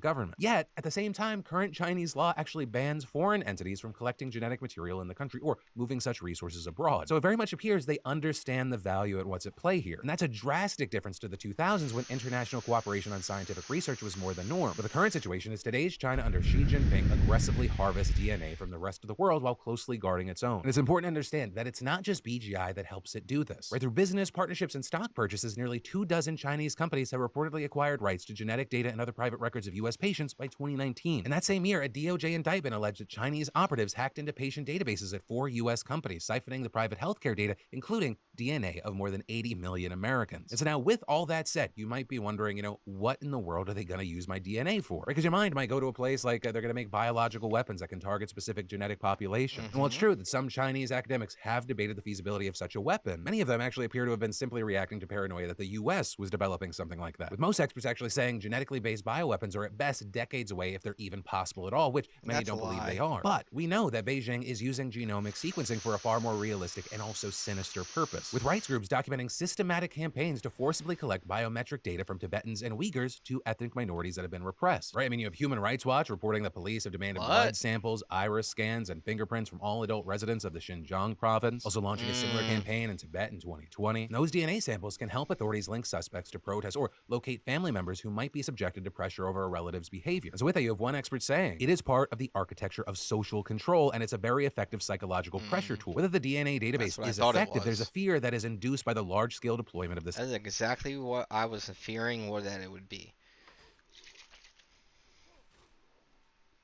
technology. But that kind of usage for DNA concerns people inside China, and for everyone else, there's no public evidence right now that Chinese companies have used foreign DNA for reasons other than scientific research, which is why most U.S. officials say Beijing's interest in genetics has less to do with military. Yeah, right. We're gonna say that it was for the.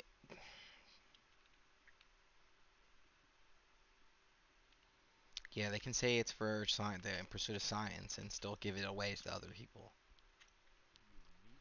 Superiority and more to do with economic competition. Right? If Chinese firms can become the sole or main supplier of an important new medicine or technology, they'll gain leverage over their Western competitors. And whatever your personal feelings on that are, US policymakers, they clearly consider this a threat. Also of note here was that while China has one of the largest biobanks of human genetic material in the world, it's still fragmented across jurisdictions and institutions. Also, collecting data is one thing, storing it, curating it, actually using it is something else entirely, which is also why recently the Chinese government has taken steps to synthesize existing data into, quote, a national genetic survey that would be conducted every 5 years. But if there's one thing you get from this story is that understand that biotechnology is undeniably going to be one of the key battlegrounds in what many have called the new Cold War between Beijing and Washington. And so while we wait to see that fun thing unfold, I gotta pass the question off to you. What are your thoughts on this? And then let's talk about yesterday today, where we look.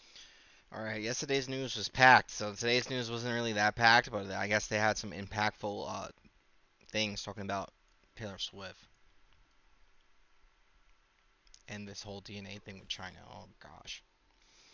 But what I have to think about it, yo, the government is onto it. I don't know why they think that they can say anything separately or try to change the government's mind and thinking that they're not a threat. Having any type of genetic DNA mapping of anything sounds like a threat to me. Let's not forget, in both the world wars, they use chemical warfare, so I don't know how biological warfare isn't already on people's table. Back at yesterday's show where we talked about so many news stories, we then dive into those comments to see your reactions, your opinions, and maybe even sometimes your experiences. And possibly because it was such a big show, like the shows have been this week, which, by the way, let me know if you like the shows this big. I don't know if you can tell, but I've really enjoyed the show, like what the show has become. Listen, I really like the big shows. I really like we're hitting the hard-hitting news. I think that's good.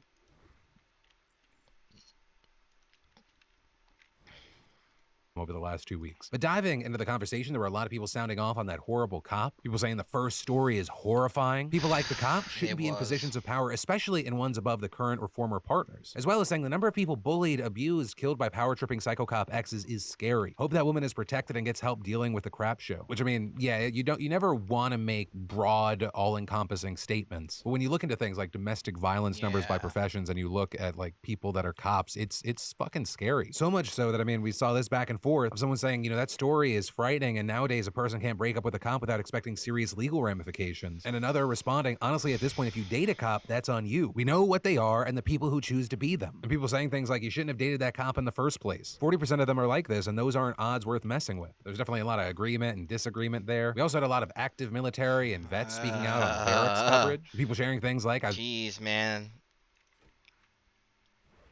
I feel so bad for the current military and the vets. Wearing a dress. Been out of the army for almost 10 years now. The barracks weren't any better back then, so I'm glad this is finally getting addressed. I remember one barracks in Arkansas that had a hole in the floor that you were supposed to avoid. Others sharing that a lot are in bad condition, saying there were constant complaints. Many angry at the general use of funds when it comes to the military. With people saying things like, it never ceases to amaze me how our government is more than willing to spare absolutely no expense on the military. No questions asked. Except for when it comes to the human beings that are actually serving in it. And then finally, a huge chunk of the conversation that was taking place was around that therapy speak segment. With a lot of people, including mental health professionals, thanking us for the coverage. With some saying, as a therapist, ooh, the medical health professionals, you're gonna actually put you're ousting yourself on here?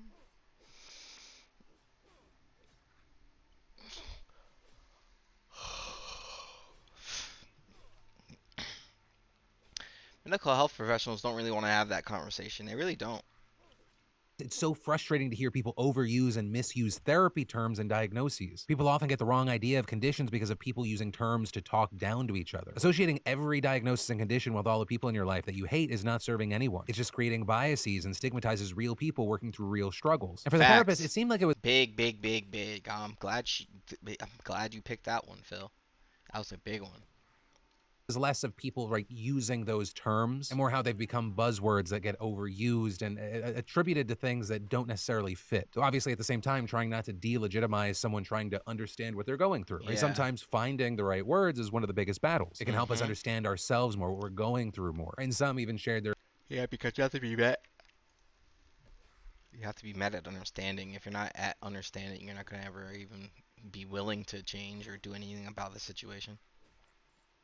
experiences explaining. As someone who has and continues to benefit from therapy, I have found therapy speak to be incredibly validating. I couldn't articulate my feelings regarding many of my life experiences. Finding these cliches allowed me to see that. While I felt isolated, my experiences were common enough to have their own jargon. I wasn't crazy, I was a typical human being. And saying after I left the guild... I don't like jargon, I don't like doublespeak. I really hate those type of terms. Jargon is such nonsense, bro. Why can't you just talk? Why can't you probably communicate instead of saying words and having meaning behind them that they don't really mean, literally or figuratively? Guilt and shame behind, only then could I start the healing process. Now the phrases I use from therapy are specific to me and my experiences. And asking, would I have gotten to this point in my healing without therapy speak? Maybe, but I'll never know. And once again, not to fucking just keep tooting my own horn, this is why this segment is I'm so glad we've created it. Lots of different feelings, lots of different opinions. Dude, this is the best segment, and out of all the years I've been watching Philly, or Philip DeFranco, I'm sorry, dude. I don't know why I keep calling you that, dude. I apologize. All the years I've been watching Philip DeFranco, dude, he's just been so consistent with how he changes. The little small subtle things that you don't even think you'd realize are important. Man.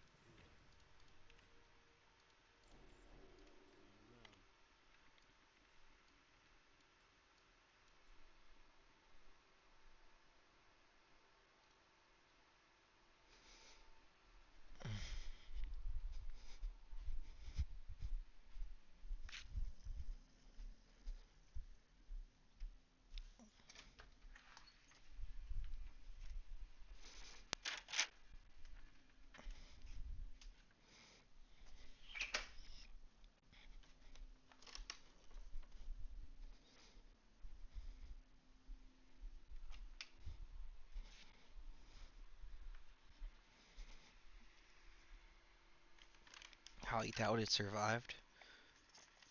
But I got a milkshake. I wanted ice cream. But then I was like, I don't want ice cream, I want a milkshake. So I got a milkshake.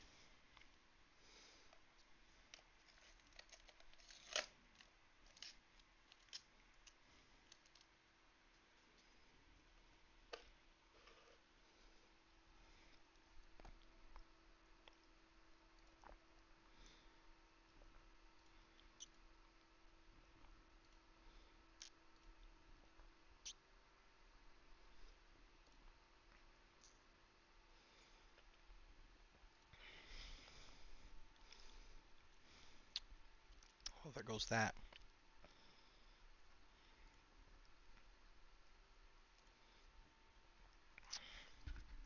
Yeah, I got a milkshake. I wanted it. I have to kind of short this. I might have to put another intermission on the stream or something because I have to clean up the house and stuff.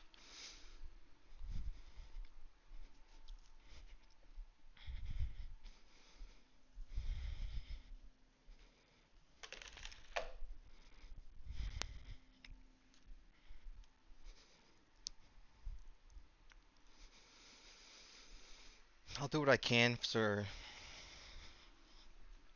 the kids can do their chores because they haven't been doing them. So honestly, it's just like a war trying to get kids to do anything.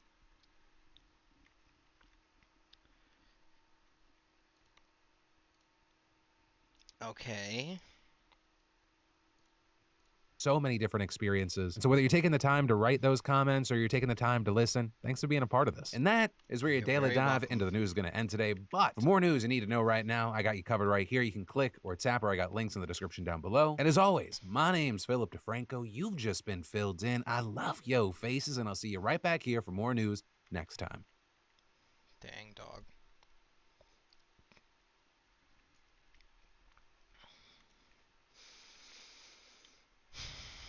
I guess.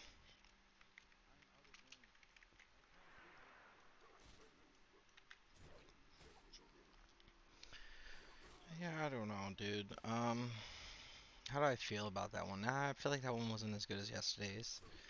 Um,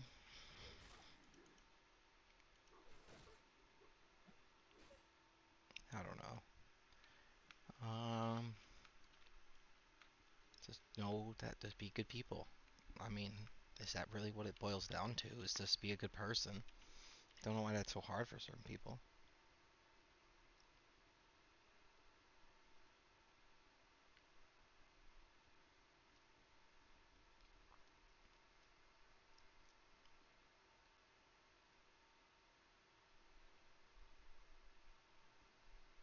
Hmm.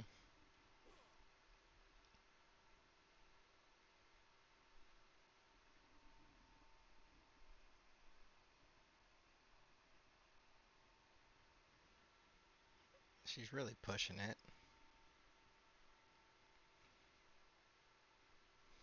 Oh, we gotta watch this one. Sniper Wolf got sued for fake content, dog. This influencer is...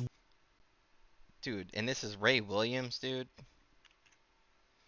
It's called playback, so playback uncut, I guess. I don't know what that means. But we're gonna watch it because I'm interested. What's Sniper Wolf do? What's she do, man?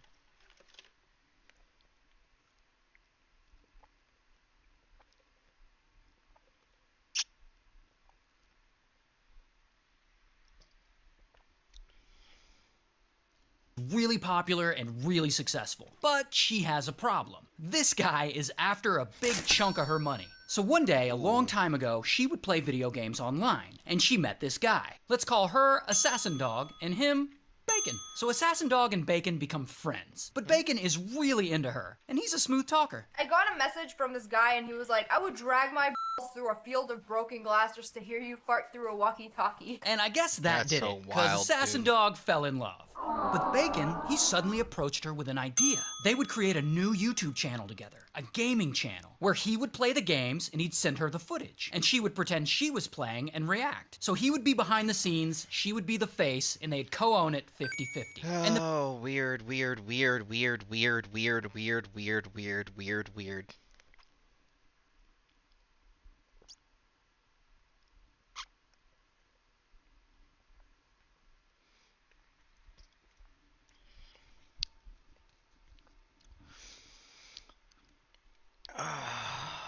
That's when you get into sticky territory. The business plan worked, like really well. The channel blew up, getting tens of millions of followers over the years. And they started other channels together, those channels blew up too. Then they get this other idea to evolve away from gaming and into more reaction content, where basically Assassin Dog would watch TikToks and react like, whoa! And Bacon would allegedly still be the brains of it, working behind the scenes. And those videos blew up, eventually getting the main YouTube channel to over 34 million subscribers. Damn! Now this couple, who at this point was married, they were raking in... Dude, they were raking in money, dog.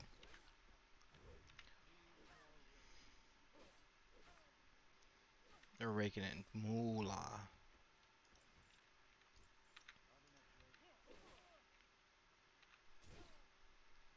Raking in nothing more important than a moolah. Hallelujah.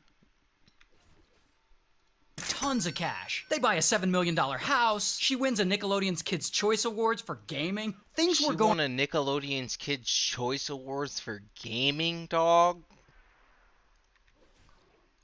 Great for them. Until they weren't. One day, sadly, they split up and filed for divorce. We broke up. He broke up with me. We still have a house. We have a house together. He doesn't want to leave. I don't want to leave. And that is where it got real ugly. She allegedly started doing brand deals without him and taking all the money. She created several spin-off YouTube channels using the company name. She allegedly changed the passwords on the Instagram account they co-owned, locking him out. She stole hard drives and phones out of the house that had company data on him. Allegedly. And Bacon, he sees all this and... Allegedly. Allegedly. He's pissed. So he changes the... Then you and your girlfriend got to G-Unit back in G-Unit. They split up and filed for divorce. We broke up. He broke up with me. We still have a house. We have a house together. He doesn't want to leave. I don't want to leave. And that is where it got real ugly. She allegedly started doing brand deals without him and taking all the money. She created several spin-off YouTube channels using the company name. She allegedly changed the passwords on the Instagram account they co-owned, locking him out. She stole hard drives and phones out of the house that had company data on them. Allegedly. And Bacon, he sees all this and he's pissed. So he changes the password and locks her out of the main YouTube channel. You know, the one with 34 million subscribers. Yikes. So they're both holding hostage. Like I said. That's where I said it gets messy when you get into those situations, dude. Sticky situation. Why you put yourself in that kind of stuff? Messing around with people's hearts and stuff, man.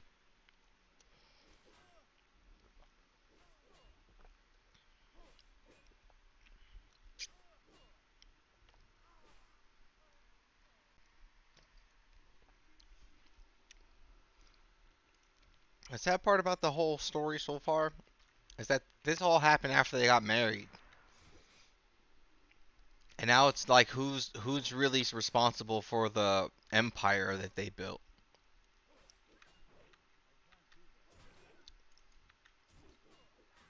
Said. Real ugly. Now, eventually, she returned the devices, and he let her into the YouTube. But that wasn't enough of a resolution, because he sued her.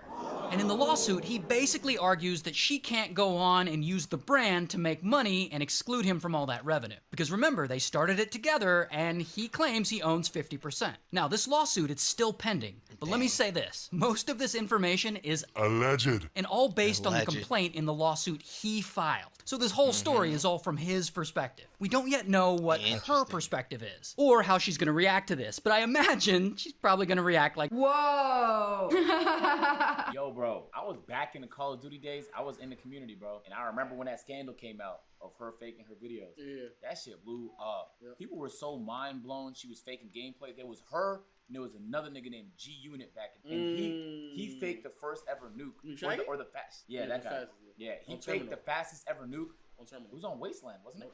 So like, yeah, so then that guy faked the gameplay, and that was the first time we've ever even like thought of we haven't even fathomed the idea of fake gameplay back then. Yeah. And then he became so notorious and hated, and then all of that hate like built up, and eventually I think he just stopped making videos. And then he tried to play it off for a while. He played it, but and his videos like it was done. Once they realized like what he did, it was done. Yeah, and now and then Sniper Wolf was the next person that was caught like with fake gameplay, but she denied it for a while too, bro. The reason why this is so interesting because our stance has been pretty legendary. Trying to get 50-50 type shit, and because we have play the clip, man. Play the clip, man. If Rico's starting a business and I'm answering the phone, Exactly. and That's we what I'm get saying. married, but the business. I can't because this fucking example that they keep bringing up, we're not fucking.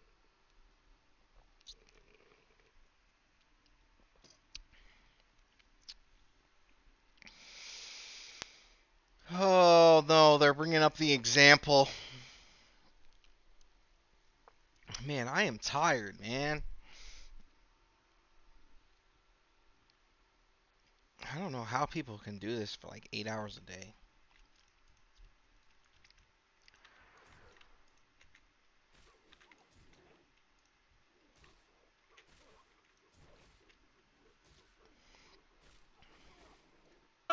Look.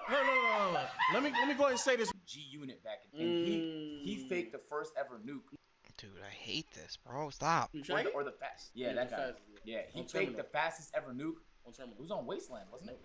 So like, yeah, so then that guy faked the gameplay, and that was the first time we've ever even like thought of we haven't even fathomed the idea of fake gameplay back then. Yeah. And then he became so notorious and hated, and then all of that hate like built up, and eventually I think he just stopped making videos. And then he tried to play it off for a while. He played it, but And his videos like it was done. horrible. Once they realized like what he did, it was done. Yeah, and now and then Sniper Wolf was the next person that was caught like with fake gameplay, but she denied it for a while too, bro. The reason why this is so interesting because our stance, our stance has been pretty legendary. Trying to get 50-50 type shit, and because we have play the clip, man. Play the clip, man. If Rico's starting a business and I'm answering the phones, Exactly. and That's we what I'm get saying. married, but the business. I can't, because this fucking example that they keep bringing up, we're not fucking. Look. Let me go ahead and say this right now. Let me say this right fucking now. We are not talking about this fucking fantasy world where Bonnie and Clyde came up together off the same lick, and then you think that y'all should divvy up the pie. No. We're talking about you as a woman, the same fucking people was talking about giving women allowances. You as a woman was not as financially stable as the man, which is much more common than you and your girlfriend got together and y'all built this business up and you was answering the phones while he was out in the parking lot working on the cars, and then y'all got... Yeah. The partner scenario might not be as partnered as you'd think it is. Together and y'all made Mr. and Mrs. Mechanic Shop. No, not that scenario. The scenario where he already had it.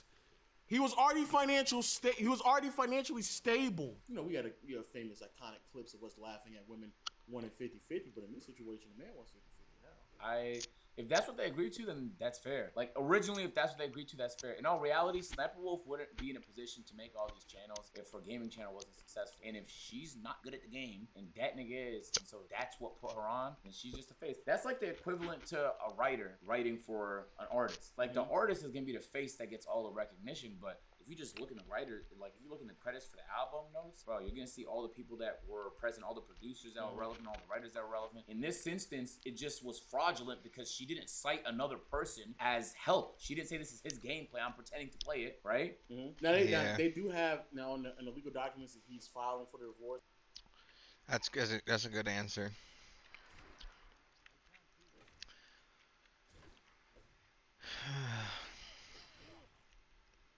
There's no disclaimer. There wasn't a disclaimer saying that's what that was. So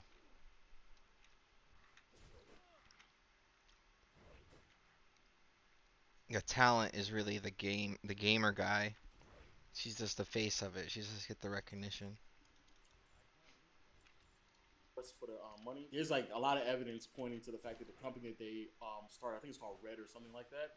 Young is, and at all relevant times mentioned herein, a co-manager and 50% member of Channel Red. Defendant Aliyah Shalish, on or about February 8th, 2017, Young and Shalish jointly formed a Channel Red in the state of Arizona. That's the company that he is apparently using to sue her, which she also apparently owns 50% of. Pursuant to the articles of the organization of Channel Red, both Young and Shalish were listed as managers and members of the limited liability company. Pursuant of the articles of the organization of Channel Red, Young was designated as the statutory agent of Channel Red. As of the date or filing of this complaint, both Young and Shalish remain listed as managers and members of Channel Red. As of the date of filing this complaint, Young remains the statutory agent of Channel Red. In organizing and or otherwise establishing Channel Red, Young and Shalish entered into the verbal operating agreement. Oh.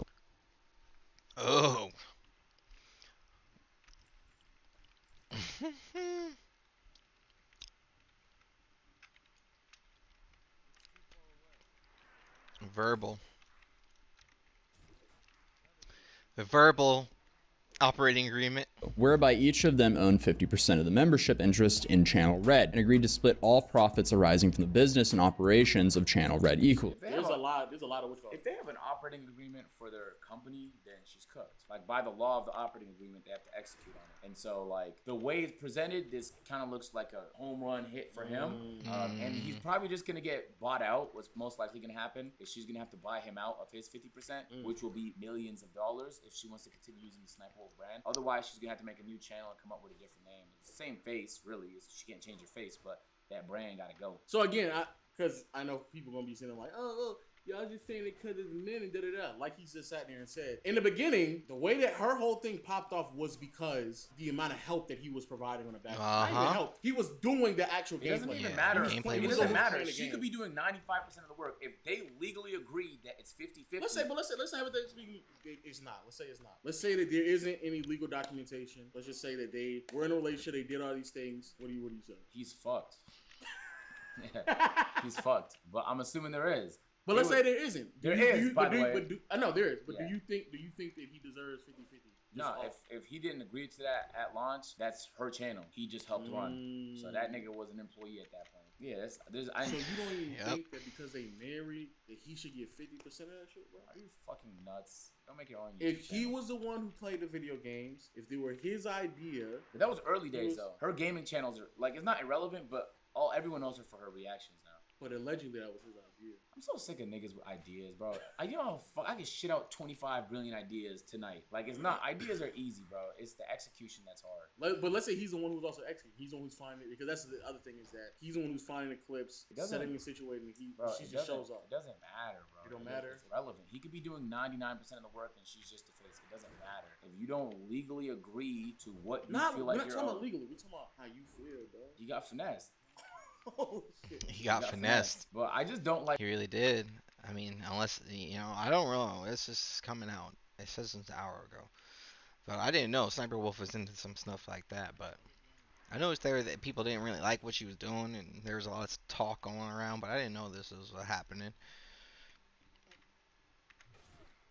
Like when people say things like he's the brains of shit, because you're looking at things so black and white, bro. Are you saying she's dumb? Possibly. You think she just did? You think she's been doing this professionally for 10 years? Dumb? It's impossible. It's impossible. She's smart. If we went into playback and we didn't agree on things ahead of time, and then let's say you were doing the lion's share of the work, you were editing the videos, you were coming up with ideas, you were organizing the videos, etc., etc. You were talking more in the videos, like you carried. Shit didn't work out, and now I'm upset because you have the house. In theory, I would say I should get majority of it. Who gets to make that up? Who decides that? We're just talking about off a moral. Off of like how you personally feel. But if I did the lion's share of the work, why would I not get the lion's share of the earnings when it's all said and done? I think that morals have very little to do with it. No, fair, but I'm asking your opinion on it though. Yeah, I think morals has a lot to do with it. But when you make it into a legal thing, that's where the moral line shifts.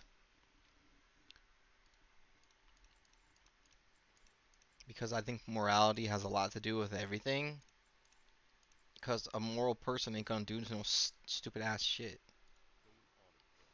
If what I would do morally, very dependent on the role he played. If he was the brains of the operation and she was just a fucking puppet that was being moved like this, then I think he would deserve the majority, not just half. I think he would deserve way more than the majority of it.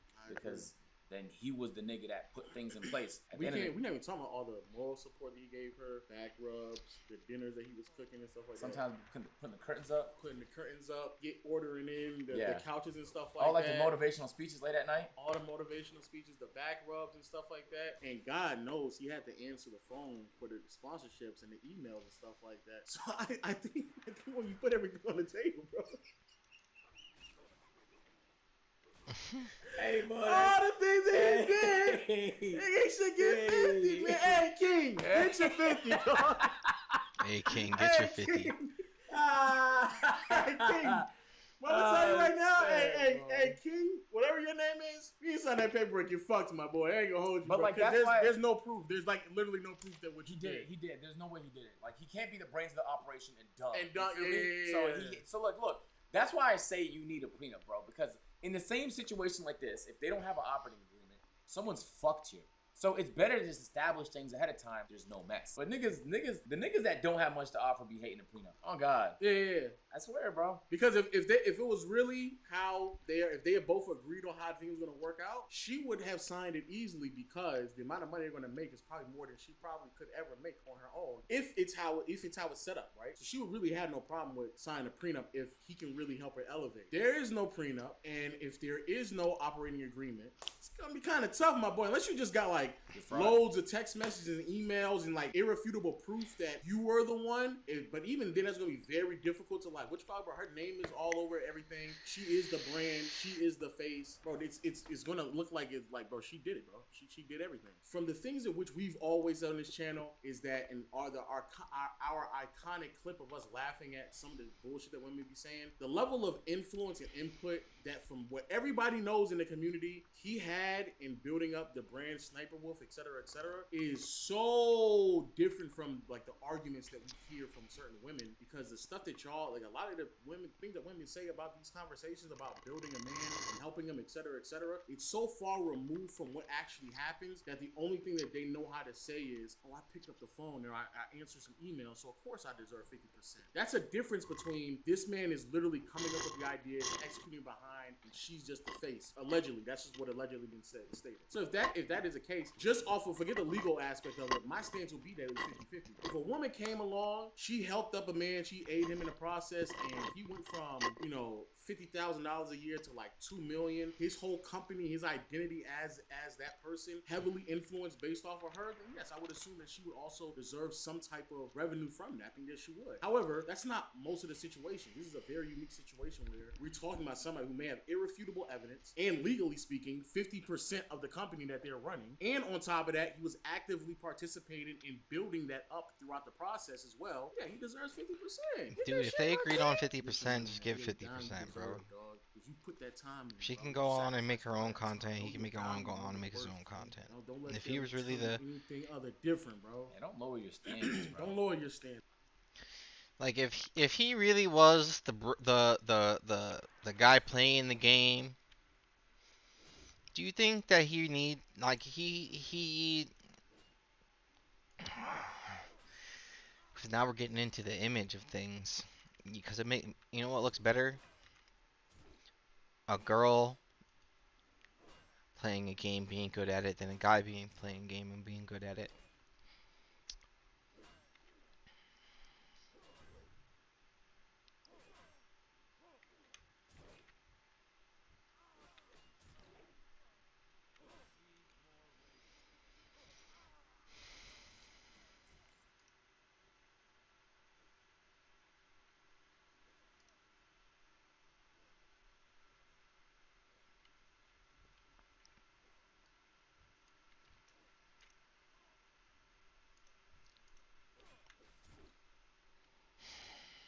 Bro. You deserve it all. You deserve that, bro. You deserve it all. Nobody doesn't know what you've been through, all the back and forth.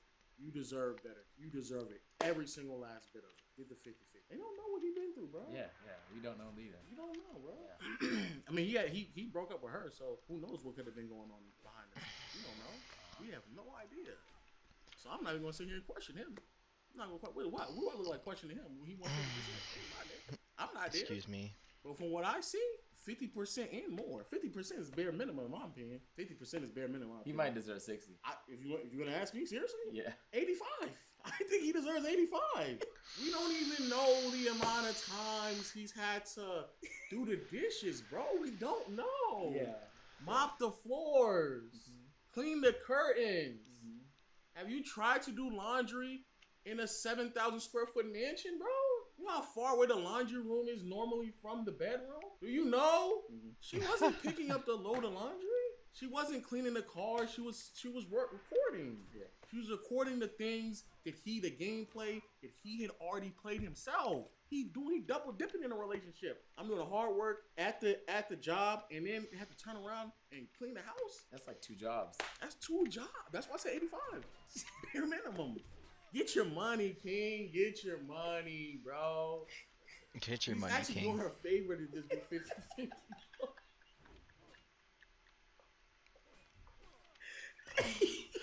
Hey, I say 85, dog. You're being generous with 50, dog. I'm being very generous, bro. But let us know down low. And until next time, we'll hear Sniper Wolf out. But until then, we'll see you all later, man. Peace. Dang, bro. Sniper Wolf and homie dude, I don't know what his name is, King. Oh man, that's a rough one, man. I'd just do it 50-50, man. Just do it 50-50. Just cut it and sever it, man. It's time to move on, brother. Time to move on to bigger and better things. Get caught up on silly things.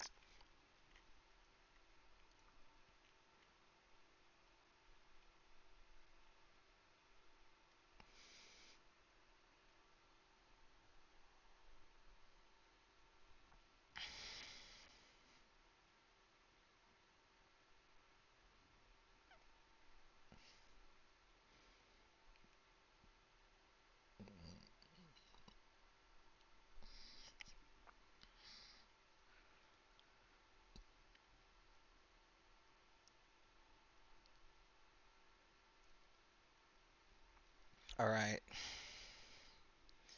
So I think I might call it.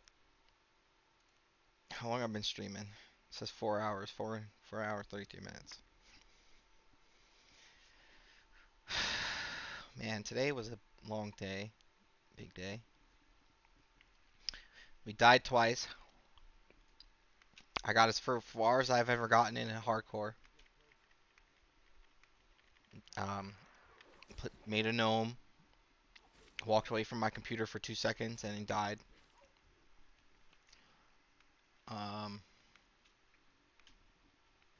And now we're here at the end of the starting zone for a human guy. A human warrior, and I'm gonna input these quests in. Try to get back to some kind of serious gameplay.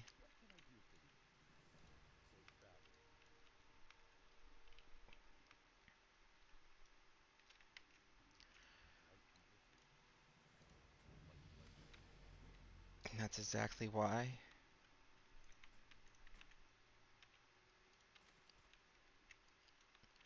Go up here, right?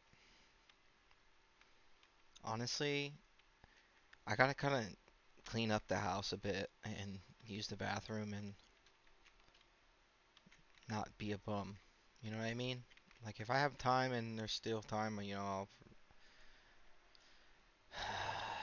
yeah, I didn't mean to do that. If there's still time, I'll turn the stream back on. But honestly, I want to listen to like my music and listen to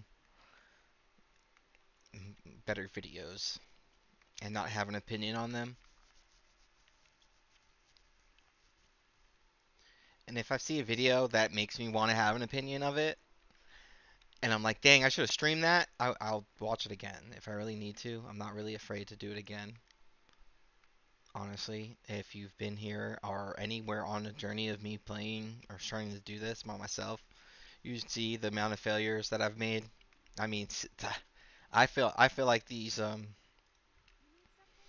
streams are pretty good. Out of all the ones I've ever done,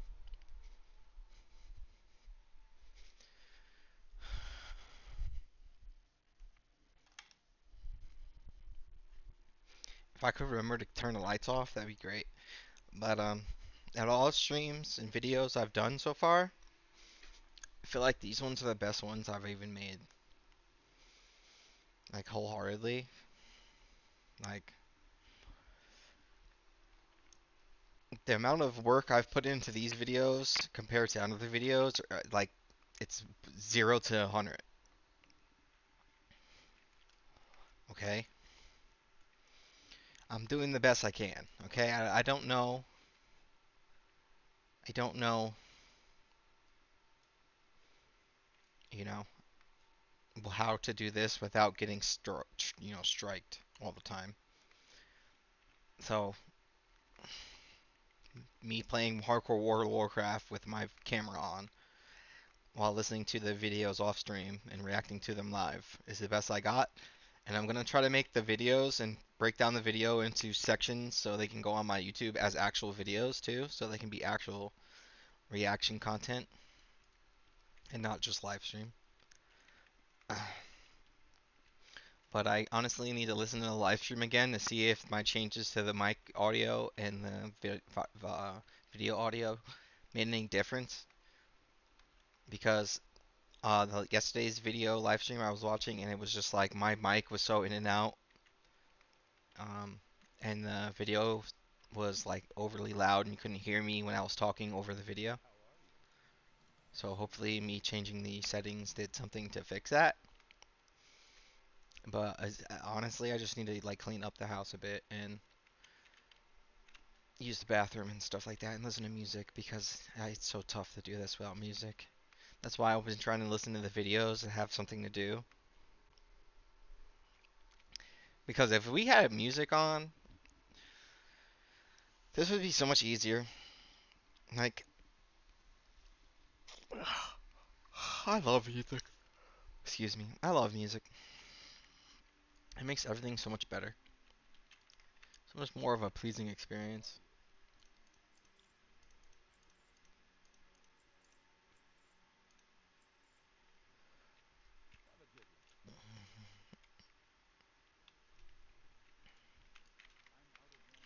I'm gonna get to Goldshire and then I'm gonna log out in the inn.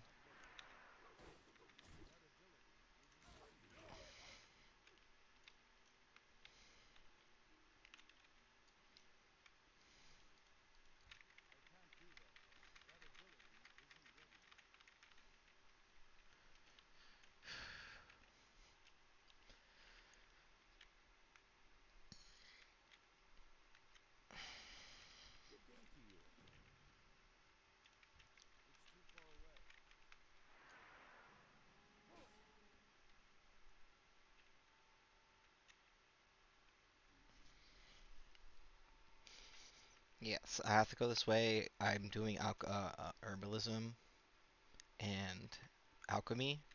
I know I've died several times and everyone hates that and they much rather see an engineer, mining engineer. I don't want to do that. I'm sorry. I really don't. I find that so stupidly boring.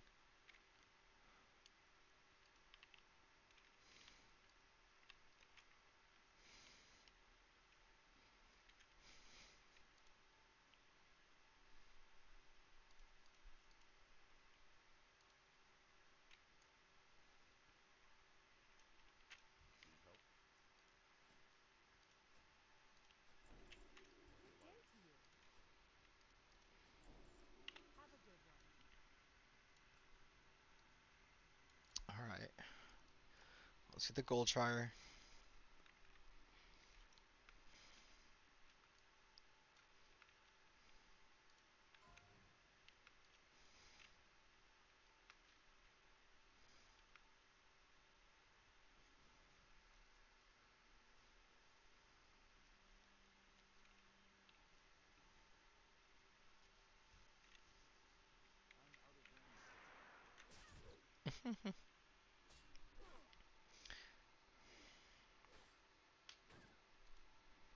Yeah, I feel like I did well today. I feel like we watched a lot of videos, and another thing that's a problem is I have to do everything by myself. So I have to split yesterday's stream into a bunch of videos and then today's stream into a bunch of videos. And just trying to get the videos cut into sections is going to be just downloading them off of YouTube is going to be forever.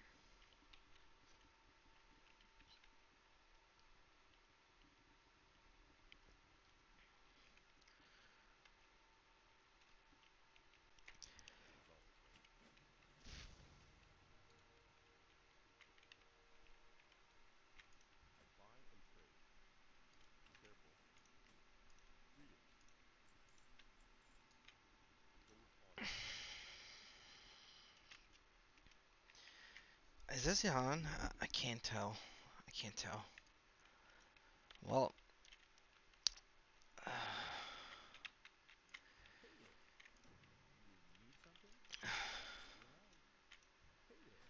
I'm really just need to use the bathroom.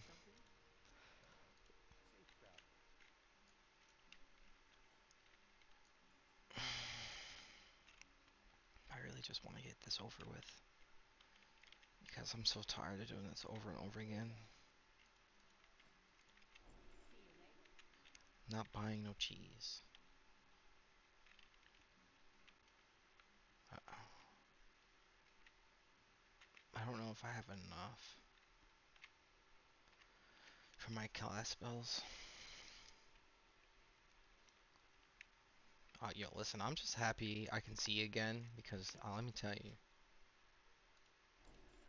not being able to see kind of sucks.